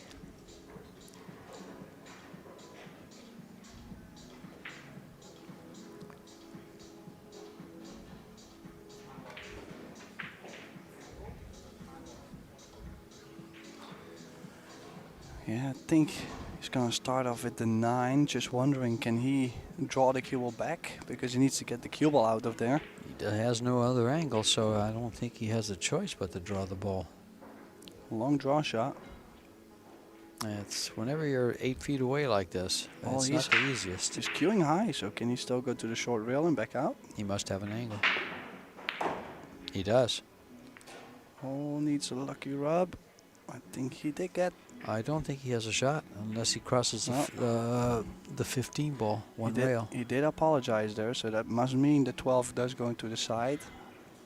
I think so too.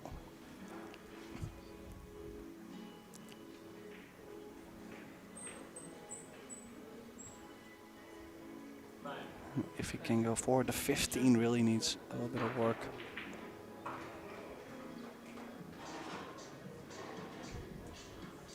Make the 12 go forward, get shape on the 11, run into the 15.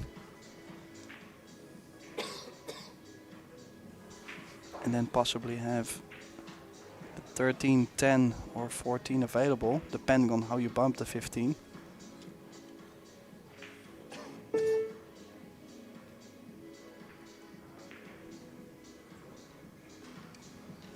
Well, don't think he's got enough on the 11. Yeah, he's not happy there. Got straight on the 11 and oh, he can still take the 10, rub softly off the 13 and hopefully get better on the 11. But would have been nice to open the 15 right away with still having 3 balls open. Oh. How is he on the 11? Again, same place. Yeah, so he might have to look into banking the 15 I in would the look side. at pocketing the 11, playing the 14, banking it. Well, actually, I take that back. Yeah, you would have to get the cue ball in the center of the table and do more like a cut on the bank. I might bring it back for the 13 here and then come towards this 14 and bank the 15. Yeah, you got to take the 13 Yeah. first. Yeah, Yep. You're not gonna leave that one up table. Yeah, if you can go to the center of the table, you bank the 15, you roll into the 7 with the cue ball, and you have the 14 as well. No, there is that. So I would like to go to center table, probably one rail, come back out. If he you can- run too far, you still got the 14. If he can get straight into the right-hand corner, to either pocket of the bottom there, on the 14 and stop the cue ball there, you'll have a nice shot on the 15 and position on the 8. That's not a nice place to be on this 14 ball. No, but this might be enough to bank the 15. Just Oh, bank it now. Okay, gotcha. Bank it now, and gotcha. if he runs into the 7, we'll most of the time have something on the 14. I just don't like waiting too long. I don't mind doing it at the end, but I would have paid more attention to getting okay. perfect on the 14. Now, well, he's called the bank. 8 seconds left.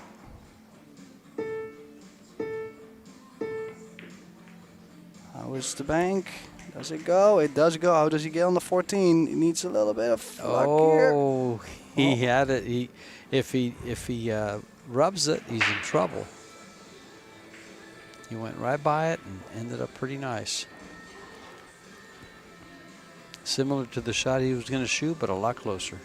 Yeah, well, and he's got less angle on this, so just got to be careful that he doesn't get behind the 5. Like the 5 does come into play when going to the center of the table here.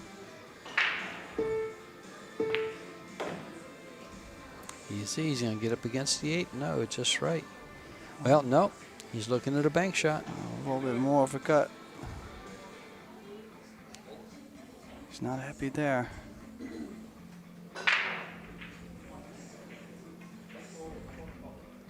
Going for the corner, thin cut.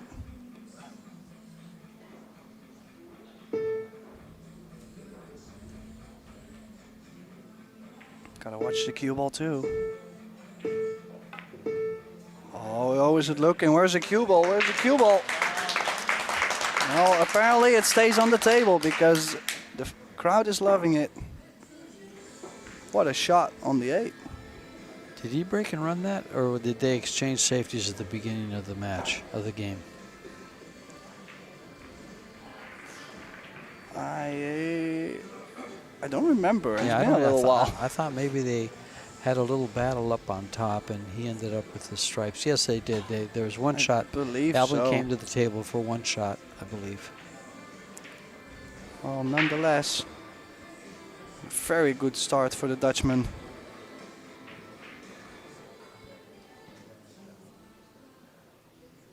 Weren't there some old-time Dutchman pirates? Pirates? Yeah, I seem to recall. Maybe not.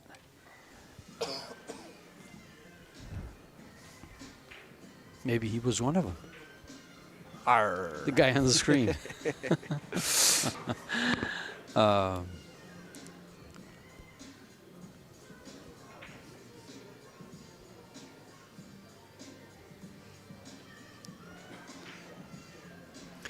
There's something nice you can do while you're here. Get one of those posters that are available for free and go around and have every pro sign it and put that on your wall. Yeah. It's a good idea for a lot of these youngsters. That's exactly what they're doing. Those posters are some of the ad posters. They're like 15 by 20, maybe a little smaller. Square hit. Needs a ball to go. How's the 15? Nope. Came out dry. A lot of draw on the cue ball this time. We've seen that before with Chevchik. Breaking the ball's good, aiming wise, but just the cue ball.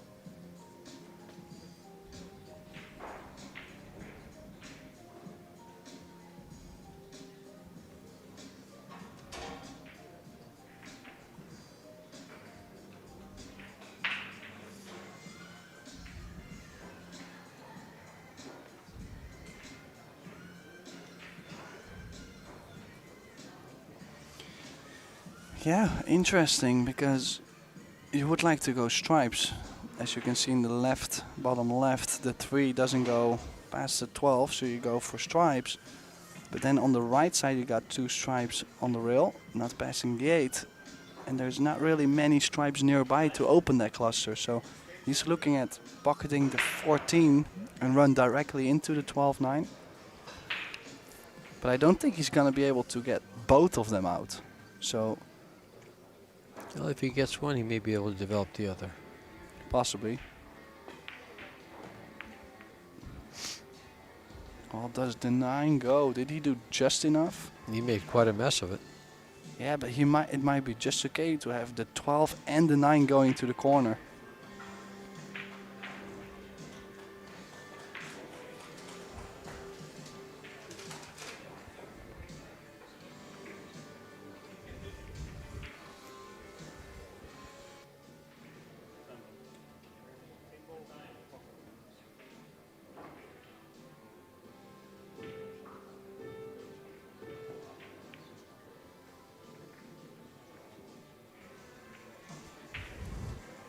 Well, a very unexpected miss, but definitely made a big mess on the right side for Marco. If you look at all these balls surrounding the 7 ball. Yeah, he made quite the mess there. And coming in to break him up is going to be tough. Yeah, still gotta solve that 3 and the 2 actually. Yeah, played safe. I don't mind it because I feel Albin is really in not so great spot here. Also was running out of time, so he had to do something. Well, Albin chose stripes, right? Yeah. And he's got a mess. He made his own mess over there. He put 3 of them together, covering the... He's called a 12 in the corner. And he's for sure going to make a bigger mess. Made it. Now, has he locked that 9 ball again? I think he has. Oh, wow. Yeah, but look at the 10 to open it up. Yeah, of course, but And that's coming next, I believe. he just keeps Maybe. tying the balls up, which can be frustrating.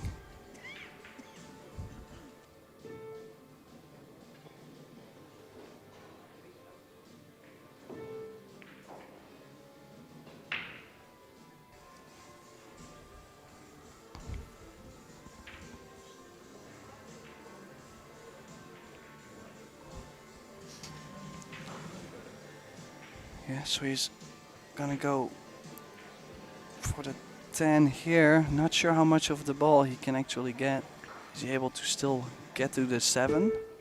And is he gonna open up the 8? Oh, he's going to Or is definitely the hit 7 gonna he's stay definitely going to open them up. Hello, 8 ball. the 8. Oh, Oh, look and what he's done. This is what I mean. Every time he hit a ball this run out, like every time they have been clustering.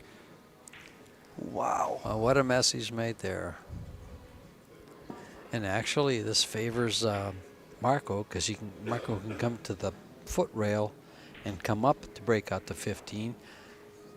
Albin has to come from the top and come down to break him up, and the 8 ball's there.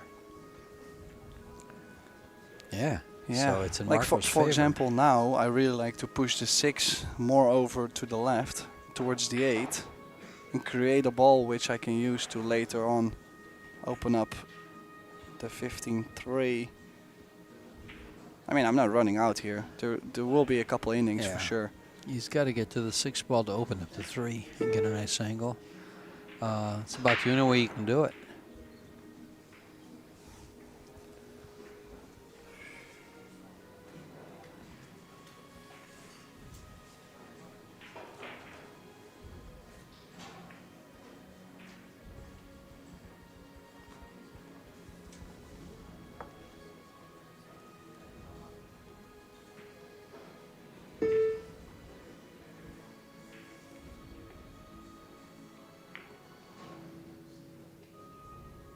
Well, a little bit short.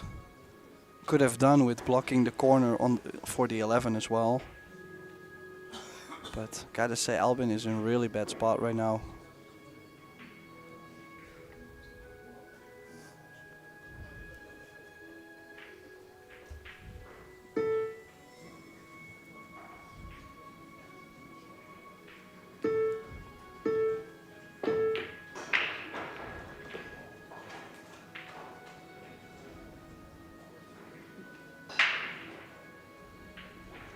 Well, he was not trying to make that ball. I guarantee you that, because the fact that he made that ball is gonna put him in more trouble. Yeah. Because Marco can keep playing safe. Sure. Now all he has to do is play safe on the 9 ball. Yeah, that's what I'm saying. Like, you want actually Albin to, because you cannot expect him to go aggressive here, do you? Why not? Or you like going off the 6 into the 3 now? Nah, not now. I'd like to be over about another to the right, 3 or 4 inches.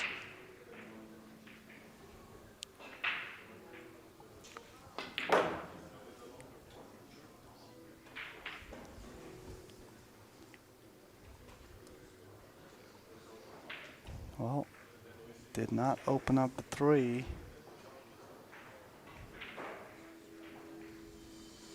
I usually play the patient game. Like in a situation like this, I would not start to run out the balls. I would only start whenever I feel like it's like nothing could go wrong.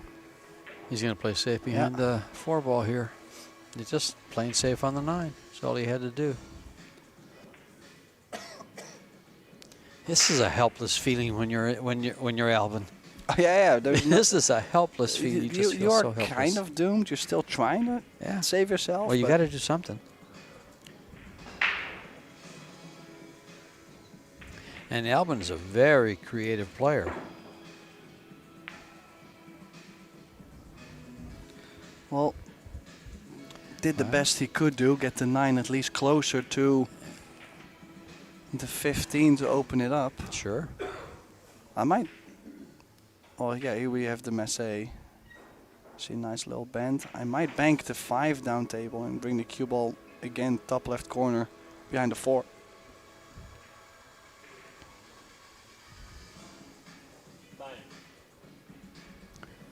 He hasn't left much here. If the 5 is not frozen, I don't think. Oh, the 1 is not frozen. I don't think it is. Oh, he's left the shot, but what do you do with this? Hang the 9? If you can bring the 9 just next to the 8, like in front of the corner, just next to the 8, then in most cases you would be able to pocket the 9 and maybe open up the 15.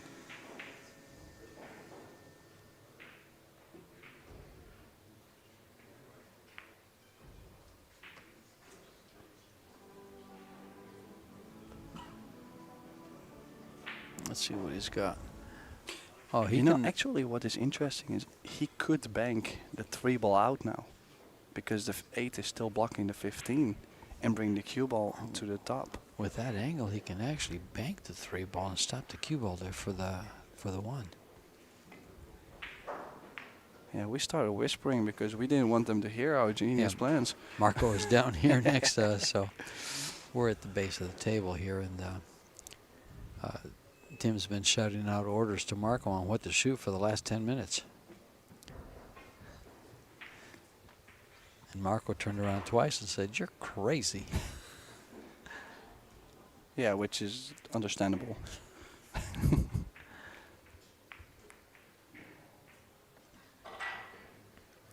Now Marco doesn't want to move that green 6. Oh, really? He could just bank the 3 out and bring the cue ball all the way up to the 1 and never really sell out. At what point do they call a stalemate? No, that's what I'm saying. Like, if you bank the 3 next to the 2 and bring the cue ball all the way up, he's never going to be able to shoot the 15, and the 9 doesn't go. Well, the 9 has a straight back if he does that. Oh, yeah. No, it doesn't want to tie those up. It does not want to tie those up. He did. Oh, the 3 might just go. Oh, the Was not trying to get them so close. yeah, the 3 goes. He's going to kick. Ooh. Well, both of those pockets are blocked, so if he kicks this in. Kick and a bank after. What else do you have? That's why I would have liked to get the cue ball up table. And this is the kind of game that sometimes, you know, you don't expect to win. I mean, you don't expect to lose. Oh, he did definitely touch the 15 there with his cue. So you fouled anyway. Yeah, almost pushed the 15 glued to the 8 by accident. Yeah. You see, I try to think hit it so firm. Look at the 15. Yeah. In the end, he fouled anyway, so it doesn't matter. But it's good to know why the 15 moved, of course. He's laughing. He's got a shot. Is he going to play safe again? No, He can make the 3, can he? Yeah, Yes, yeah, he and can he's make it. drawing He's back. coming back, yeah. show off behind the back. I would have shot it left-handed. Show off.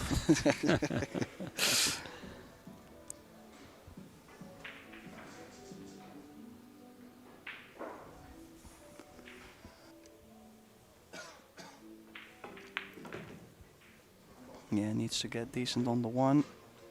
I think he's got it. Little Z shot here. Yeah, the 2 available in both left and right bottom corner pocket, so most of the angles would work to get on the 4. I think this will work for draw left to get to the left side of the 2. If he can be straight, we're looking at 5-1, and Deutscher would be halfway.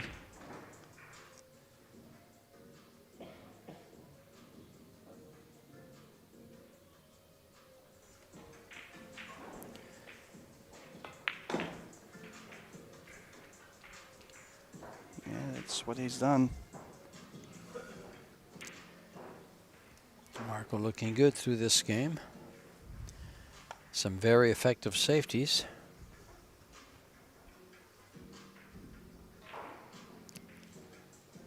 Albin still has that helpless feeling in his stomach, but at least the game will change now.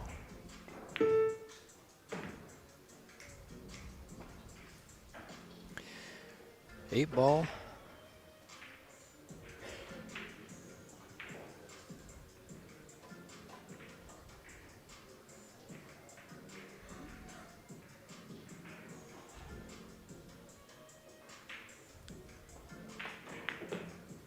Yeah, 5-1 it is after quite a long rack, I would say. Quite some safety battle there. Albin taking a timeout. He definitely doesn't feel great. Made a couple mistakes here and there. Yeah. Score could have been a little closer, but still would be favoring Marco in this match so far. Here's some stats out of scores 4-1 here on the stats. So let's see if we can find you some.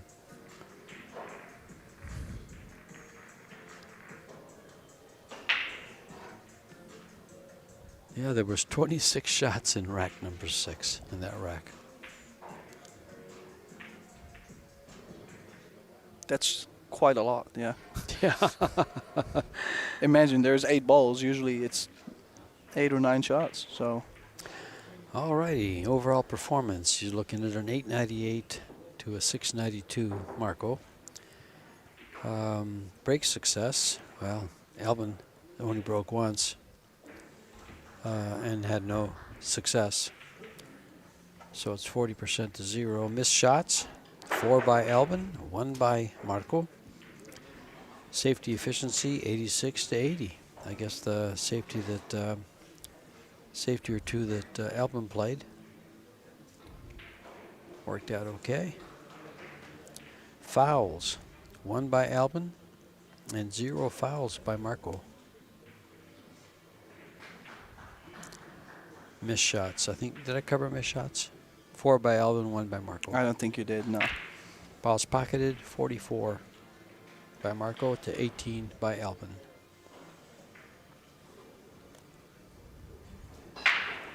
Good look around the arena here. We have other matches going on.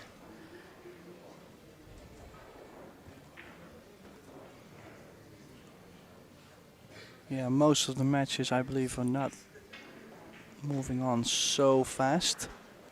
There's one actually that was running quite fast. Is Conrad Justissen and Piers Labudis. They looked to be very fast from the beginning.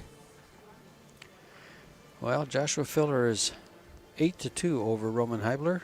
Torsten Homan trails 3-5 to Junling Zhang. Kunlin Wu 5-4 over Alex Pagulayan. Darren Appleton trails Bader Alawaldi 2-5. Conrad Yushushin, as you just mentioned, is 6-3 over Pijas Labutis.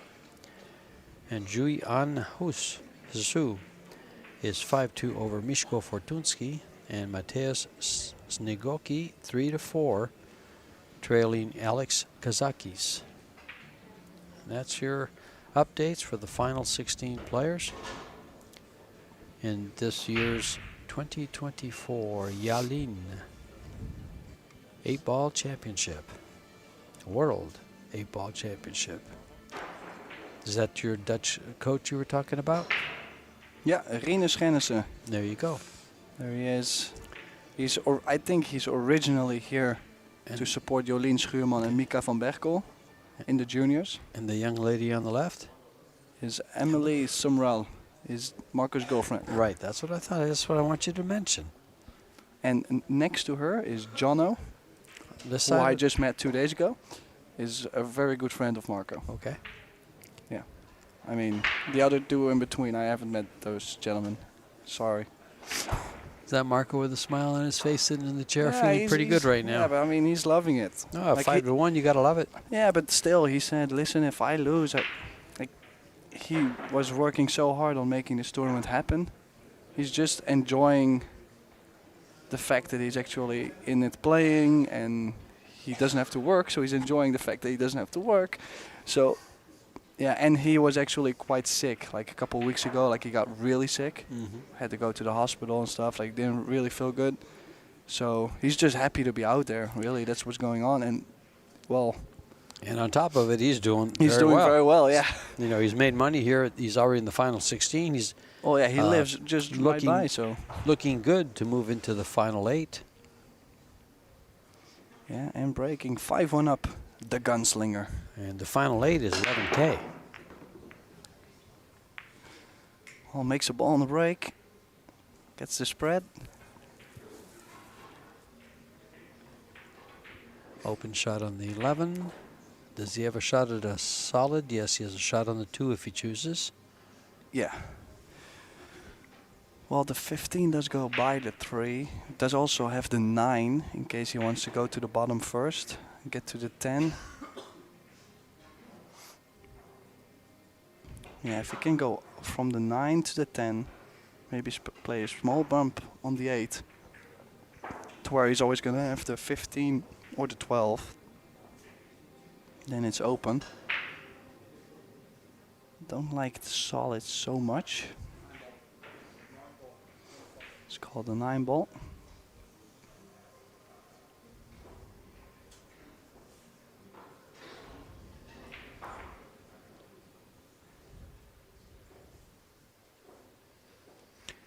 I wonder if he's going to move the 14, the 10 ball, excuse me. Close up of that color helped.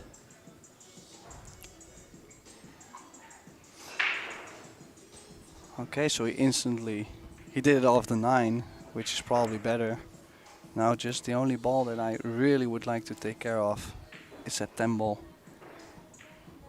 Just don't know how much options you got on that. Well, if he could cue well, if he wasn't hampered by the 1 ball, he could cut that ball, that stripe on the right, brown stripe, and go back and forth and shoot the 10 to the opposite corner. Well, he is queuing over the 1. So That's this why I is- said this if he is- could cue. Well, he can, but it's not going to be very comfortable. Like Well, this let's is missable. Let's see what he does.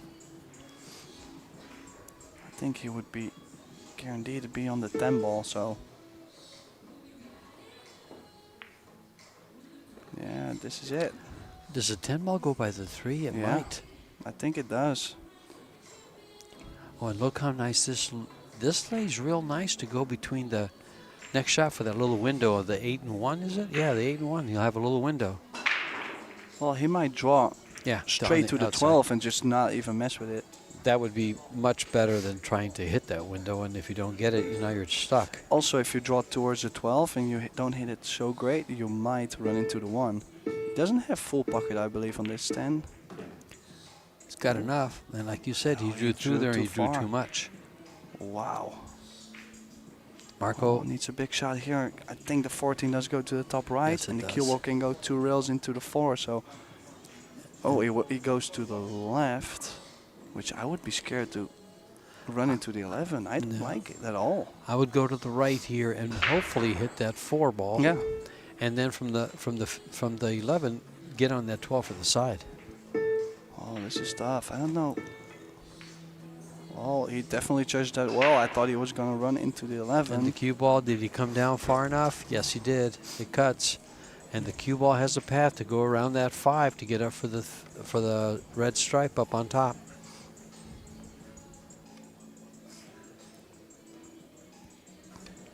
Such a big shot. If you catch any ball, you're not going to get to the 11. It looks like he has a path. The only ball that might bother him is right by his hand.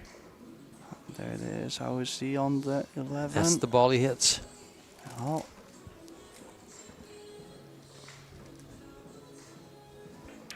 Now he's got a tough cut on this ball. Yeah, and also the shape to get to the 8. A He little bit still of needs- little bit of right spin brings him short rail, long rail, short rail, and up over for Well, the side. I might to try and go towards the 7, like 2 rails, trying to bump the 7. Oh, he No, moved he- a little bit with his body there.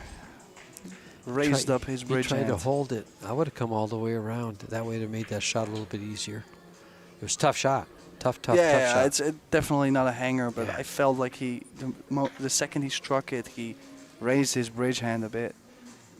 I mean, it was very nervy too. It was really a tough shot. Well, this will give Albin some shots to warm up with for the next game. Get loose at the table a little bit. He's been sitting in his chair for some time.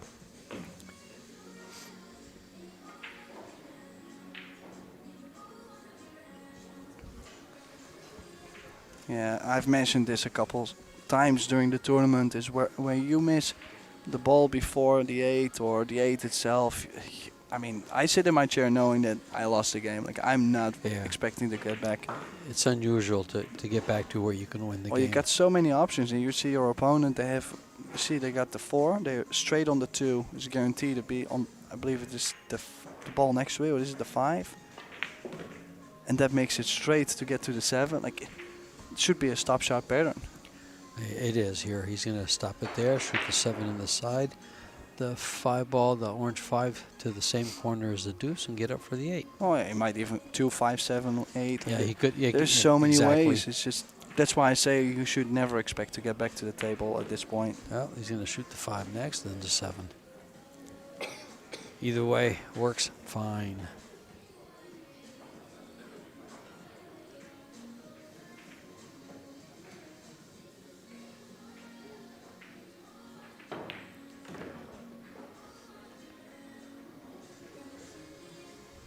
Stop shot on the 7 and the 8 in the side. Was a great chance for Marco to take it to 6-1. Wow, yes. But it will be 5-2 and Albin breaking. Now, do we actually have a nickname for Albin? I don't actually think so. I don't think I've ever heard a nickname around Albin Ushan. Just, yeah. We're going Just to know wondering. soon, but there's 10 notorious pirates that are Dutch. I didn't look up which ones they were, but 10 notorious. Sure. I'll go with it. I didn't know we were pirates. You have some. Let's see if we can.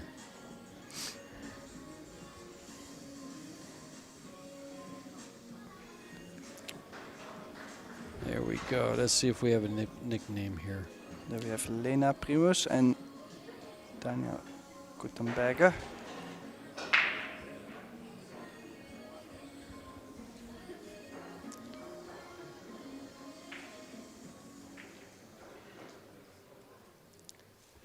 Well, and looking at several information here, I can't find anything for him. We have Denise Wilkinson. I'm not sure if she's still in. She actually had a quite decent run. She lost her first match and then was still in. Why don't you challenge the YouTube chat to see if they can make up a nickname for Albin, or come up with a nickname for Albin, or if there is one, provide it. His middle name is Alois. Oh. Funny fact.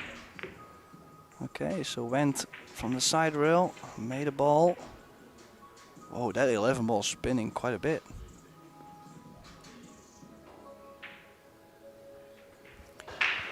So the 8 got tied up again. And does have, I would say, a much easier shot on the stripes than on the solids.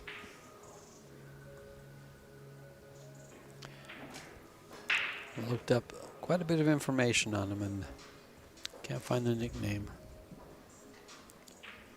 34 years of age, just had a birthday the 14th of August,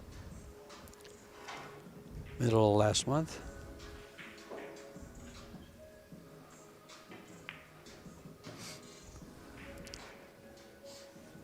He was Arizona Billiard Player of the Year in 2021, EPBF Player of the Year in 2016. Well, this is interesting. He tried to open up the 8. Actually did open up a little bit, but still tough to get to the 5 ball. So has a shot on the 1. Could hold it for the 3 in the side, but it's a little scary stroke, so you might play down for the 6. And come up for it, and then from Oh, the 3 go to the 5. Yeah, I was going to say Yeah. the 3 might be a nice ball to go to the 5 ball. So 1, 6, where are you going to make the 4? 4 is tough too. Or you're going to play 3, 5, 4, 8. Ooh. That He's come down for barely the dropped. 6. He's come down for the 6. He's going to have to take the 6 here. Can he? Well, this is tough. He's got to come around and try to get on the 5 now, and from the 5, you can't go to the 4 unless you go back and forth. The 4 goes to the side pocket where his hand is, and that same side corner pocket. So you got to find a way to play it there. Either one of those Is he going to play a lot of inside on this? He's going to draw around it. Or he's going to come. He played the inside. Oh. There's your shot for the. Oh, look at this. Look what he Oh. just developed. Well, he's got to be careful. Like most of the players would say, well, I can draw into the 5-8 now. But now by accident, you could make the 8 in the side pocket too. So you got to be careful there. He would be better off playing position for the bank shot on the 5 in the side than to try to move it from here. I mean, But- I don't mind to play the in between. It's just you got to be careful. Just focus on the fact that you don't cut it. Yeah, there's position for the 5. Well, he needs to bank it, and he needs to go up table to make the 3 in the side. So it's a two-way here. It's not just making the bank, which makes the shot a lot tougher. Tall order, but some low right English will bring that ball around.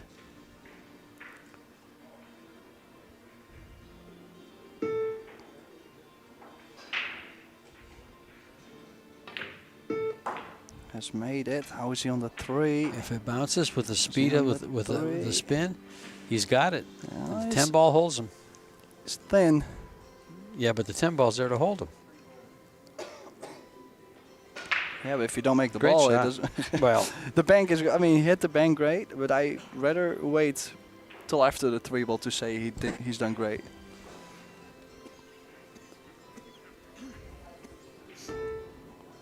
He's playing low in the cue ball.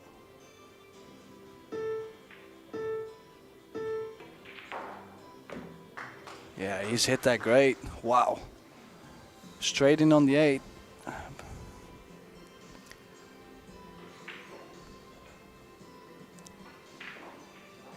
Alvin's going to look over after he makes his 8 ball at Marco and say, I didn't go anywhere. I'm right here. Yeah, 5-3. Pulled 1 back. Actually, quite a crazy run out. Really He didn't had look too good at some point. 3 great shots in that run out, though. Yeah, to get on the 4. The Then to inside play English, the bank. and then the bank with And with a going around position. Yeah, and then you said, well, he's going to run to the 10, you know. And I was Dead. like, well, Perfect. Yeah, but still to play with draw on that, like I said, let's wait a little bit. That was a great shot. He hit that real good.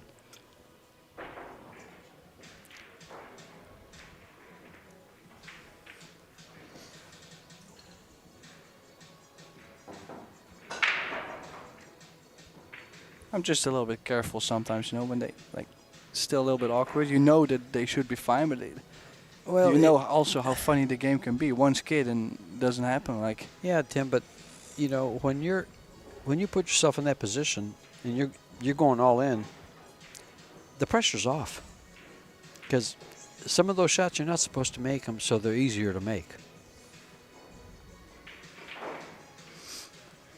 Well, breaking from the side. A little bit inwards though, so still the hand on the table instead of on the wheel.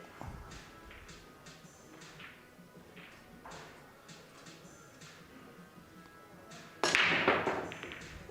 little bit of overcut, but has made a ball on the break. 2 balls, 3 balls. Made 3 stripes. Yeah, and if you look at that 7 ball, well, you could choose the 7 or the 4. But might choose the 7. Solids are quite open, just the 8. Might not go in the bottom the bottom 2 corners actually.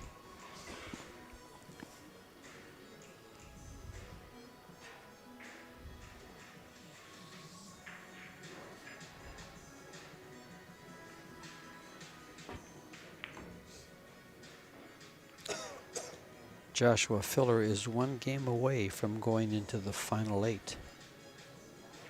To the Elite 8. As they would say in basketball.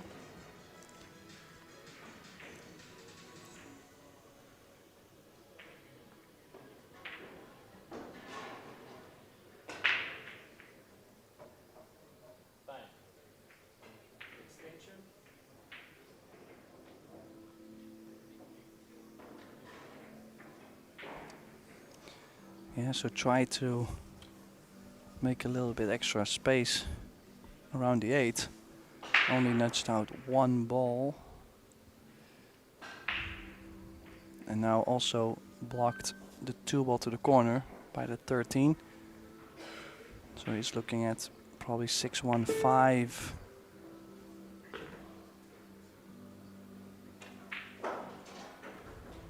And then 4-3. Possible 2 in the side pocket. And depending on the angle, you can do something on the 8, but you could also end with the 3 ball and shoot the 8 in the top right corner. That might be better.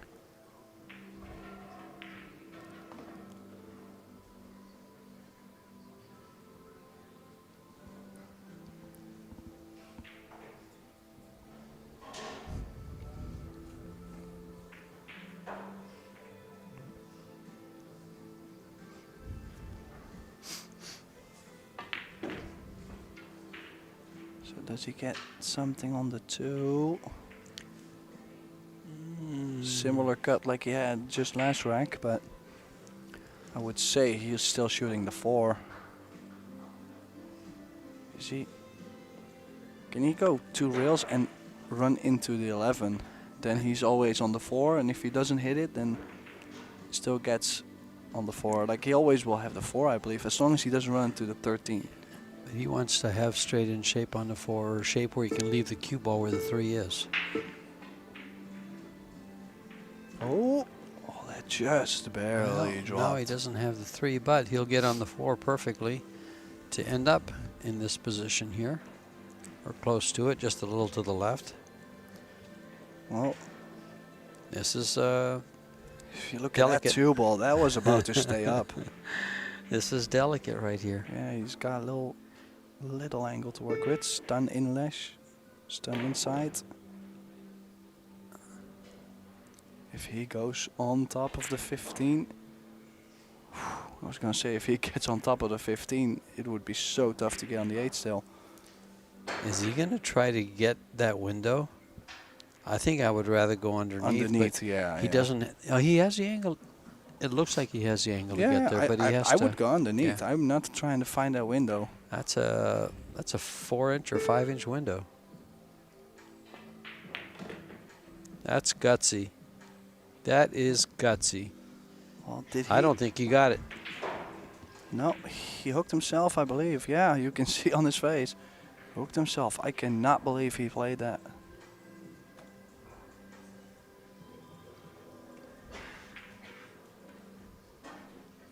Would he be able to play a small Massé in between? He might be able to bank it. Yeah, and he called the bank. He might have a kiss, but he can. I think he can draw out of it. Well, he looks fine for the kiss.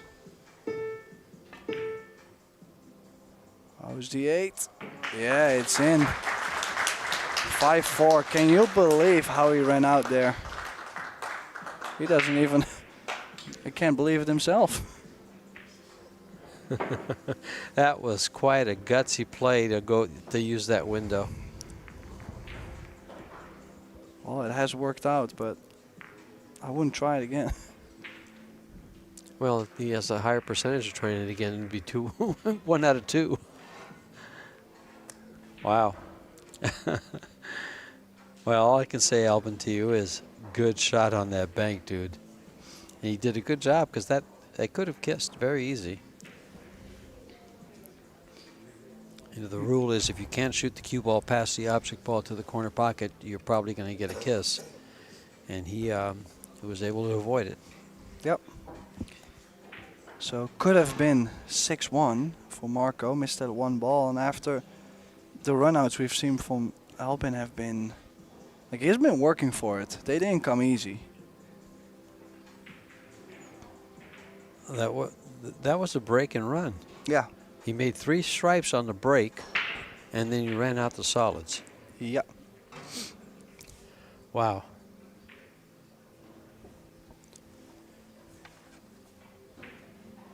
He had 2 break and runs in his match against Darren Appleton. In his 8-5 win over Darren.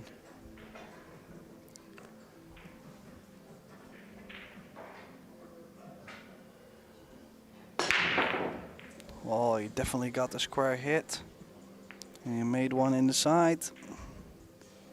Everything dressed up nicely. Can shoot the 10 to open up the 9. In case he wants to go for stripes. If he goes for solids, I was gonna say could maybe shoot the 6 and run into the 5 ball or the 9, but I think he got straight on the 6. Well, both sets are wide open with the exception of the 5-13. Or is it the 5-9? The orange 5 and the yellow 9. Yes, the yellow stripe. It looks like he's going to open up the 9 right here by shooting the 10. Is what he started to do.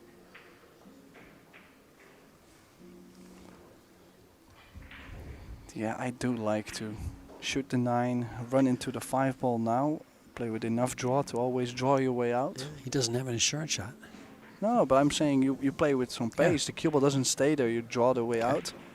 Because the 14 is nearby, the 11 is quite over the pocket, you might get the 9 itself. Well, he's caught. And as I said, he doesn't have an insurance shot. Does he have the 12?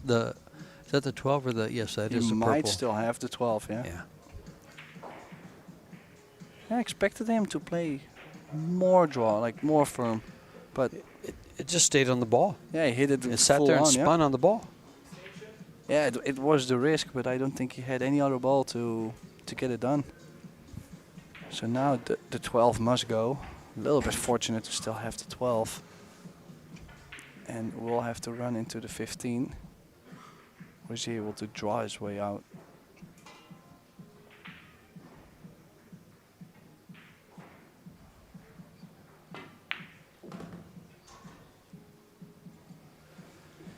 Yeah, went to the top rail. He got that ball back up there effortlessly. Yeah, didn't run into the 15. And now the rack is wide open, all the balls go. It's nice when you can break out your trouble ball on the very first shot. But he had to make a great recovery shot.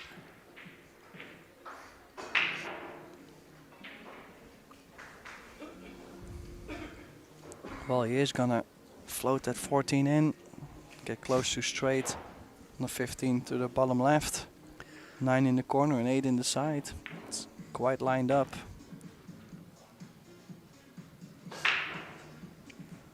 Something weird must happen if you see Marco at the table in this rack, because the pattern is so, yeah, so no risk. There's no risk in this. No. In fact, he's going to stop perfect on this 11 ball. Yep. Ooh. And just roll over and play the 8 in the side or in the upper corner. Yeah, hit that Either side. very thick, and he stayed on the rail, so not. I mean, he's still gonna make the 11, and he's still gonna have a shot on the 8, but maybe not as nice as it could have been if he went off the rail. I don't know. He has no problem getting that, moving that cue ball around when he has to.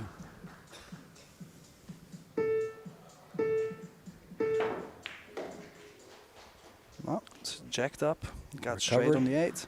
Perfect. So it looks like we got 5 each in the making.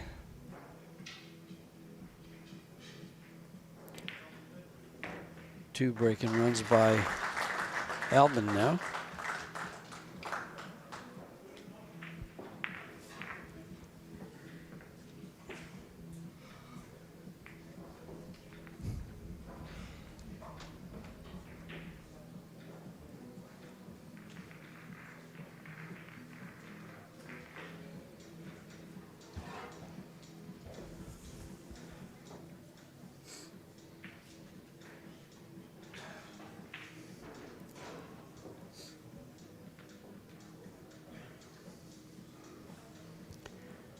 Well, at the score of 5-5, time at the table now is Albin Ocean with 52%, Marco Tuscher with 48.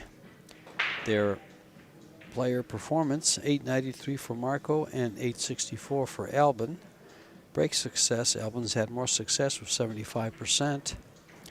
Marco's 50, fouls on break, 0. Fouls, Albin's had 1, it's the only foul. Shots missed, 4 by Albin, 2 by Marco. Shots pocketed, 53 by Albin, 50 by Marco. And safety efficiencies are both in the 80 percentile. 86% for Marco and 80 for Albin. Safety returns are both at 4. Albin to break in game number 11.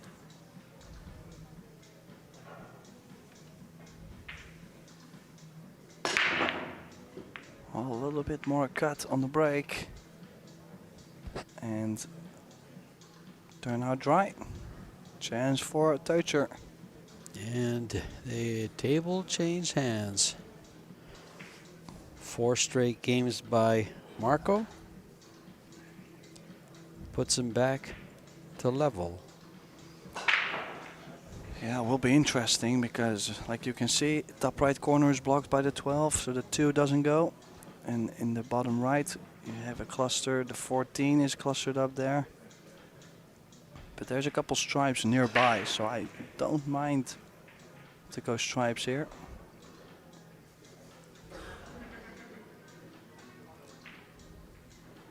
You could possibly play a 1-14 combination right away. And the rack would be quite open, but it's risky. It's not straight and it's not easy at all. You could also bank to 13 and draw the ball into the 1 again to the 14 and open up everything. Too late. Yeah, that's not going to happen, I guess. It's not going to happen. It had a little bit of angle, though, that probably did. Yeah, I was not sure if he had enough, like if he was No. straight enough on the bank. No, it looked like it appeared to have just a hair of an angle that would keep him from doing that. Otherwise, I think he might have jumped on it. Just because of the way it lays for the side pocket. Yeah, we are halfway there. Race to 5 from here.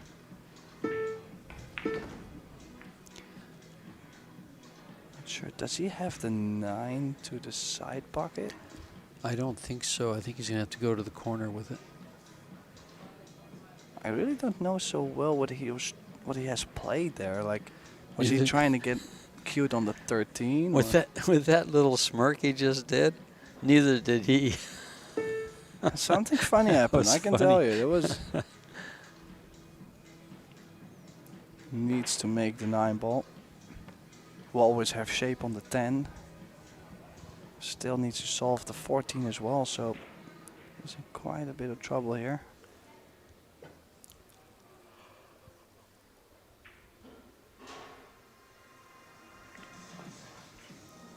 Oh, he still could make the 10. And I like that because I like to have that 9 ball on top of the table in case you run into the 14 and you don't get something. He more than likely ends up with this 13 ball. Well, he can run into the 14 And if he doesn't hit the 14, he runs into the 1 and still has it. So he has quite a decent target to hit.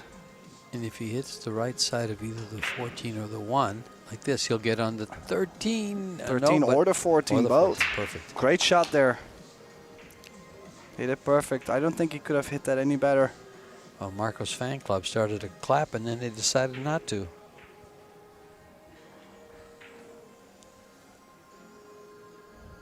Yeah, let's see. Does he play? I think I would draw the cue ball back. I mean, you can play 14, 13, 9, or you can play 14, 9, 13. Like, yeah, they played 9. He wants to be close to the 8, and he's traveled a little bit too far. I might shoot the 13 and get to the center of the table. Yes, I like that. And then if I can get straight on the 9, he draws straight back for the 8 in the side. It's a little bit more traveling, but Either that or just give yourself a hair of an angle to move the cue ball to the right to shoot the 8 ball in the corner. Either one of those works. Well, it looks like Joshua Filler, that's right, he's already in the final 8. I already called that. And Marco got just... oh, he's got the perfect Just angle right. to get to the right side of the 8, so Right. he doesn't have to do a lot of draw.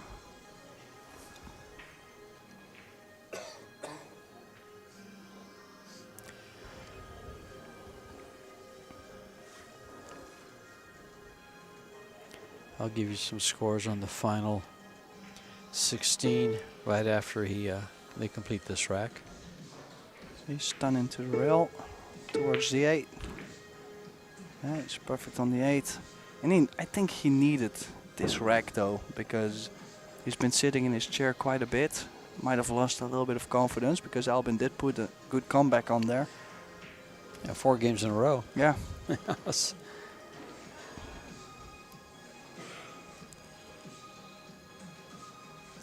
I like the fact that he takes his time on this shot instead of just step into it and get it out of the way. Well, he just doesn't play that much at the moment, so he takes his time, but it's working. And he's up 6-5. Alrighty, Joshua Filler into the final 8. Roman Heibler is out. I was just going to say, he is going to go for a quick timeout, so you got plenty of time to talk about stats. Did you have something else in mind? No, not really. Well, then here goes the scores, folks. Torsten Homan is trailing Junling Chang 4-7. Kunlin Wu is 9-4 over Alex Pagulayan. Alex was actually one of my, if you pick the top 3 or 4, one of the guys I thought might come through with this tournament. Bader Arawaldi is 7-4 over Darren Appleton. Conrad Yushushin is 8-6 over Pijus Labutas. And Jui An Hsu is 9-2 over Mishko Fortunsky. Mateusz Snegoki trails Alex Kazakis 4-7. And that's all of your matches for the final 16. Couple of guys on the hill. Kunlin Wu and Zhui An Hsu, both Chinese Taipei. Yeah, 3 Chinese Taipei players. 2 Germans. 3 Polish, 3 Polish. Yeah, what it looks like, 1 Polish is going to be taken out. And, well, there's both Polish players left other than...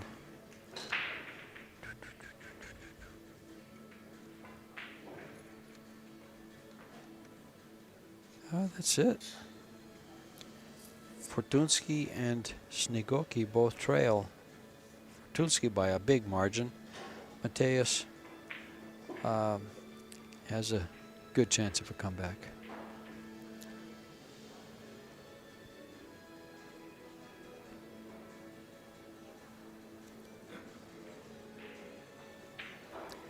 We'll give you viewers out there a little rest from our voices, as we'll take a little tiny break till Alvin gets back.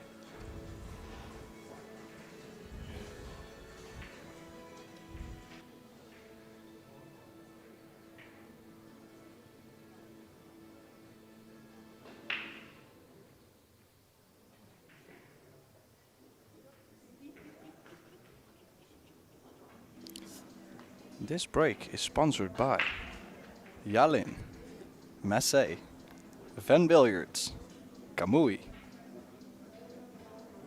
Little Monster,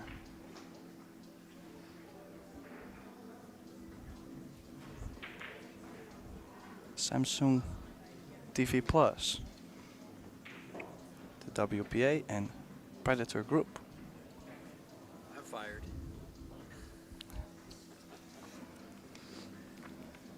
So Marco's back. 12th rack, he'll be breaking. Looking to create a little bit more distance than just one game. I'm really trying not to be biased here. You've done a pretty good job. You've called it pretty fair.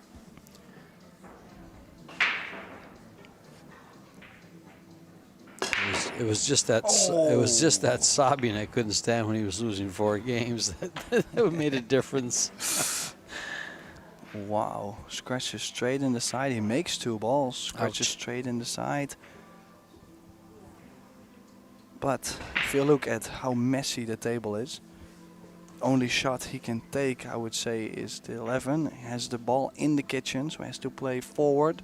So won't be able to play any of those balls on the top side of the table.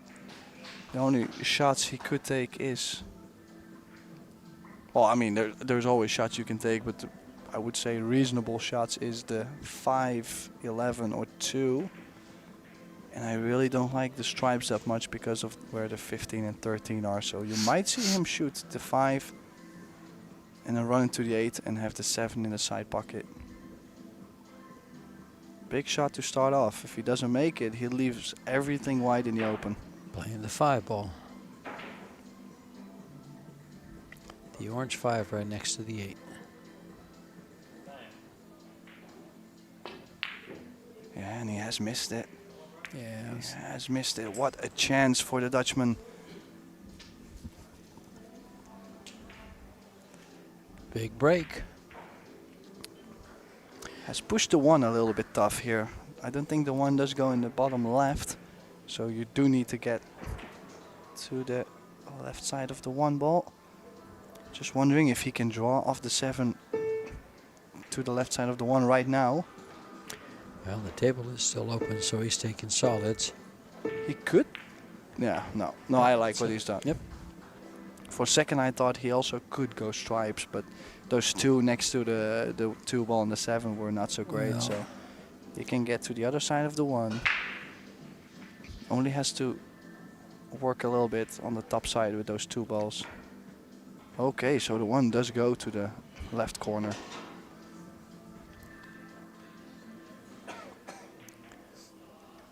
Would like to be as straight as possible on the 5. Does not want to have the angle to where he pushes the 4 over to the 14. Actually would not even want to touch the 4. Like leave it there. He's not sure if he wants to. Well, I guess he is. He's right down on it. So Yeah, he has No, half the he's- pocket. Doesn't have much, but he can play pocket speed. Yeah, just like that, hit it great. And especially because he had to move the cue ball up, so he couldn't play it Yeah. soft. And is he not able to? Well, he must have too much angle, so he's looking at. Could blast the 4 into the 14, and hopefully it works out. But I think that's what he has to do, Tim. There, oh, it just like has that. worked out. What a Yep. shot there on the 4. Very well control of the object ball and the cue ball. Oh, he's got great top left spin to get to the left side of the 8, and he takes a 2-game window after a scratch on the break.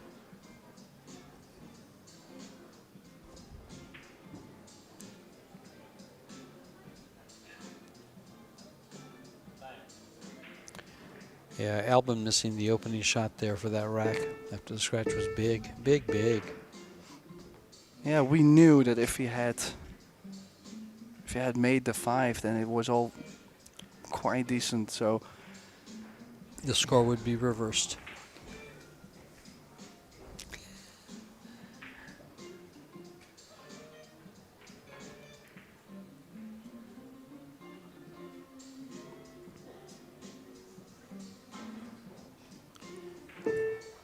For a 2-game lead, this 8 ball. yeah, there it is, 7-5. Takes that 2-game window after he scratched on the break. Gets another try at that break. Has to be careful though, because on the 8 he did pull his bridge hand out, like he lifted his hand while striking the 8. Like, of course for now it has worked, but you want to be careful, because if you do this under big pressure, you might not get away with it. We've seen it earlier.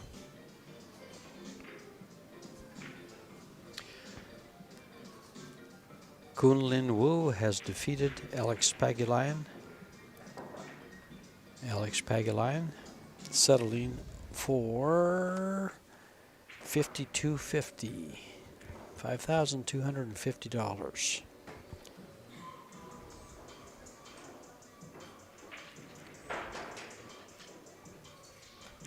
Kunlin Wu still in the hunt. Konrad Yushushin is 9-7 over Pedros Labutas. But I looked over a little bit ago and Pedros was walking around the table quite a bit. So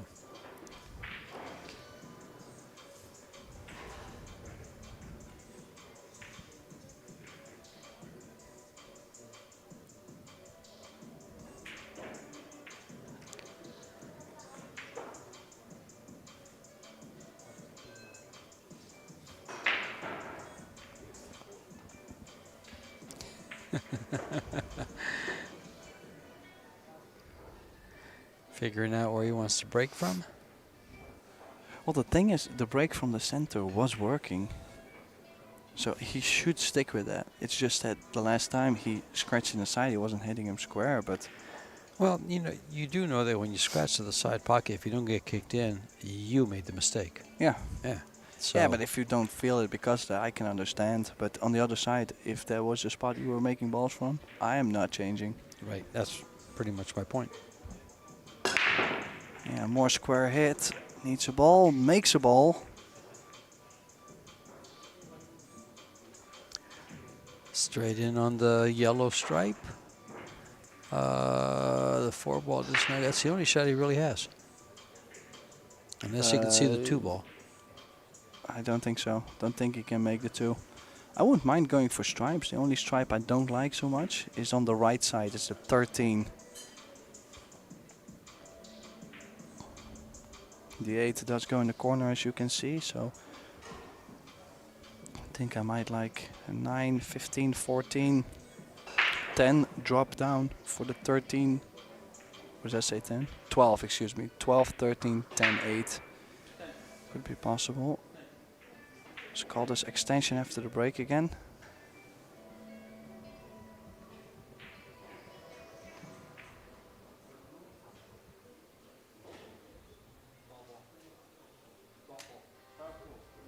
Okay, he's playing the combination straight away. It's quite straight from a 14-12 combination, but probably he's going to push the 14 to the long rail and makes it easier to get to the 13. Why wouldn't he play the 9? Because he will get the 14 to where he can get to the 13 easier. Because I don't like the spot where the 13 is in. I don't think it does go to the corner. See if he can get straight on the 13 in the side, for example, and then go from the 10 ball up table. I'd like to see a corner shot if the 13 goes by the 3.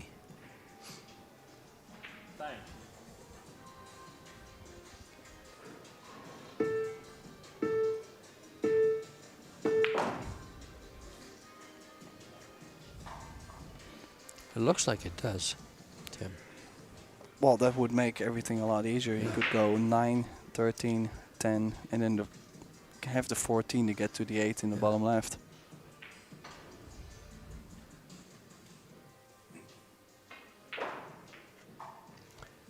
Is he going to shoot? No, he's going to shoot the 9 ball next.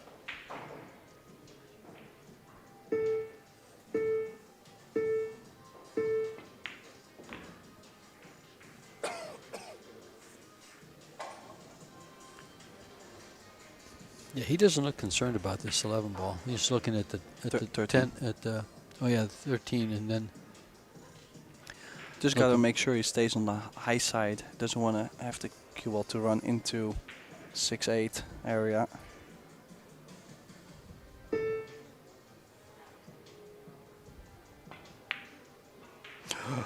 Oh boy. Wow. Yeah, I was really trying to have that cue ball in a perfect spot. That's why he was trying to cheat the pocket. Well, he cheated it once earlier, more successful than that. Oh, he had a lot of room to go by that 3 ball. Well, Albin's running out of time. Calls his extension. Still some work to do because the 1 and the 6, they're basically blocking each other's pockets. So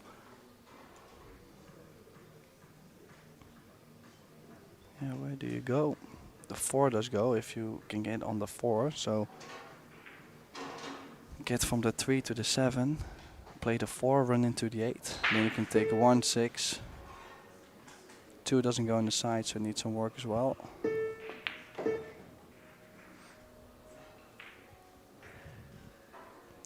Well, did not get on the 4. I believe he did not get on the 4. I would say we'll have to take the 5 ball. Could go 5-2, stop shot on the 7 to the side. 4, 1, 6, 8. And a lot depends on how well he plays that 4 ball. That cue you have a good look at is the new Pantera. He just got that, and Jasmine got one just like it, but hers is wrapless. They were showing them off at the hotel at breakfast a few days ago.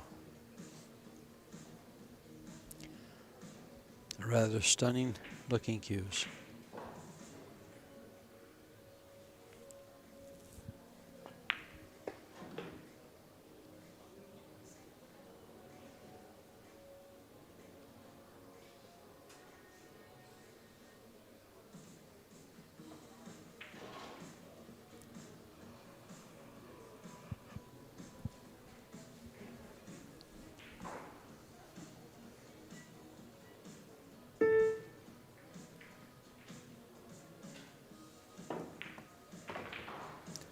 Well, Oh, wrong angle. I was going to say, if he got straight on the 4, yeah, he can maybe play for that window in between the 8 and the 1, but he's tried that before and didn't get it, so.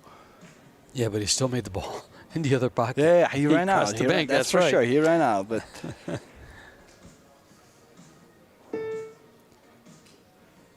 The only time he'd remember that shot is the fact if he would have missed the ball and lost the game. what did he see there? Well, he's left himself the cut on the 6. Is he going to check the cue ball near the 14? Yes, he's going to come Or is across he right going- above the 8. Or is he going 3 rails to have the 1 to the left? I think he'll just come right above the 8 with a little bit of check English, a little inside. He comes right over, right at the 14.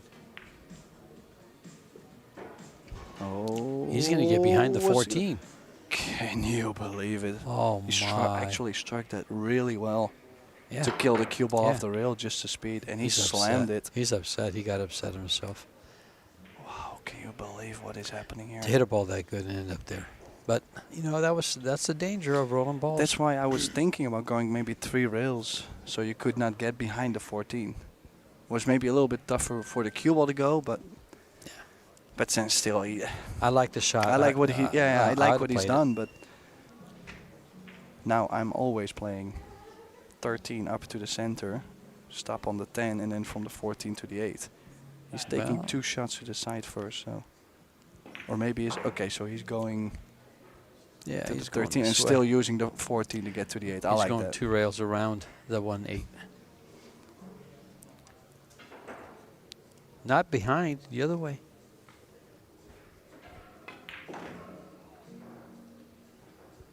I would have definitely gone the other way, never gone around those balls. Not on that side. Well, it definitely worked for him. Yeah, it worked perfect.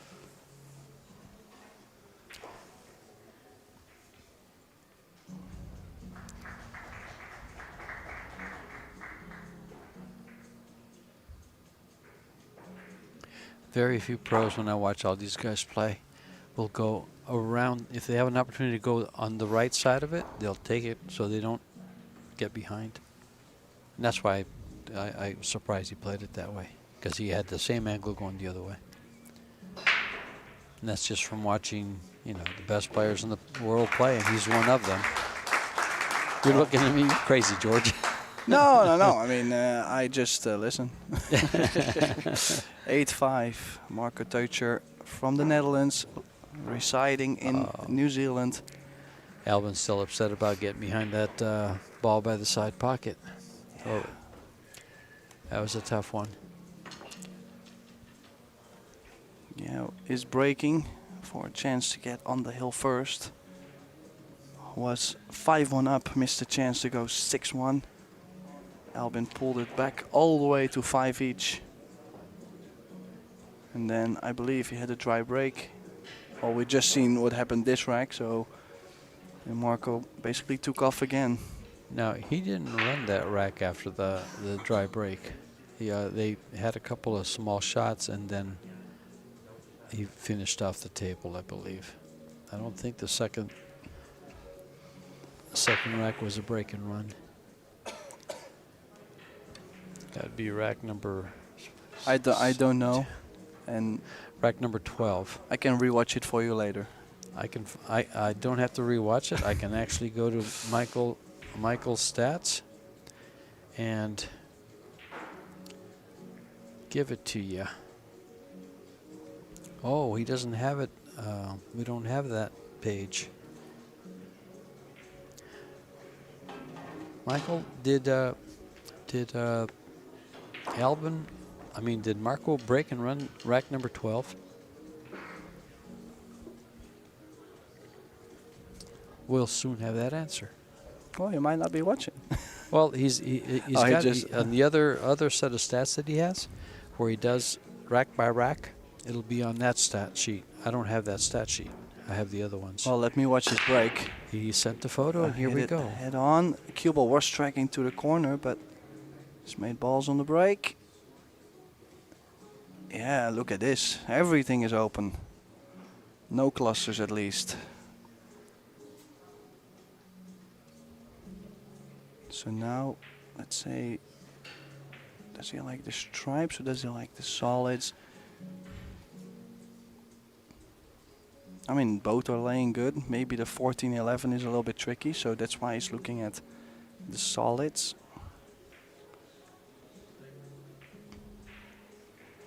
So he's gonna try 7-6, go down to the one ball as soon as possible, because, yeah, it's one of those balls that you might not get great on. Then he'll go back up to play probably 4-3, 5-8. I think he got nice on the 6. Very nice layout for Teucher to get on the hill first.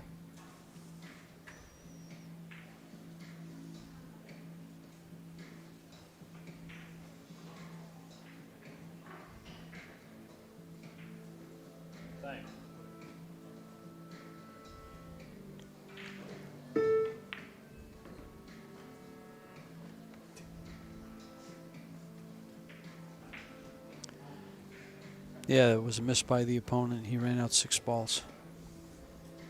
That's when he missed that ball to the corner pocket. That he. Yep. Well, definitely got great on the 1. 2 real shape for the 4 in the side. The only traveling that he will have to do is to get from the 5 to the 8. Oh, ran a little bit further. I find this table quite fast today. It's like it changed a little bit, but usually it gets slower. I see the cue ball is rolling a little bit further most of the time. Can still take the 3, 5, 4, 8, as the 4 is quite near the 8 ball. Doesn't have to shoot the 4.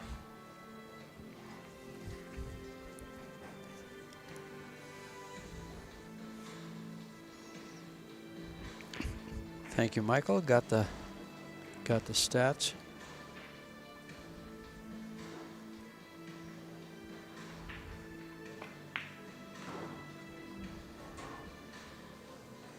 did get quite straight. Can he still reach that too?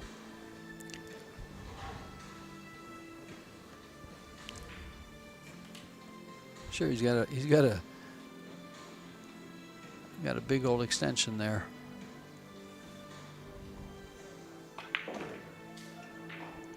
Oh, left himself a little longer on the 4.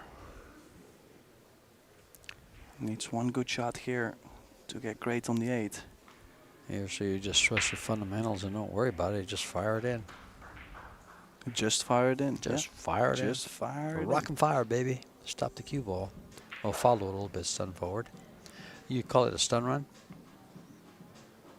Mm-hmm. Yeah, that's exactly what we should do here. Oh, Perfect. hit it great. Perfect. Great shot on the 4. Straight on the 8. Marco Teutscher on the hill. There it is. 9-5. Needs one more rack to get to his first major quarterfinal, I believe.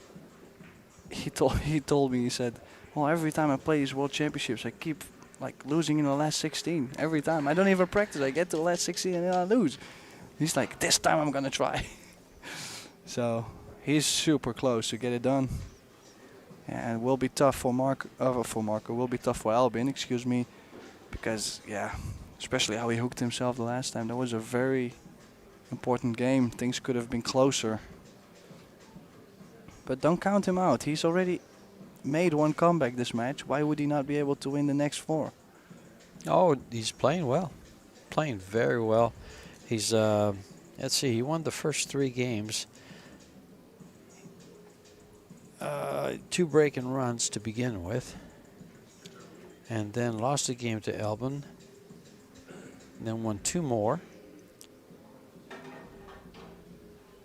Albin won off of his break with 3 break and runs, and then Marco won the next 3 games.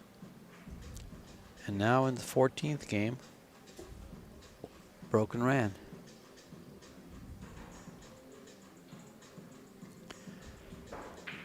Michael says that Marco knows the table very well for some odd reason.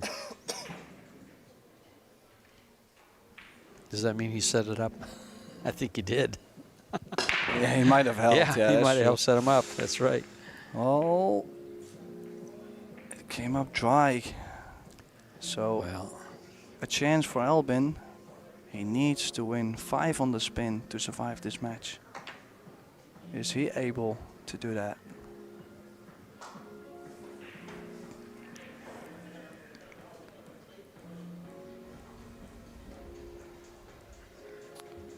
Let's see, the 2 ball is blocked by the 15.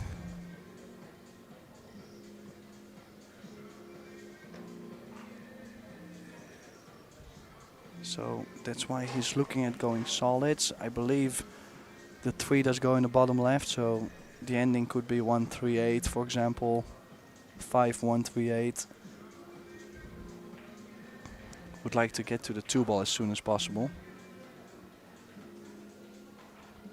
where's that other music coming from?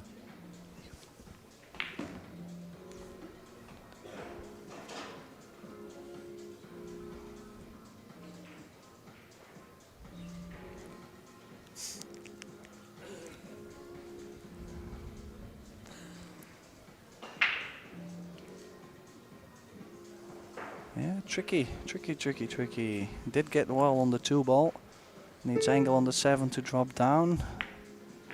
I would assume to get in between. No, won't be able to get there. I was gonna say in between the 5 and the 10, but the 12 is in the way. Can go forward. Maybe center of the table, but the 5 doesn't go past the 4. I believe he needs to get like to an area where you can get either the 1 or the 4.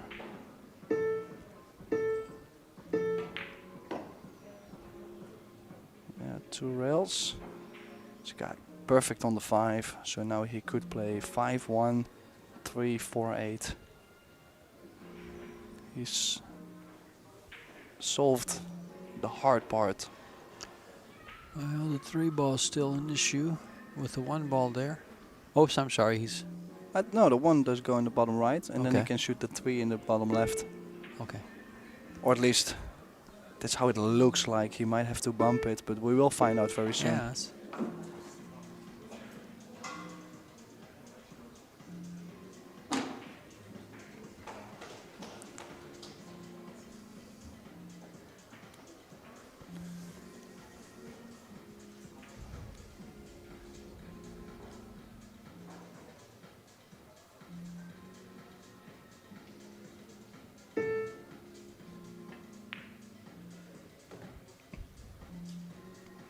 Well, it must go. So yeah, from that angle it does. 3, That would- 4, 8, get straight on it or get to center of the table, similar.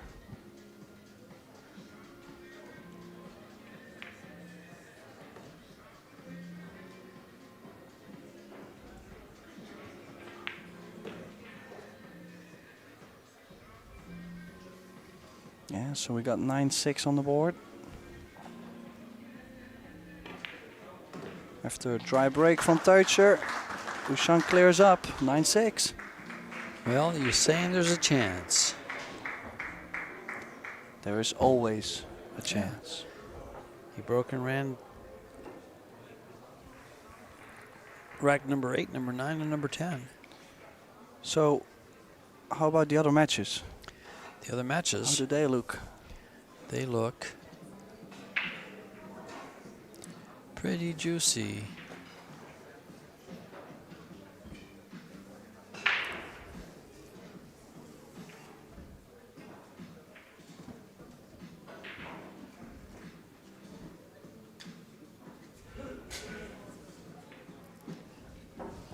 Yeah. 9-6. 900 overall performance by Marco. 844 by Albin. Break success. First shot after the break. Fouls. 2 for Albin, 1 for Marco.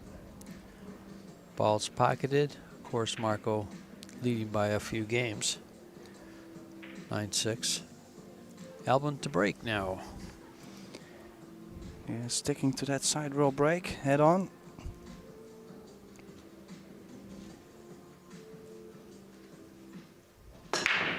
Oh, the cue ball.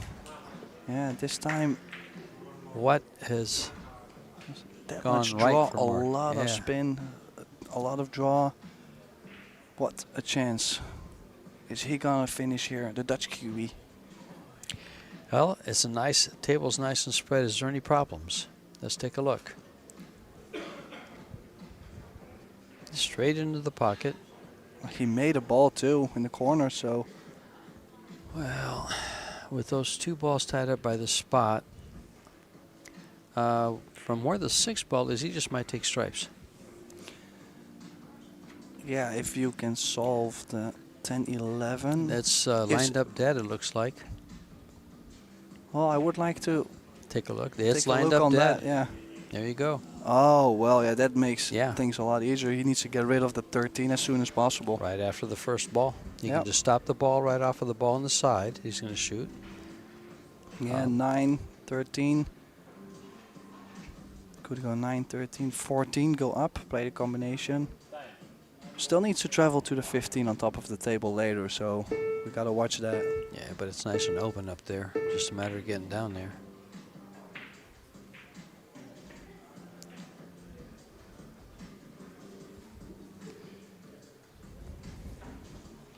Okay, let's see if he takes the 13 or the 14. I believe he's got quite some angle on the 14, won't be able to hold the cue ball. Could run softly into the 11, guaranteed to have the 13 or the 12, but he's going to the center of the table to play the combination after. Well, he hit it very firm. He was Well, he traveling said he to had the to travel. 15, nudged off the 7. And now he just has to come straight down the table for this combo. Do you like drawing around 2 rails to come through the path from where the cue ball is towards the combo? I like to probably go one rail straight to the center Straight of the to the table. center? Yeah, and if you still have angle on the combination, it's fine. You can bump the 12 also, like you can run into the 12.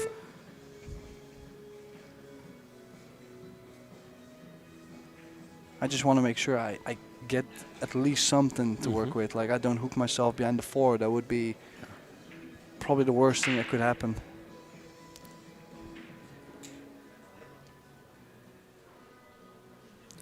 He's going to come straight down, like you said, right towards that 4 ball.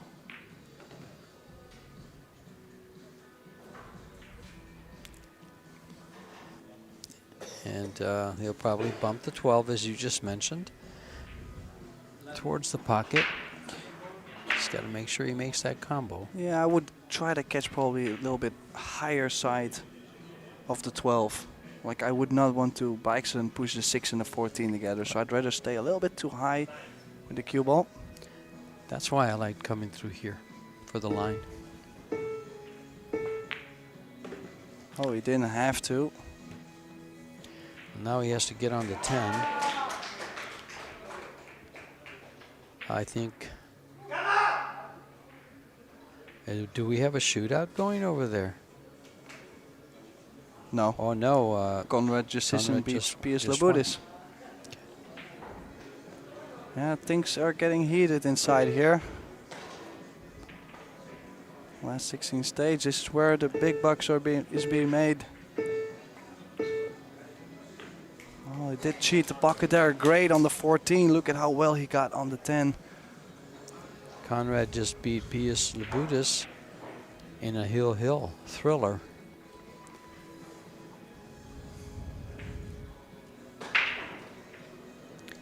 Alex Kazaki's also defeated Snikoki 10-4. So still has to get from the 12 to the 8.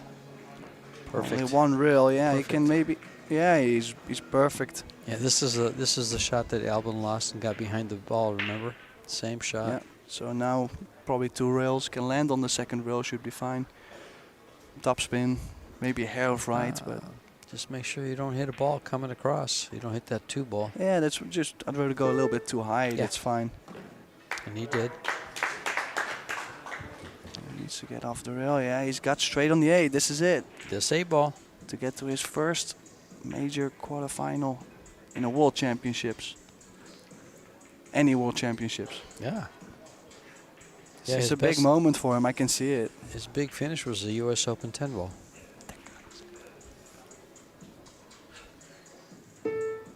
Which I actually commentated, I believe. Deep breath. This 8. And is there. The gunslinger does it again. He gets to the quarterfinal at the World 8-Ball Championships. Marco Teutscher beats Albin Ushan 10-6. Great result for him, of course, and plenty of more hopefully to come. Albin couldn't catch a break. That every time he did something, something else went wrong. Tough to do. Congratulations to both players. Top 16, final 16 for Albin, and quarterfinalist for Marco. Still to go. Looking for that big win. This is George Teacha and Tim de Ruyter signing off for the evening. I believe we have a couple matches coming back for you, What but was it, 6 and I don't remember 8? what the Yeah. times We were. will be back soon, so We'll be make sure back. you check out Yeah. our channels, and well, hopefully we'll see you soon.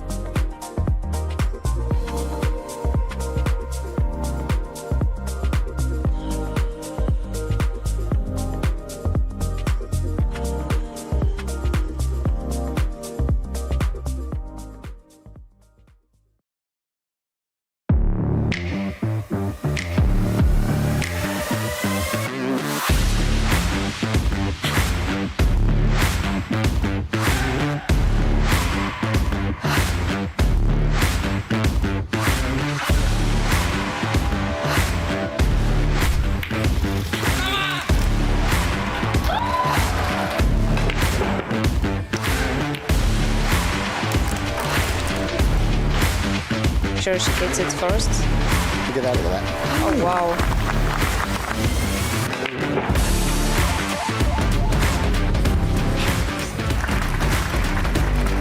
Oh, okay. Wow.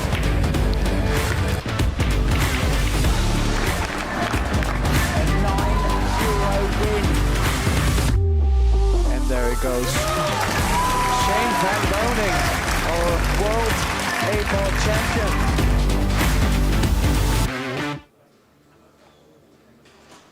Hello and welcome to the WPA Predator World Junior Championships. Our last match for today is between Fareh Almadan from Saudi Arabia and Eddie Vonero from the USA.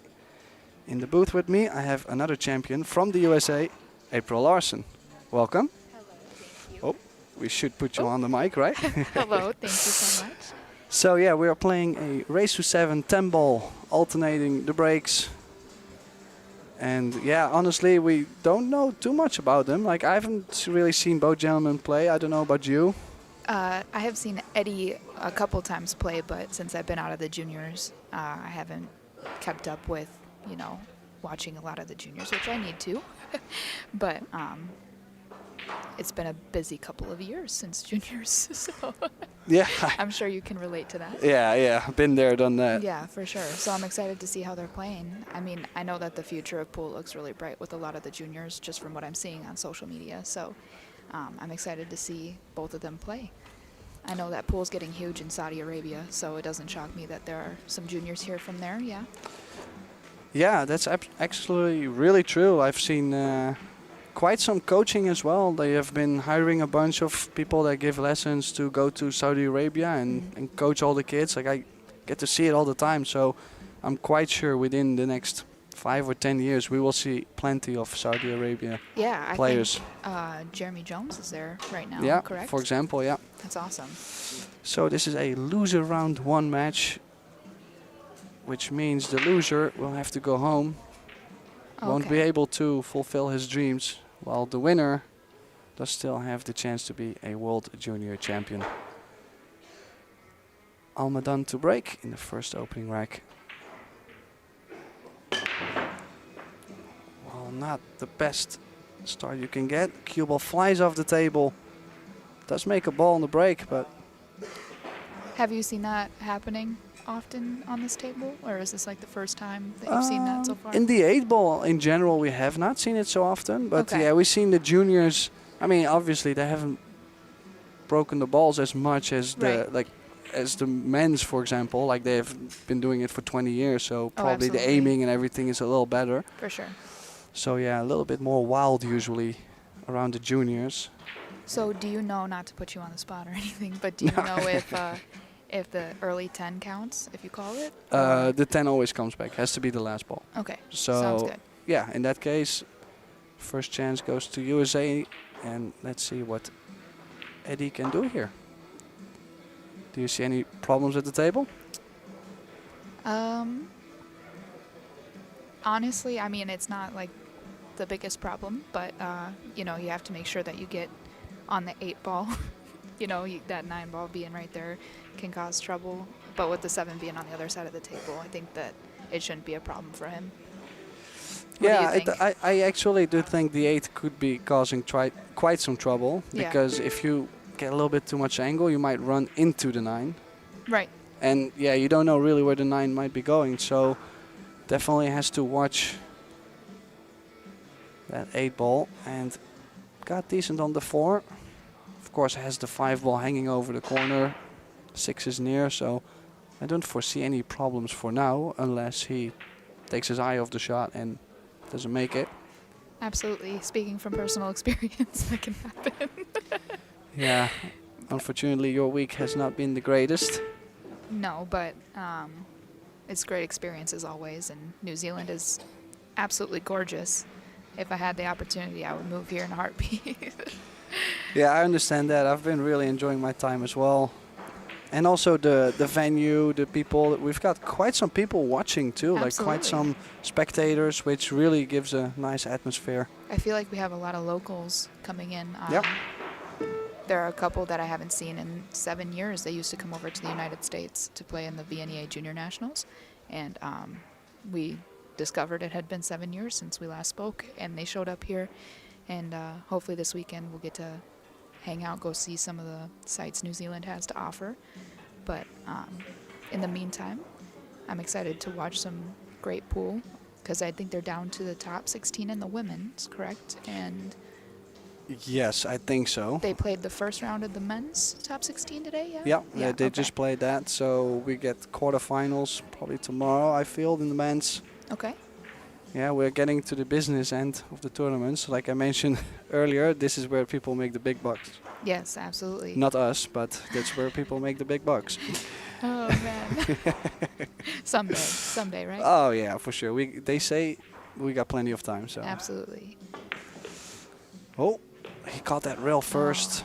Ooh, that's quite a mistake. And actually, he has pushed the 9 out, which makes it now easier to get from the 8 to the 9. Doesn't have to bump the balls. So ball in hand for Almadan. So would you try to get on the 8 where you just have to go 1 rail in between the 9 and the 10, or would you try to get on the 8 to go 2 rails out and around the 10? Yeah, I for the probably 9? would like to just cross over to the other long rail Yeah. and then go 2 rails 2 to rails? the center of the Okay. table. Yeah, because if you go off the second rail, you're guaranteed to have something on the 9. Oh. Oh. Yeah, he's still fine. Now he might go 1 rail in between the 9 and the 10 because he doesn't have so much angle. You don't want to stun the ball. Right. I like to float the ball most of the times just around. Oh, he He still did. had enough to go 2. Oh, hit it great. Yeah, absolutely. Got perfect on the 9, dead straight, small draw. How do you feel the tables have been playing today? Do you feel like they've been playing fast, or the rails bouncy, or? No, actually I feel the tables, or at least I also don't hear players complain. So Yeah. we used to have a bunch of problems with the tables. Yeah. And nowadays everything has been settling down really nice. The rails have been good. The only thing that was interesting is I seen some people overrun their shapes today, which doesn't make sense because usually the cloth gets slower. Right. And actually I felt like I feel today like they're they've been a getting little bit faster. Yeah, so a Absolutely. little bit. So it's interesting. But besides that, no, I really didn't have... I did also not really get bad feedback either. Like of course I walk around here and I chat with some other players, and most of them are good friends of mine too. And no, I don't really get bad feedback, so I'm glad to hear that. Absolutely. Also because I know how much time the table fitters have been putting in, like Oh, right, for right. these events. I can't even imagine. Yeah, I'm glad I don't have that job really. Yeah, so opening rack does go to Fare Almadan. I've seen him before. I just don't really know where. Like it's been a long time ago, but have seen him before. Definitely grew taller since the first time I seen him. That is a crazy thing with these juniors is, you see them 1 year and then 2-3 years later they look like a completely different human being. Yeah. Well, and it can go fast playing pool too. Like Absolutely. they can jump up quite fast. Let's see Absolutely. what Van der Rohe does on the break here. 2 ball almost went. Yeah, quite messy layout. I feel there was quite some draw on the cue ball as well. Not that much power. Right. Well, what would you do here? I'm assuming pushes Yeah, available. yeah, oh yeah. They can play the push out, yeah. I mean, with so many balls on the table, there are a lot of different options, I feel. I honestly don't know which would be the best option here, but what do you see? Well, I might like to push to the top right corner to where the one doesn't go in the bottom left, so You could you play kind it of safe. force someone to play a safety. You at least get an inning to get back. I saw him looking at that push, and it's not a bad shot, but he has a open shot for a pocket Yeah, here. yeah, which nowadays I don't like to do no more. Right, Like in this case, absolutely. because some players will go for it, make the one and run out. Like Absolutely. the level has been crazy. Everybody plays so well. You cannot just give this. It's still I tough, have and to agree. and he's going to run into the 4, so I'm not a huge fan.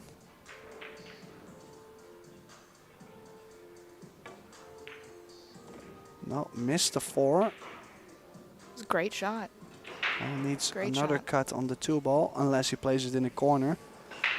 Now the 6 doesn't go in the corner because of the 7. That's quite a problem, and the 5 is not very available. Yeah. So you said the 10, early 10 does not. It has to be the Ne- last ball It pocketed. has to be last ball So pocketed. it counts. It just needs to be spotted. Yeah. Okay. It looks like he's aiming to go in the corner here. This would kind of be like a cinch shot, right? Where you just want it to float almost to the rail. Yeah, I like how he's played that. Good stroke, positive stroke. Just want to, like, I don't really worry about the 3 and the 4. It's more like, okay, now you get to the right side of the 5, but if you're not straight, you won't be able to float to the bottom of the 6, and you don't get out. Right. So Where is an ideal spot on the 4 ball for you to get on the 5? probably in the center of the table and then go 2 rails, but then again, coming in from that line, Crossing the, yeah, crossing the aim. positional area is Yeah. just very tricky. especially like you said, people have been over rolling, right? So with speed control has to be on point, like you said, to be on the right side of the. Well, maybe it was 5 just ball. them, or maybe it's just me noticing. We can go a lot of ways there, but Absolutely. oh, far reach. Oh, it doesn't get on the 4. 4 might still go in the top left, and if he plays that top spin, 2 rails could go to the 5. So the only question is, can he pocket the 4 from there, or will he have to play safe? It's hard to tell, with the 8 ball being right there, but it looks like. I would assume he's not going for it because he didn't aim up for it, but. Well, if he won't be able to play the 4 in the corner, he was looking at banking the 4 straight down. I was thinking about banking the 4 2 rails back down table and leave the cue ball on top of the table. Right. But he hasn't sold the farm. He didn't leave a shot on the 4, so it's okay. And he made the 8 in a less ideal situation, Yeah, that's for sure. but still makeable. It goes past the 9, so. What do you think he's going to do here? Probably. Oh, did he? I had a feeling he just. I thought he called something for a second, but I thought he think was he going to did roll too. up on the 6. But Yeah, because the referee pointed at one of the pockets, possibly asking if that's what he was going to do. well, didn't get the save here. Probably catch the right side if he can and go 3 rails underneath the 7. Could also shoot the 5 or the 4 off the 5 to the short rail and bring the cue ball up table. That's what I was seeing because I didn't know if he could see the other side, but he just called the 4 ball, I think, possibly the 10 ball. Yeah, we've missed too many balls in our lives to where we play more patient and we not so aggressive. They Me, I don't know. I think I'm still learning, but oh but most. I was actually just talking in the car with one of my roommates that we are learning that sometimes our patience isn't what it used to be. Once in a while, we notice at the table we're a little bit more aggressive, but with this format, you have to be very, very patient, especially with the referee racking, because you really can't, like, with a magic rack, you can practice that break and it'll be the same every time, or close to the same every time. With, referee racking, it's really hard to, imagine the outcome prior. yeah, so and also you will have to play a safety Correct. most of the time after the break. because or of that, yes, yeah. yes, because it's And not it's as not- it's- predictable. That's yeah, the word I'm looking for. yeah, we got it. 15 years later, I find the word, but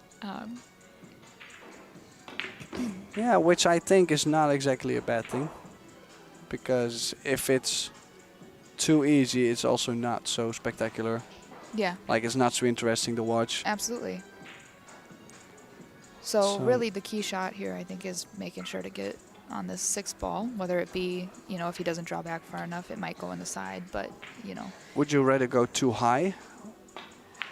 Like, I'd rather go too high and still have a shot on the 6 than under Oh, for stroking the sure. ball and being low. absolutely, absolutely. I just know sometimes you try to do something, and especially with draw, it's easy to kind of let up, because you don't want it to run the whole length of the table, but I believe that this is better than being stuck behind the 7 ball, so Yeah, yeah. it's a positive. So he called the 6 in the corner. Tough shot. I was gonna say might have to carom the 7. I might have liked the carom on the 7 a little better. Hasn't left something on the 6 for Almadan, so Definitely missed it on the pro side. yeah. You would almost say that he's missed it well. Yeah, yep, Well, which that's a fair statement. yeah. Absolutely. Okay, so what would you play here? He could then off of really either side and try to go up table behind the, but I think that that's the right option because you have the 8 and the 9 to possibly hide behind like he did. Yeah, he's got the safety there. Will be easy to hit, but not easy to get safe, I believe. Might have to go for the 6 in the corner. Off And the it- long rail, yeah. Yeah, and then in case you don't make it, might go back to where it is now. If you miss it thick. He's crawling quite underneath. Is the 6 gonna bounce out? I think it has. So another shot for Almadan. Yeah, a little softer it would have. I mean, that wasn't a bad shot there because a little softer he would have been, you know, right on that rail and behind the 7 ball. But I think he hit it a little thicker than he was anticipating, right? Yeah, well, I think he has also called a corner, so long shot to start for Almadan. And like you mentioned, they have moved the 8 ball, so they also have to play a good shot to get decent on the 8. If they get straight on the 8, everything should be fine. Yeah. Probably coming in underneath it was what he was looking at, yeah? Or Yeah, do I you mean- think he's going to come Well, in he's between? he's playing it in the side, which I think you might have too much speed on the cue ball. Yeah, yeah. Well, he did prove us wrong. He played that great. He's He got a did. good angle on the 8, stun off the rail. Should be fine. I No, think it's. yeah. I think coming between the 8 and the 9, if you're going in the side, is a little too risky sometimes. But if you had too much angle, right, like you were saying, then that might have been the only option because you don't want to lose the cue ball. Yeah, so it looks like Almadan came prepared. 2 balls away from 2-0. He looks very comfortable and calm as well. Yeah, he doesn't really look nervous. I find Vondero at the moment still a little bit shaky. Like Yeah. he's looking for a rhythm or something. Yep. That's how he looks. And Absolutely. for Almadan, he looks to be cueing nice, smooth stroke. I like and his pace. His pace is very comfortable, not rushed. with the alternate break, 2-game difference. You know what that means. Like it's always tough because you rely on the other guy breaking. Like you have to hope for a dry break or a missed shot or anything. Absolutely. Which makes things always tough. And it's early in the match, you know. Obviously for viewer purposes and because I'm American, you know, I'm trying to be as unbiased as possible, but we hope for a really nice comeback and a close match. That's what we could hope for is a hill match every time, right? Good for the viewers and good for the players to get, you know, comfortable being under pressure like that, I feel. Yeah, absolutely. So our sponsors, the title sponsor for the event is Predator, and it's a WPA sanctioned event. The Pro Billiard Series sponsors are Predator Group, Massé, Yalin, Kamui, Van Billiards Corporation, Medalla Light, Rums of Puerto Rico, Samsung TV Plus, and Little Monster. Of course, also being partners of the series is the WPA, the EPBF, and Billiard TV. So third rack. Last time he broke, the cue ball flew off the table. So He definitely stayed more level there, almost like a shot, you know, like a yeah, he didn't really jump up that much as he did the first time. yeah, maybe. absolutely. But then again, it was maybe early nerves, first break. You know, he might have never played in an arena like this. Absolutely. That's definitely one thing we didn't have when we were playing our junior years. Is to where they didn't have these kind of arenas or these kind of setups. Like Oh, absolutely. I had to teach myself how to play in these kind of conditions when For I sure. started playing on like the pro tournaments. Which this is of course a great experience. Not the winner or the loser. Like they both get a great experience out of it. Absolutely. The only thing that can happen here is growth from either side, win or lose. I'm trying to see if there's really any. Oh, wow. Well, I'm not sure if he was trying to make that one. I don't think he was from his reaction. I think he was trying to keep the one right in the side pocket so that he could use it to get down table for the 2-ball. If that's the case, then I didn't really see a problem ball. The only thing that would be difficult was getting from the 7 to the 8. Not difficult, but, you know, a tester. Well, maybe the 5 to the 7, depending a little bit on how you get Yeah, there. absolutely. I think I see a safe coming where he's going to send the 2-ball back up to the other short rail. Oh, Yeah, it looked to be quite frozen on the rail. I was thinking about thinning the 2 underneath the 3 and bring the cue ball up Right. behind the 10 because Right. there's so many balls on the left side. absolutely. But he's got the double kiss, has not left a shot on the 2, but could be playing the cue ball in between the short rail and the 3 and send the 2 ball up table. Do you think it might be a possibility to send the 2-ball? Oh, he's calling it in the side. I was going to say to send it back behind the 9-ball and send the cue ball up table. Well, he's But- playing the bank, came short, hasn't called it 2 rails, so The option goes to Eddie, correct? yeah, he could potentially give it back, Yeah. but From the looks of it, I don't think he's yeah, going to. I wouldn't guess so, no. So yeah, this 3-ball, a little bit straight, small angle. Would you try to come in behind the 9 and the rail, 2 rails out, or would you just come 1 rail up? I might, because I'm queuing over the 7 anyways, I might dig low, like low left and go back 2 rails. Oh, okay, yeah. Because you're jacking up anyway, so yeah, Absolutely. it's not gonna make it a lot tougher than it was. Right. So now needs a good angle on the 5.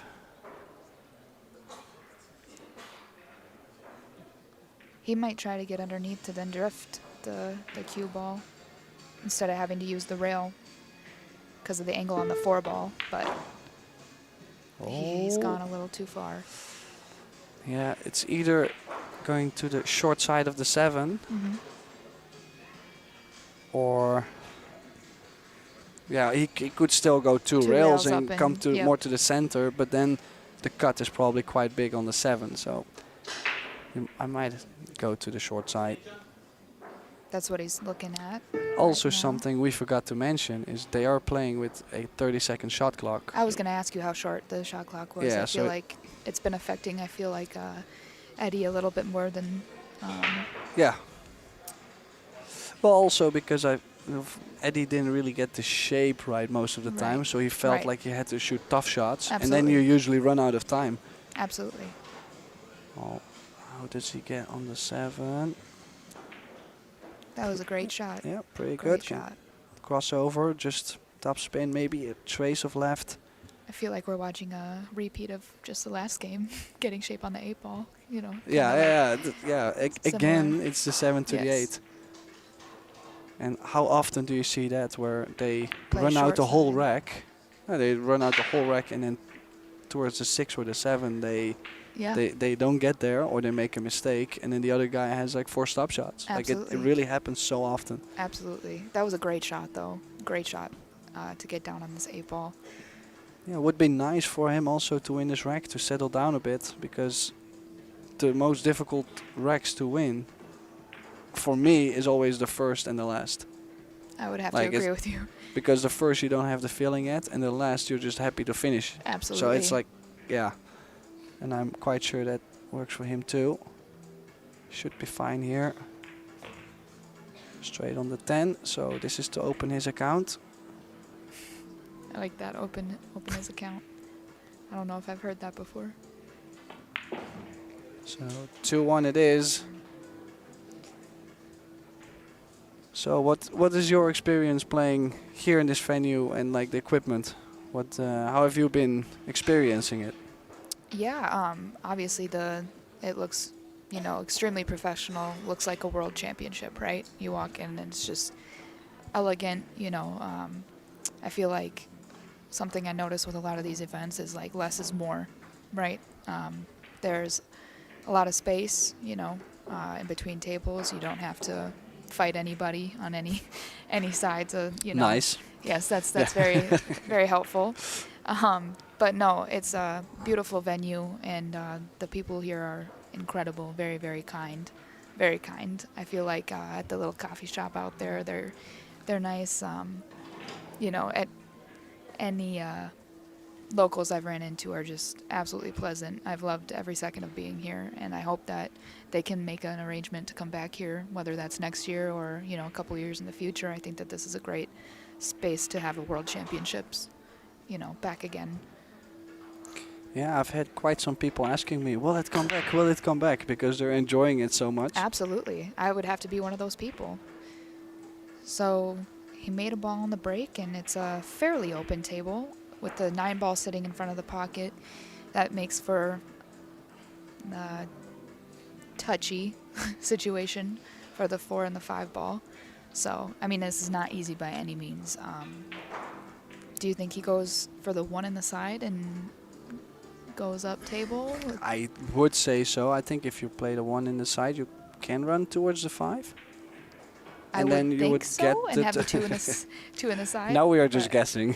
Oh, he's a lot straighter on the 1 ball. He might go in the corner and drift up, you know, for the 2 on the other side. Yep. Yeah, good shot there. Nice From the opening. top view, it looked like he had more angle. More angle, yeah. Like where the cue ball would be drifting closer to the side pocket, so you wouldn't want to do that. So, would you play for the combination, or would you try to get on the 4 to the corner where the 7 is?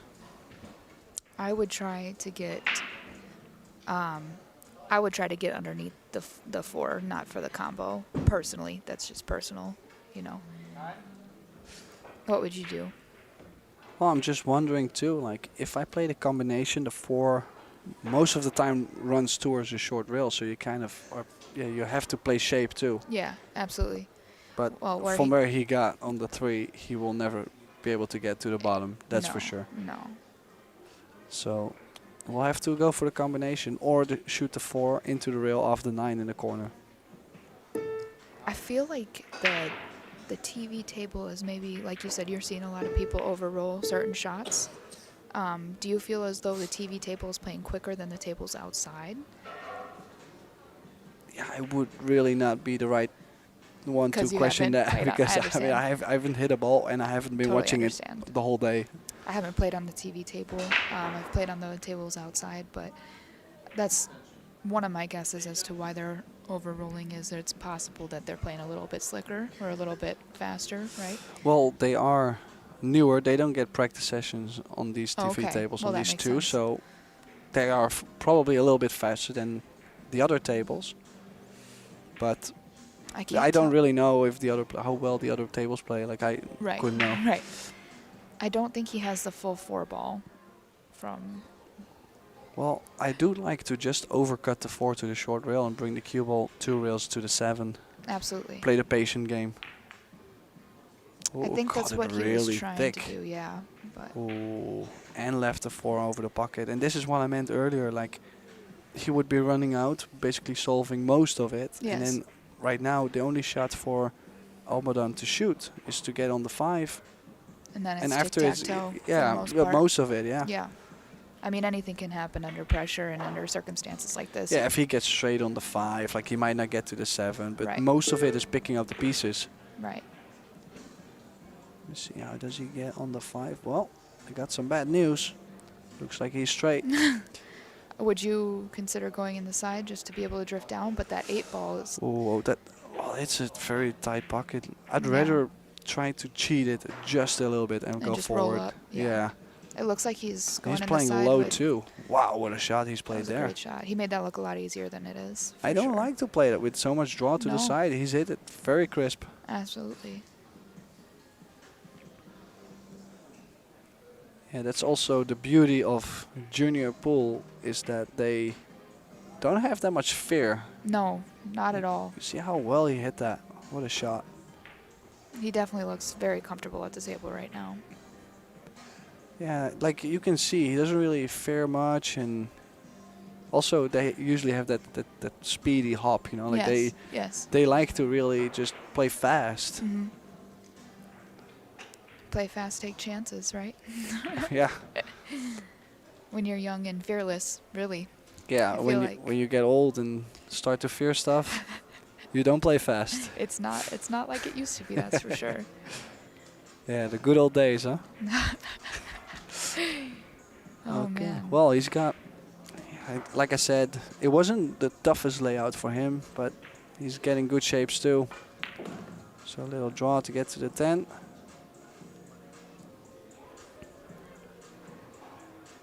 How have you been liking your time here in New Zealand? Well, yeah, I'm kind of similar to you. I didn't get to do so much sightseeing because I am in the booth. But no, I'm having a good time. People are very nice here. Mm. So a very friendly atmosphere. And also I'm enjoying the fact that there's a lot of spectators because I actually think this game deserves Absolutely. a lot of attention and a lot of people to come over instead of always have empty venues.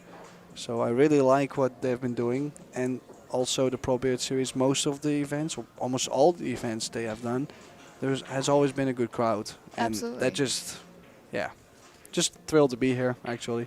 I feel like almost every time I come into the venue, all of these seats are filled, and all the seats are filled, and you can see the line of people down the center watching those respective matches as well. It's just, like you said, it looks very full. It's a great sight to see. Yeah, so Almadan now 3-1 up. Looks like he's quite the favorite so far in this match. I don't feel like Eddie has been... Eddie just doesn't look very comfortable, Yeah, which is yeah, understandable yeah. under this pressure. And, I feel like in the United States, it's not just for us. I'm not saying that. I'm simply saying I know how I felt when I was in junior world, and it just feels like the pressure is so immense that you can't even, fade it sometimes. But I feel like the experience will help him in future competition here at World Championships. Because the more and more you play under conditions like this and for your country and other countries, the more you can settle down each time you come, right? Yeah. Okay, so 5th rack. Almadan to break him. Oh, he hit those sweet. Nice break, good cue ball. It's made the 4-railer on the 3. And he's got shape on the 1. If that 6 ball goes, I see really the only ball he needs to focus on getting on is his 2 ball, really. Oh, that 6 is tight, as you can see. Yeah. Very tough. So he's going to have to focus on getting decent on the 6 ball so he doesn't have to shoot a shot. Like, for example, where the cue ball is now, you wouldn't want to shoot that right now. You'd want to try to get a little straighter on the 6 to be able What do you to- think about the carom? Maybe on the 9? Like, you Oh, get close, absolutely. play the carom and play it soft, and you can get on the 6, I think. Absolutely. I would like that the best. I'm not such a straight shooter, so I have to make crazy shots to make up for it. I understand. I understand completely. Well, he has landed a little bit, sharper of an angle than I think he would have liked, but he can run into this 10 ball, I think, and have the cue ball stop. Yeah, I like drawing into the 10, because if you play topspin, even when you skim off the 10, you might not be on the 5 no more. Absolutely. I heard I say absolutely a lot when I'm commentating. Well, just because it's like, yes. I guess but it works. A more elegant way of saying yes, maybe. I don't know. But, so he ran into it. But the cue ball did move. He's fine on the 5 ball, but it didn't necessarily stop it right there. His angle might have been too sharp to be able to just stop it right there off the 10. So Well, it definitely worked out. And absolutely. I think he can, on 3 rails, get really close to that carom. Like, it's funny. Like, would you go to the center of the table to play the carom, or would you be more over to the left long rail? Like, where would you like to be? I think if you're more far over to the rail, I think you have to shoot it a little harder with like more draw. Yeah, no? As opposed to if you're in the center, then it's more of just like a touch shot. But I'm not very good at caroms. I'm just going to be honest with you right here, right now. I feel like it's... Well, you made a good call because he didn't get all the way to the rail, and I feel this actually has turned out great. Yeah. Because I think it's just enough to where the 6 doesn't have too much speed, so you don't lose the 6, but you still can make the carom. Yeah, more of a touch shot right Oh, the only thing that... No, he's got a got small an angle, but yeah. he did get on the rail. So definitely key shot here to get from the 6 to the 7. Trying to get close, doesn't want to run into the 8. He's looking at possibly going 2 rails, yeah. I think he put his hand on the long rail to see where it would go, see if it would run into the 8, Oh. but One rail. I like it. I like what he's done there. that was a lot more control. if he played 2 rails, I think the 8 would play very big. Yeah. I would have to agree with that. He's looking very solid, this young man. He's not been missing many open shots. He Has a great tempo. leaves himself quite decent shapes. Now, of course, he is now queuing over the 10, but in general, he's been giving himself good angles.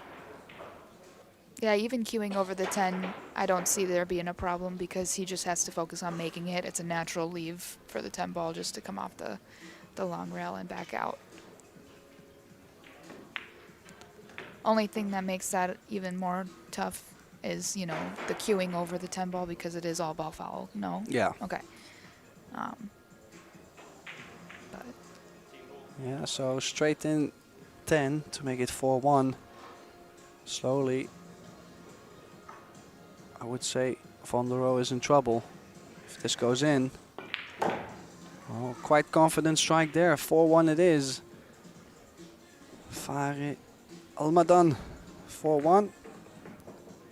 Yeah, and I actually don't expect him to miss another shot. Like he yeah, looks like really he's solid. very comfortable. Yeah.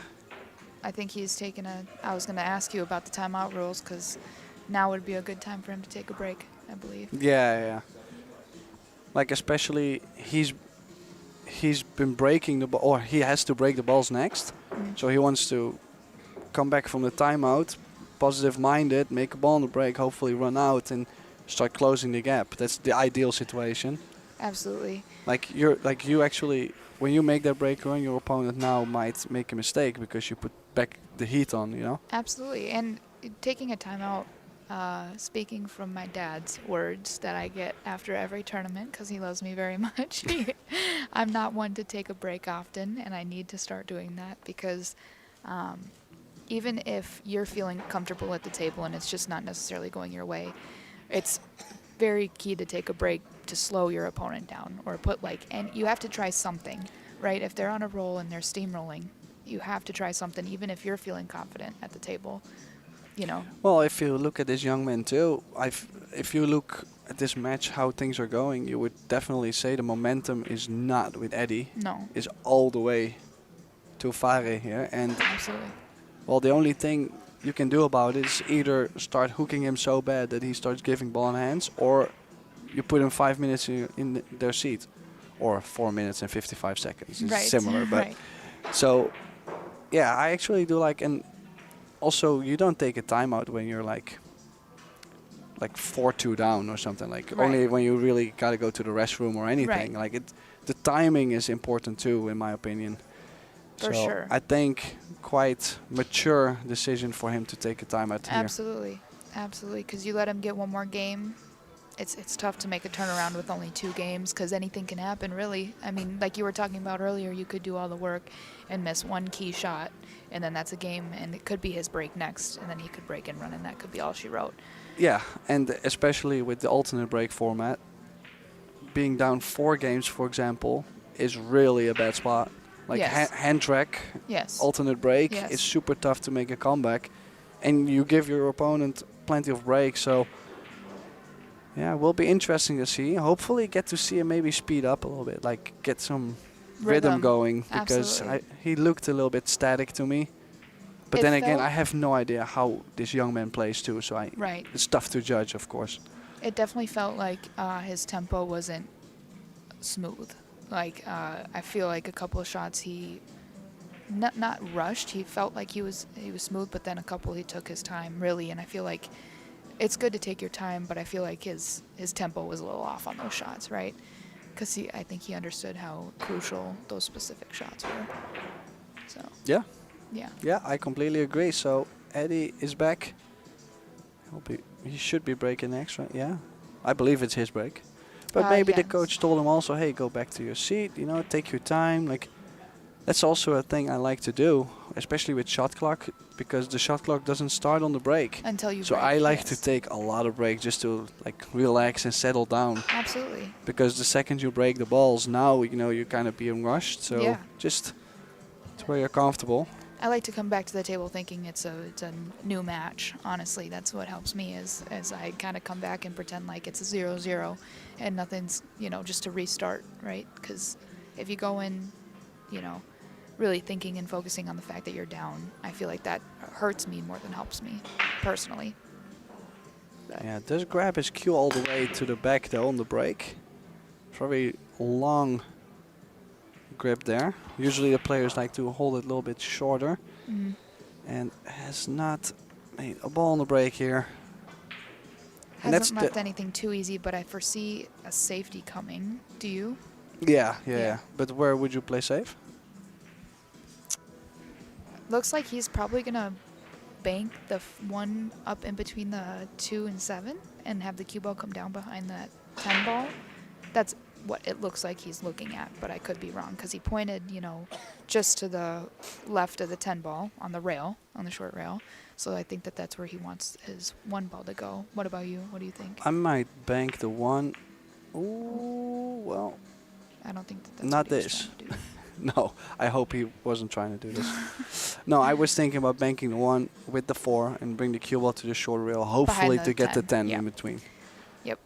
Because that way, whatever you do, you were not going to give the 1. If you don't get the hook, it's at least Right. conservative. And on that shot, you're more focused on just getting the cue ball behind the 10, because if the cue ball gets behind the 10, no matter where the 1 ball goes, you're Yeah, probably so a it's lock. like a two-way. Like it's Yeah. either conservative or you actually hook them bad. right, So right.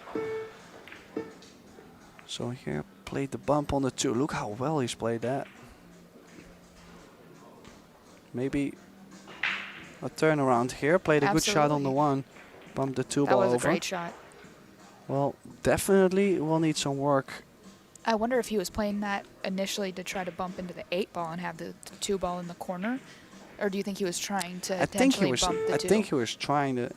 Intentionally. Well, Yeah, if he go did, for the that was 2. an incredible shot. Just because the 8 was a little bit more out and Yeah. with the angle he had. Yeah, for sure. I would be scared also if I would play the bump on the 8. That if you don't bump the 8, you're Right, hooked. right. Like instant. Absolutely. So now he does have quite some angle on the 3. I'm Do you not think sure. it's possible to cinch back with like low outside? I think he. Yes, but it's super close. You might run Super towards t- the 8. Yeah. That's why he Oh, went he 2 went 2 rails. And I really don't mind that, but he's hit it very firm and he's hooked himself behind the 10. That was a great shot, just a little too hard, like you said, a little too firm. I like the line, the path he chose on that. Yeah, absolutely. But then still after, if he would have gotten on the 4, to get from the 5 to the 6 is also, A bit tricky. yeah. Do you go 2 rails in behind it and send the 4 ball up table off the long rail to the short rail Yeah, and I try to would keep try. that 1 ball right there? I think the a cue pretty ball. full contact on the 4 Yeah, yeah. would Try to create keep the distance. that cue ball behind the 7 ball. Ideally. He is jumping. Is he about to play a jump bank? Which I don't mind going for it. You're down 4-1. You're trying to swing the momentum around, so Yeah, absolutely. it's not bad. The only thing is if you don't make it, you might sell out really bad.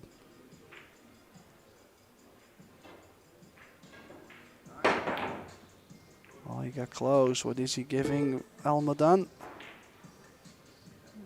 I can't tell if he can. Yeah, he can see. Yeah, open shot on the 4 and hasn't bumped the 6, Oh. 8, 10 out, so it got open after that jump.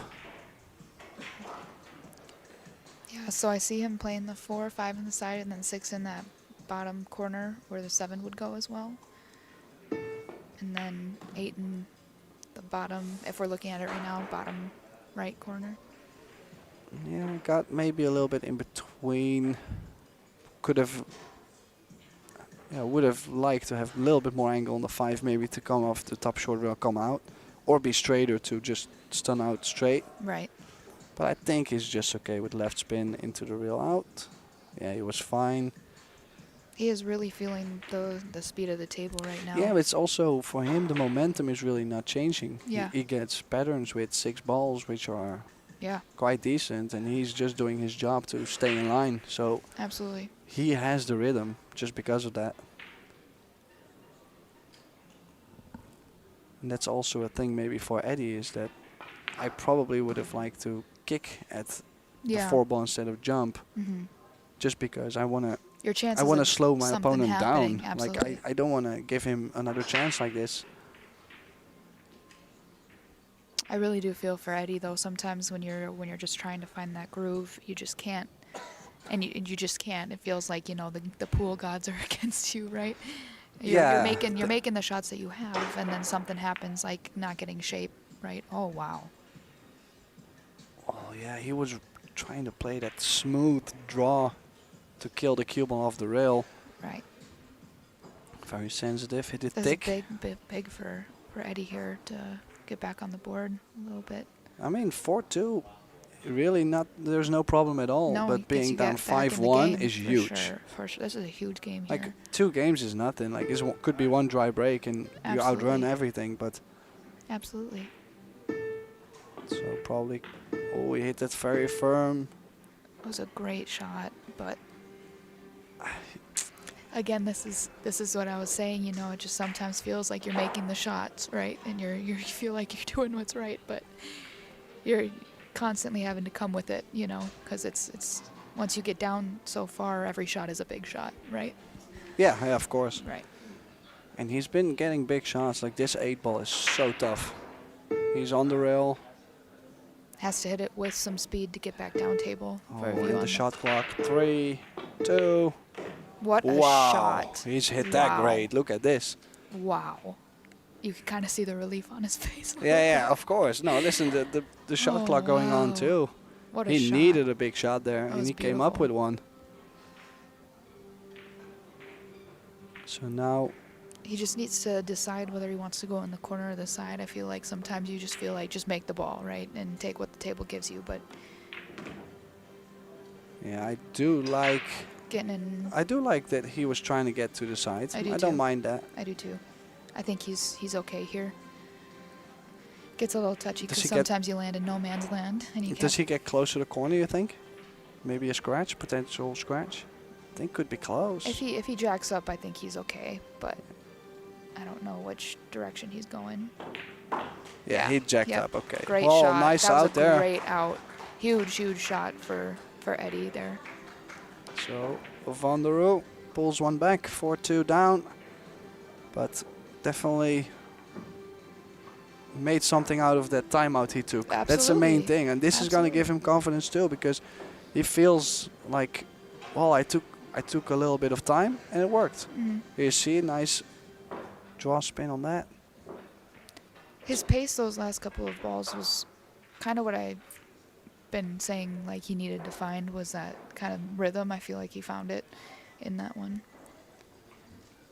Yeah, it's not really like he's been missing balls all over the place. No, He's just not no. getting shape and Yes. like played a couple not so good safeties. Like just things not really going. And he hasn't had too many opportunities because every time that happens, the game's over, right? Yeah. The other guy takes Yeah, he advantage never of got it back and- to the table, which, Right. yeah, I mean, there's only credits to Almadan in this case. Right.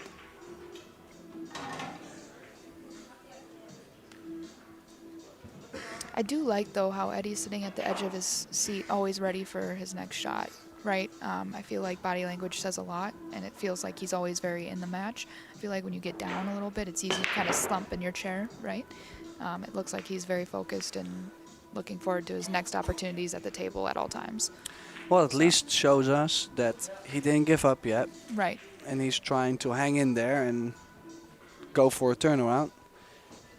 But it will be tough because this young man, well, now in the seat, Almadan is quite some shooter. He's been playing good so far. He has been. I think that was his first match, or first miss of the match, yeah? That 7-ball? I think so, yeah.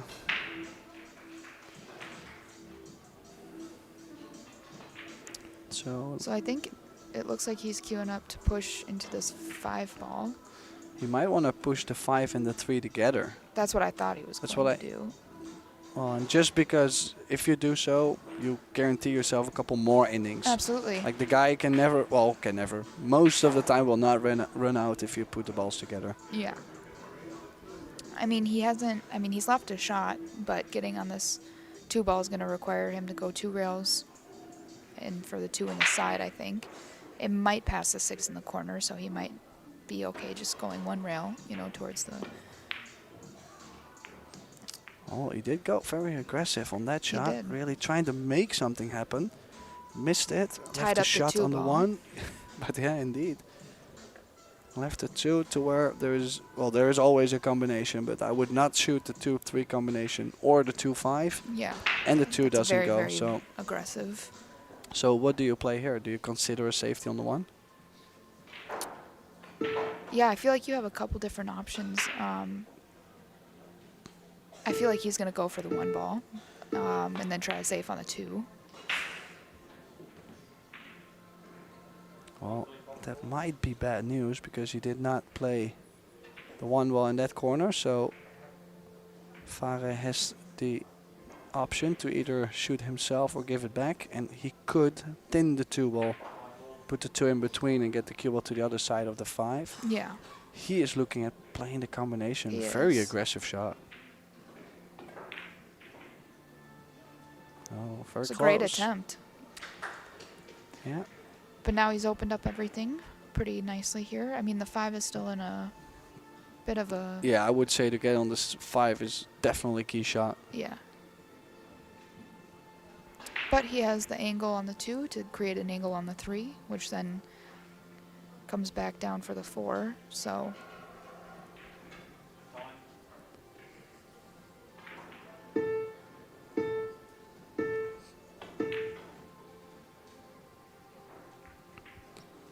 Yeah, just can't catch a break. Can you imagine him missing that 2 ball?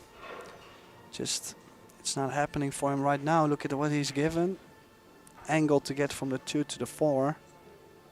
I definitely feel like he's trying to force things, right? Yeah. I feel like because he's uncomfortable, he's just trying to force it in there, right? And Yeah, I feel he's stuck mentally a little bit. Like Yeah. you can see on him, like he's very I very do much feel for pushing him to hopefully show his game instead of just let it happen. Right, right. Oh. What did May he? have sneaked out. But I don't No, know. he's got the save, but I don't think that was the way he was trying to get it safe. Kick and But you stick. do notice sometimes if you're feeling the flow and you're the one kind of controlling or leading the match, right? Some things happen in your favor. I feel a lot more often than if you're trailing, right? When somebody's kind of controlling the match, it feels like you're trying to do the right thing, and that was a great shot. Yeah, hit that great. That was a great shot. Beautiful kick and stick from Almadan. No, from Eddie. Excuse me. Yeah. Does that make sense what I'm saying? Yeah, when yeah. Yeah. I didn't know if I was explaining it properly, but I think Well, you the shouldn't only ask me. You should ask people at home. You know. right. So jump cues out. You really played that well. This is a tricky position for Almadan. Won't be able to get it safe, I feel like. And definitely got a reward for Van der Rohe. So needs to step it up. I actually feel that he needs to run out here. Yeah, because this if he is a key loses shot this right game, here. he might fall back in the old pattern. Yes.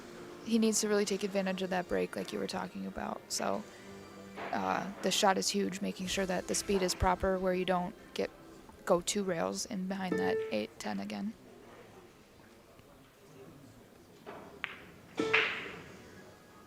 Well, doesn't want to be close to the 8-10. Good bump. You can see Yeah. his body language. He's getting Yeah, excited. he's like so... He's ready. He's pushing himself a little bit Yes. too. But you know, I don't mind some of that energy. The only thing is like at some point, you don't want to come across like he shows also a lot of emotion to his opponent. Hmm. So his opponent can look at him and go, he's struggling. You know, I like it. Right. Gives him energy. Gives him energy too. So, Oh, wow. ooh, I was not expecting him to hit it quite like that. I mean, Well, it worked out it really has worked out because the 6 was not easy to get to. Yeah. Now the 6, 7 are open, and he's got shape on the 5. Now, would you go back to where the 5 is, or would you get to the bottom side? I would go back to where the 5 is. Personally, just focus on making it with top. Well, from this But- angle, it looks a lot thinner. Tough shot.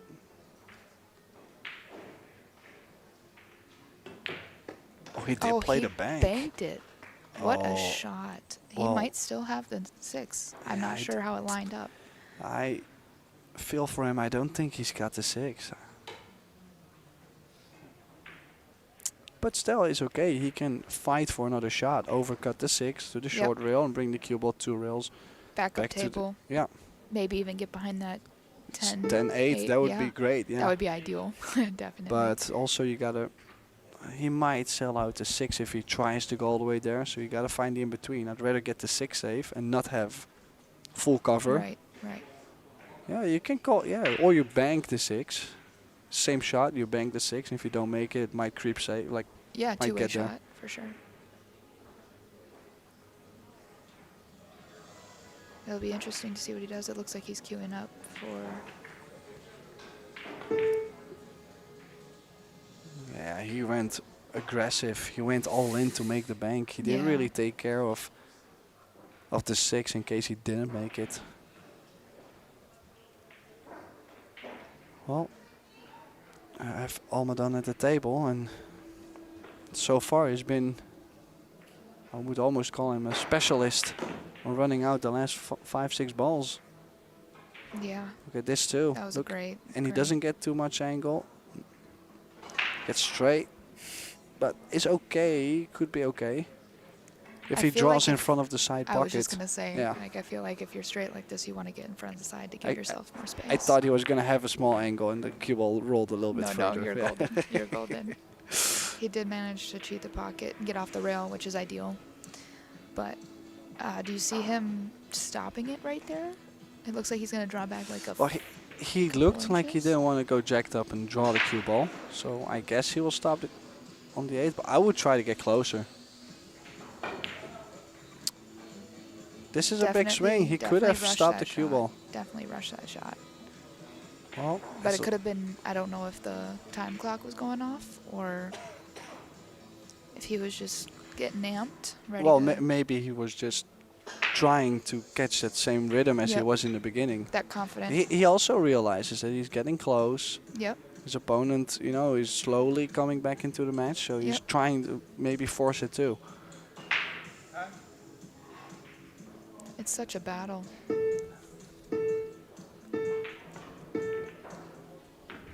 Oh, nice cut, but found the 10, and look what he's given himself on the 9. On the rail. Man. Gosh, I feel for Eddie. He's making the shots. He's making the tough shots, but Yeah, it's all about the tip position though, like just a little bit of outside, a little bit of Absolutely. inside here and there, and then he should be fine. Just every time he finds the ball to bump. And this is a tough shot. I might not even take this on. you would play the safe, sending the 9 ball back up to the other short rail. Probably. Yeah. I just feel this is so tough. Like, and also this is what usually happens. If you now don't make it, look at what he's given. Mm. Like, yeah, he sold out the farm there. Oh, you can see his walk back. I Yeah. think he wants that shot back. Yeah, but it's like, it's the same thing. There's no patience at that age too. Like, Right. to look at the shot and go, you know, maybe I should Right. not shoot this. You know, it comes with experience, and they're young. I mean, that's what happens. Absolutely. So we will not see 4-3. We will see 5-2. Fare Almadan, 5-2. Not happy with his cueing. He's shaking his head. He's not happy. On the other side, I would say, well, you're up 5-2. Keep doing the not straight, Right. shaky thing, I guess, Right. because it's working. Right.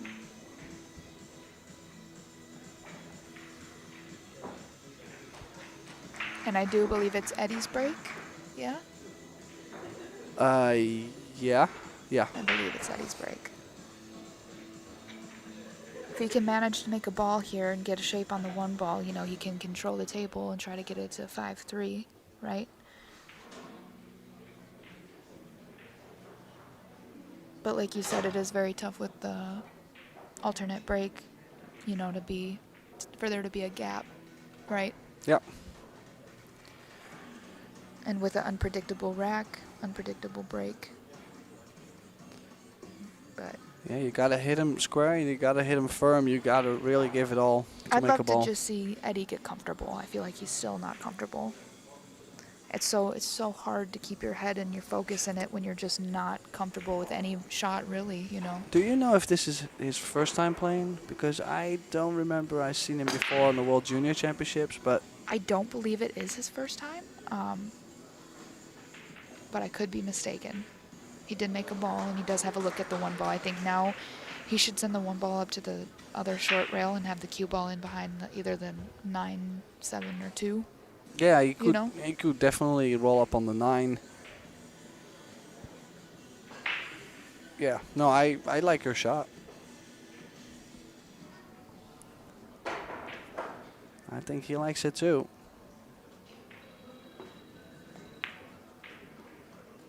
Oh, well, he needed a little bit more spin on that cue ball to get behind the 9. And or a little softer that, you know, then the one ball stops on the rail and the cue ball's behind the 2 ball. But either one, it was kind of a, you know, either way, a little harder or a little softer. Well, I mean, he didn't really leave much. If you look at the 7 doesn't go past the 9. Oh, right. Still plenty of things to work on. Absolutely. So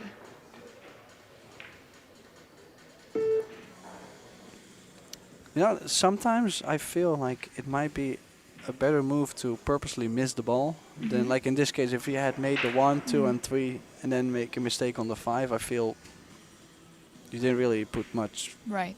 like into the rack. Would you try to make it and possibly overcut for a similar shot to what?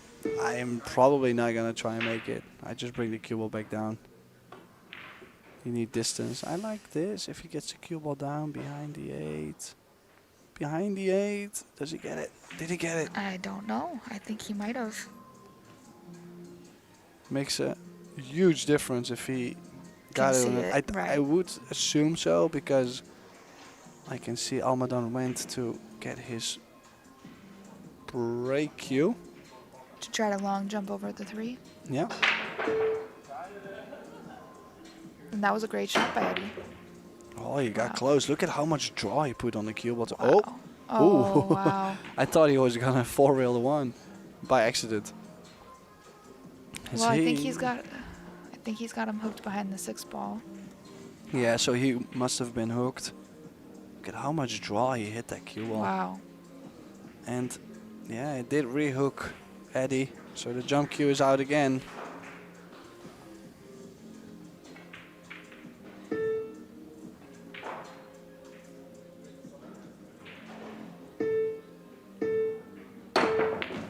Great shot. Oh man, Eddie is just not getting rewarded. That is a brutal roll.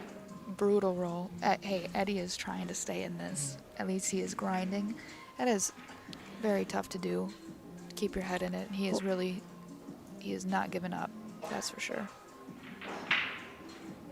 I really value that about a player. A lot of times you see the people get disheartened, right? And you can see the energy and the soul kind of leave their body. And I don't see that with Eddie. Eddie's still trying. Yeah, was wondering, could he have played the 2 and a bump on the 7 and still have shape for the 3 in the Right. side? Because he needs to do something on the 7 ball. Or is he going to try and get on the short side in between the 7-9 later? But not a big fan so far of the 7 ball being there. So that's the shot that we were talking about earlier in the match where he cinched a ball into the side and, you know, Yeah. when he played the same exact shot but did exactly what you were nervous he could do on that initial shot. He played it flawless the first time, but this time caught I that. just feel it's such a difficult shot, and you gotta strike it so smooth. Mhm. When you get nervous, you most of the time will lose the timing a bit. Fortunately for both players, that 7 ball's in kind of a funky position, so anything they do kind of right now is they're not going to probably... Is all right. Yeah. Yeah. Like now. Oh. He was probably trying to hit that 7 ball if possible. But he's landed funny on the 5. Made the 6 ball a little bit more difficult as well. Yeah, so back to safeties, I would say. This is He's becoming... probably sending the 5 ball up table, keeping the cue ball down, just like that. Ooh, was not He did trying not to want to hit find the 6 ball. Yeah, and the worst thing is, he's also tied up the 6 and the 8. So the 6 doesn't go, the 7 doesn't go. But he does have an angle on this 5 ball to possibly come and break out at least the 6 and 8 here. You see he's queuing to draw 2 rails, or 1 rail. At least gotta go in between. Oh, he drew too much. What a shot if the cue ball goes up table. I don't know if he... I don't think he would go to try to make the 6. He might just play the 6 into the 8. No, I would 2 never rails. go to play either also the bank or anything. Like Yeah. you have no future on the 7. Yeah. What would you do here? A miss. No, probably this. I like what he's tried to play here, get the 10 in between. He didn't get the full cover, but still, there's no way you can sell out on that shot.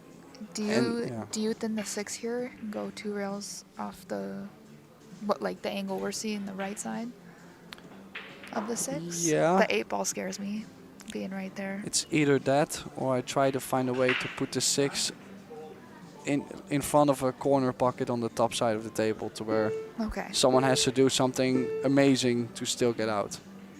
Oh. What a shot. What a shot. Wow. He had to have perfect speed right there. That was a great shot. Well, he got the hook, but will be easy to hit the 6. You would expect him to hit this because it's so close to the rail. Well, he's going over the bottom long rail in this view. I would probably go over the other side. Just to ensure a good hit. Yeah, because in this case, like, it's not gonna matter that much if you... Yeah, if you leave a shot on the 6 because of the 7. Right. Like, if I really had to make something happen, yeah, I understand the shot he just chose. Correct. But, I mean, it worked out. He left a tough shot on the 6. Still nothing to do on the 7.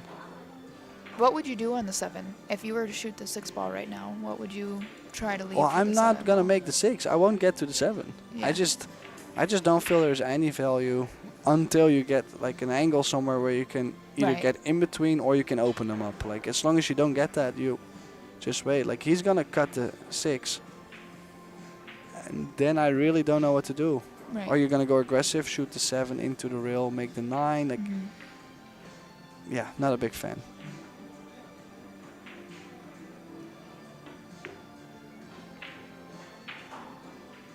You see, this is really not gonna hurt him so much. Right. Because the It other, still doesn't leave an like angle to do anything. I might with the 7. overcut the 6 and play safe on this. Can you imagine? Like, there's no Yeah. value. Yeah. Like, just I'd have to agree. He might come down and around to be able to like bank the 7 and play like that 2-way bank, right, where the cue ball goes up table and hit thick on the 7. Oh my wow! gosh! Behind the back into the 7. What a shot! Oh, and he's made everything worse. How That close did was- he hit that to? Wow. Wow. Wow! That was super close. I If did he not had think pushed that that was in front of the possible. 9, that Wow! Great effort. Great effort there. oh, what do you play now? You just Tap it and try. oh. I'm not too sure. Does he get the cover behind the 10? He got. I don't think he's able to make it in the Yeah, corner, yeah. but I he can think see you the full see, ball. Yeah. Like it's like just enough safe. Oh man. He might be able to make it. He just might. I can't tell if he's queuing up. Yeah, but that's the funny thing. Like, are you going to Massé, play it soft, try Right. and curve around, and if you don't make it, look at what you give. Oh gosh. He looks like he's queuing to make it. Oh, he could what make it. a Okay. shot. Yeah, he hit that good. He is taking advantage of the opportunity given to him. That was a Yeah, smooth.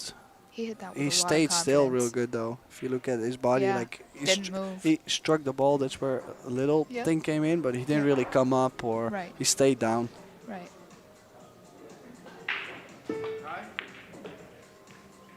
Oh. Well, he has pushed the 10 a little bit funny. You might have to. Do you tap this in and shoot Yeah. the yeah. Yeah, I'm Don't not gonna risk try and do going- more. Yeah. Just gotta make sure. Most of the time we're trying to hold the cue ball. Mhm. This is where you miss the shot thick. So I just tell myself, you know, try to overcut the ball a little bit to hold the ball. Wow. He goes back and forth, but he's on the scratch. He's on the my scratch. The gosh, cue ball no stays or way. not. Oh my gosh. That I would have think been he can- disastrous. I That would think have he can been still 6-2. see it. Yeah, I Oh mean, my it's gosh. it's a cut. You got a shot, but that was. Whew. I have anxiety for him. Holy smokes.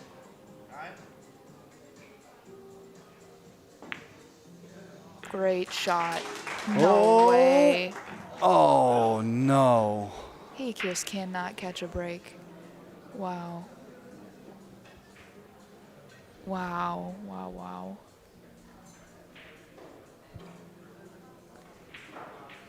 Crazy That was rack we brutal. had. I am So just many. speechless, honestly. Just look at it. Wow. Hits it hit it. straight in, perfect, Oh, and then the God. cue ball follows right into the pocket. Man. We're now at 6-2. Almadan leading. He's And on the it's hill. He'll be breaking too. That is such an unfortunate roll. Well, unfortunately, we will have to say goodbye to one of these two players. For now, that is Eddie. Things are not looking too great for him. He is trying to stay in there, though. He is really trying.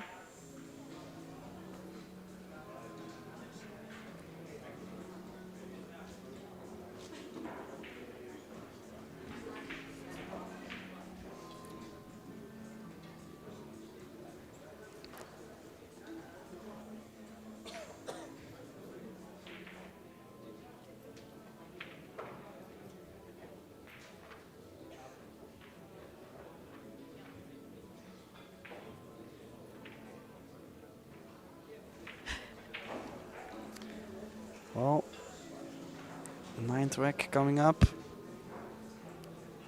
Was breaking the balls quite decent, Almadan, so could really be our final rack for today. Of course, we'll have plenty more action to come throughout this week. I believe the whole show is done is Sunday, I believe, so yeah, plenty more to see. Are there any more matches to come for tonight? No, that's why this is the final rack for today. I understand. Could be final rack of today. We'll see. But I believe there is one more round to be played after this, Okay. but they won't be. Streaming that now. No, Okay. we need sleep too, you know. I understand. I sure do. Yeah, but I'm quite sure we gave plenty of action for the pool fans all around the world. Do you know what the lineup is for tomorrow? Not yet, no. No. Okay. I usually wake up to that, so. Okay. But I'm quite sure it will be good, as we just reached the quarterfinals of the Yalin WPA World 8-Ball Championships. And of course we got to the last 16 in the Massé Women World 9-Ball Championship. So we're getting to the business end, which in general I find way more entertaining, because that's where people, well, they fight very hard when they get to the end. Absolutely. And a lot of emotions show up, and yeah, makes it exciting. Yeah, for sure. So, dry break. We'll have to play a push out. Now I if you would push to the short rail over here. Because Well, if he moves this 3 ball, that opens up for the Oh, he hit it soft. I was going to say, if he was trying to move the 2, I don't know if that would be a good idea because it was Well, tied the- up. The 2 was tied up. Yeah. Right? 'Cause Well, this is definitely an interesting push out because I wouldn't risk to touch the 3 ball. I might accidentally move it. right. Oh, but he might have earned himself a shot there, Eddie. And he's got angle to drop in between the 2 and the 3. This is a quite touchy rack with the 9 ball again in front of the corner pocket, blocking the 4, 5, and not the 8, but yeah, the 4 and the 5. So even if he makes this 1 and 2, the shape on the 4 from the 3 is going to be the key shot here.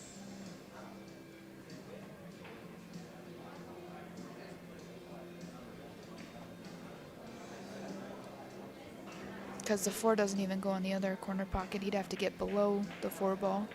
Otherwise play for a safety off the 4.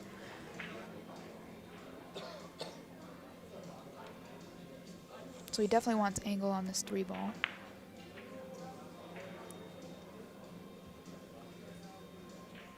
Missed the shot but got away with it. Looks like he's going to grab his jump cue.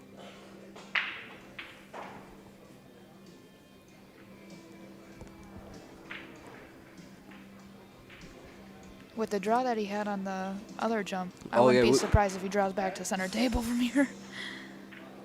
And now it's a jump cue though. Can he do the same thing with the jump cue? Let's see. Oh, he got close. Look at the draw. did Actually, draw. he does have a lot of draw on the jumps. Wow. Oh, it's last call for Eddie. He needs to figure it out here. Does have shape on the 2. The 4 does not go to the corner. Here you see the replay. He's very low in the cue ball.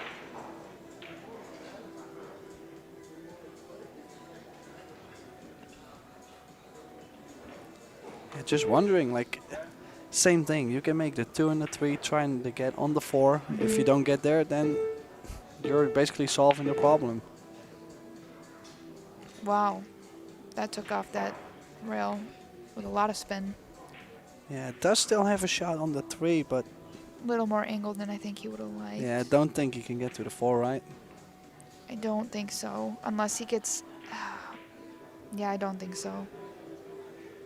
He might be playing to leave the combo.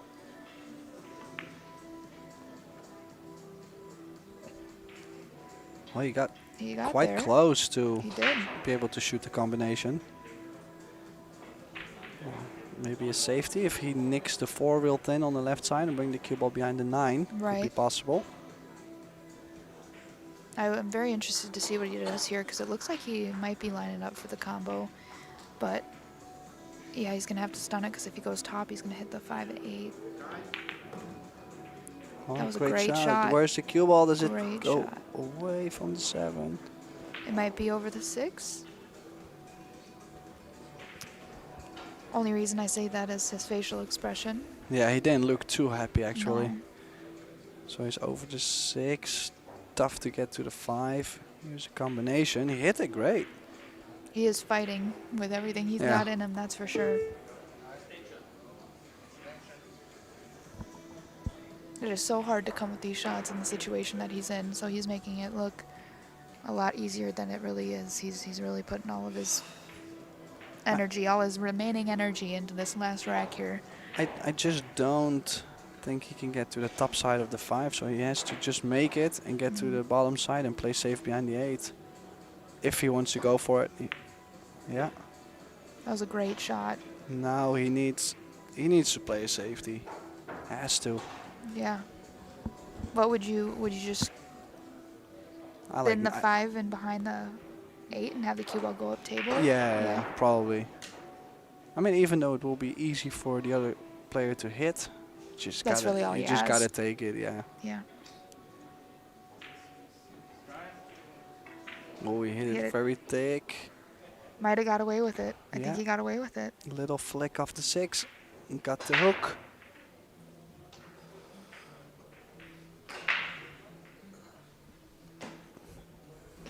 Would you go 2 rails in behind? Or just 1 and try to tap the 5 up past the 8 and have the cue ball sit right behind that 8 ball. I don't mind 2 rails. It depends. Like sometimes you feel like you have a good feeling of the table. Then I don't mind kicking 1 rail and try to catch the ball half and stick him behind the 8. But I'm not feeling so great. I probably will play 2 rails because of this. The 5 most likely gets to the short rail. Very nice.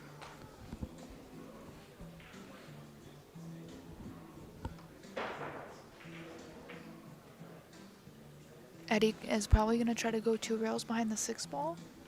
Yeah, You think bank so? the 5 Yeah. ball down. Yeah. have He the could cue ball also come play the other way around if he can catch the right side of the 5 Leave the 5 behind the 6 and and send bring the cue ball back down.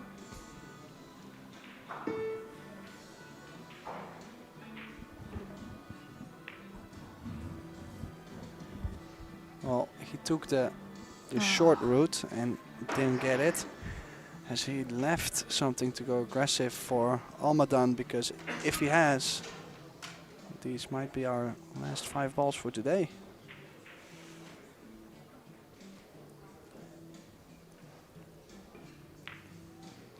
No, he didn't like it, so safe. And does he get behind the 8? I think he left it. I think he left. But this is, you know, a touchy shot. He's got to make sure that the cue ball doesn't run too much if he goes for it. Right? Yeah, you might play the bump on the 7, Yeah. possibly. Yeah. Just got to make sure that it doesn't go between the 7 and the 8, right? If you're going to play that, you have to make sure that you hit it.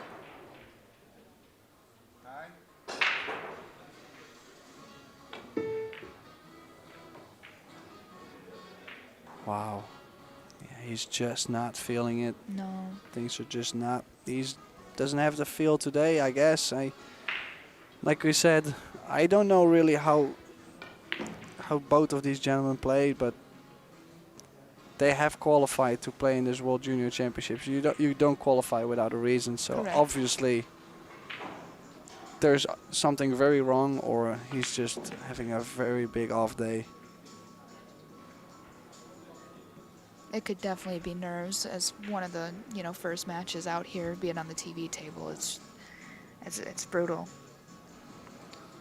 especially if you can't settle and get comfortable, right? Yeah, he put a big stroke on there too, Almadan. Did get the wrong angle, so we'll have to travel. Would a you lot draw more. out of this 2 rails? Yep. Oh, look at how sweet he hit this. Yeah. He can taste it. So for it will sure. be Fare Almadan who advances to the next round. And Eddie van der Rohe, he's out. He might have to come back next year, unfortunately for him. So this was April Larsen and myself, Tim de Ruyter, for you guys. Thank you for tuning in, and hopefully we'll see you back tomorrow. Yes, thank Thank you you. for listening. Okay, see ya.